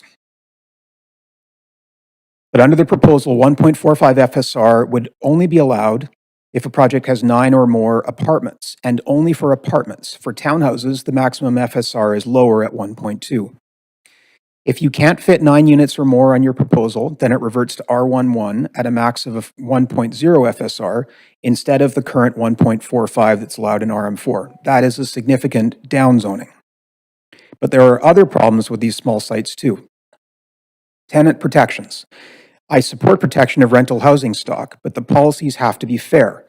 In R11, there is no requirement to replace demolished rental units because it was found that it wouldn't make multiplex viable.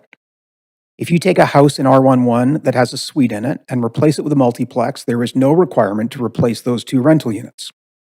If you replace that same house in the proposed R3, R4, or R5, then you would be required to provide 2 rental units, but all of the other regulations of R11 apply.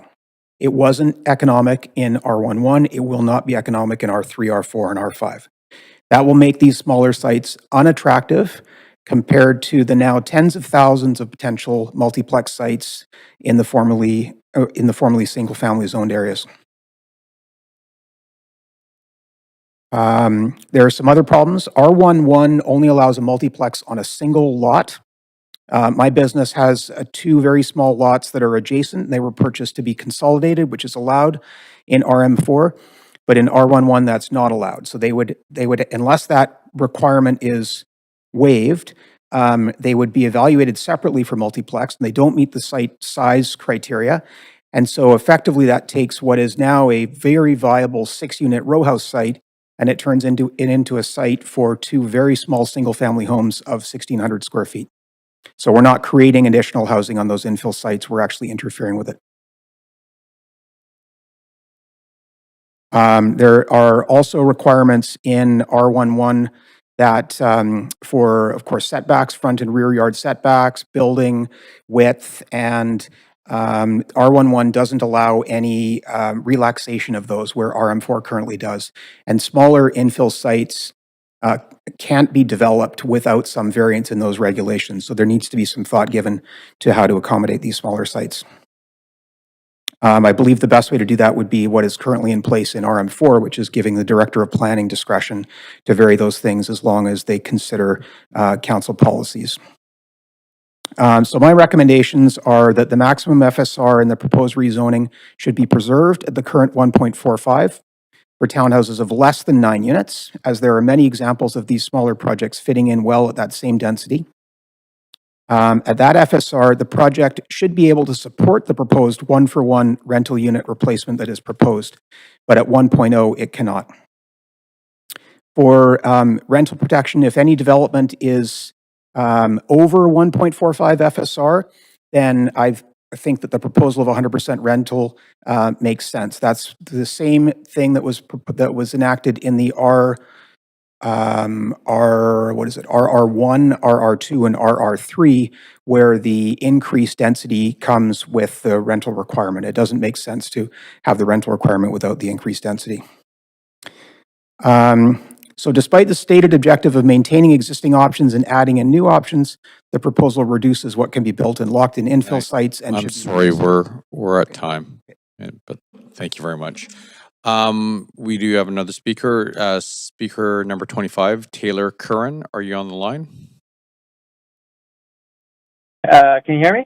Yep, we can hear you. Please go ahead. Great. Thanks.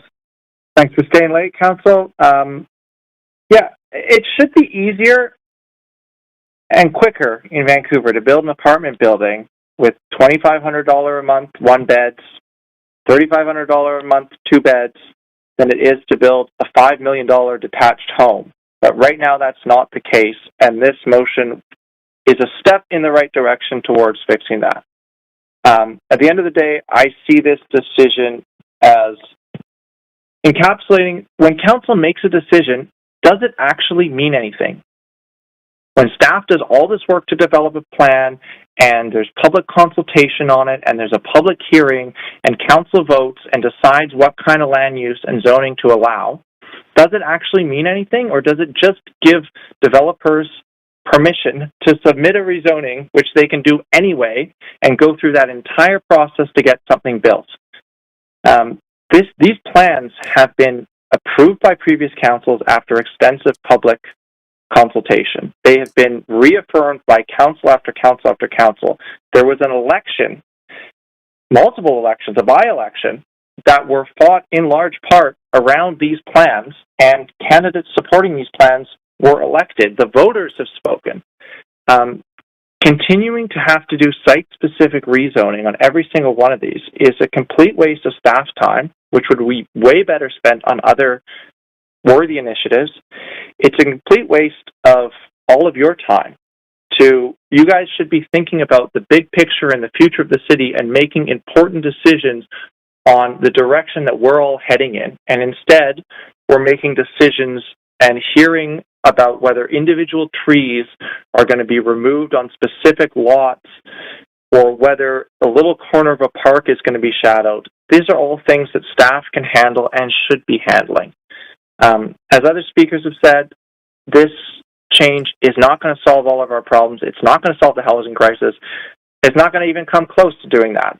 But it is a step forward in that council is finally starting to proactively zone and affirm the decisions that they have made and reaffirmed over and over. So because of that, I think it's a good step forward, and I urge you to support it.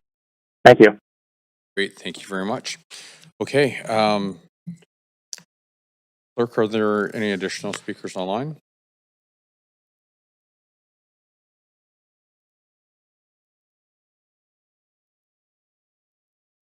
Great, this is the third and final call for speakers. If there are any speakers for this item who wish to speak to council, please call toll-free at 1-833-353-8610, followed by participant code 1061445# before the close of the speakers list. The phone number will be posted on X and displayed during the recess. We're now going to take a very short, 2-minute recess for any additional speakers to come in or come forward to the podium. So we will see everyone back here in 2 minutes. Serious.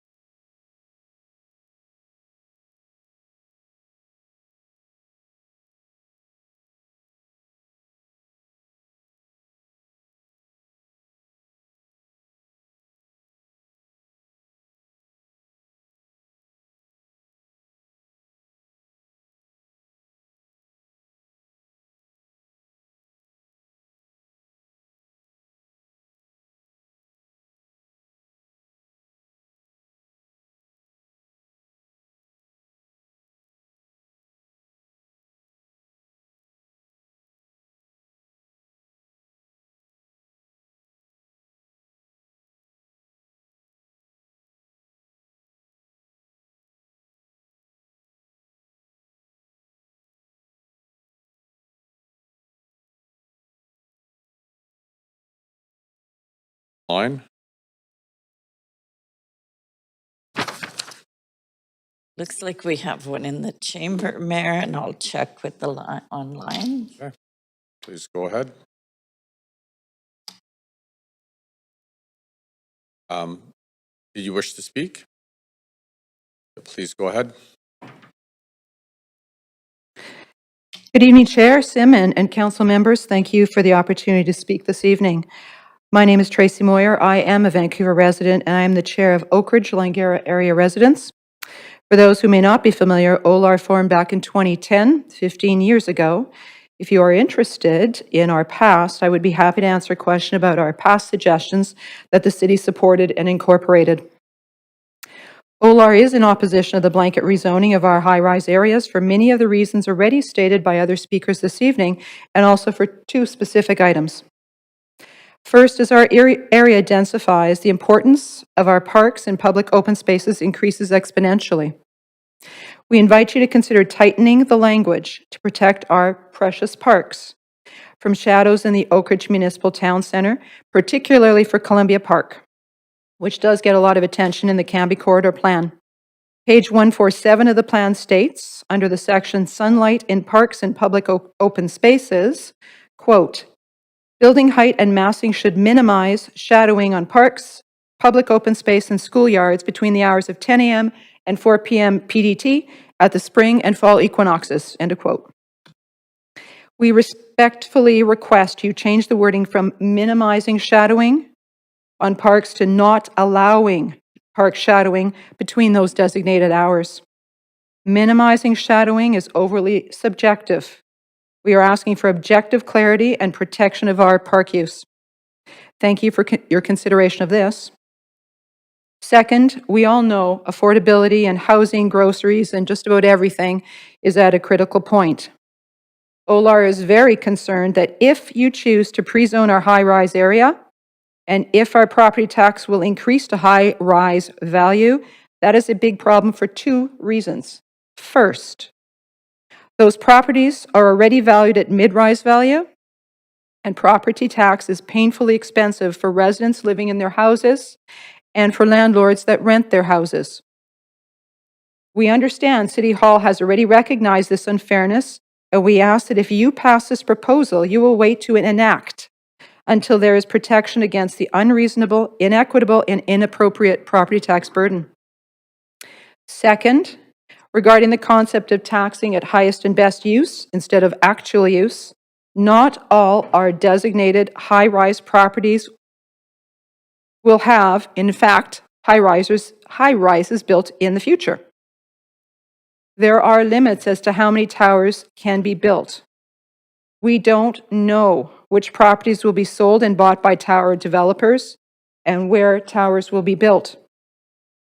It is inappropriate, very unfair, and incorrect to pre-zone our tower areas. Not all our potential tower properties will become towers. We see this proposed blanket rezoning will treat all properties as tower properties, even though they all are not. And no one knows which will be towers and which won't in the future. Please address this problem. Thank you, and I thank you for the meeting this evening. Thank you very much for coming on in. Clerk, any more speakers? No. Great. Seeing no further speakers, the speakers list is now closed. Seeing that there are few or no public comments received after 5 p.m., I'm now going to close. I'm now closing the receipt of public comments. Now, debate and decision is referred to October the 7th, the October the 7th council meeting, which begins at 9:30 a.m. and will be conducted both in person and virtually. So we need a motion to adjourn. Councillor Montague, seconded by Councillor Klassen. All in favor, say yay. All those opposed, say nay. The motion is carried. This meeting is adjourned. And I will remind council that it is very important that you do not engage in any discussion or correspondence in regard to the remaining application. So, thank you very much.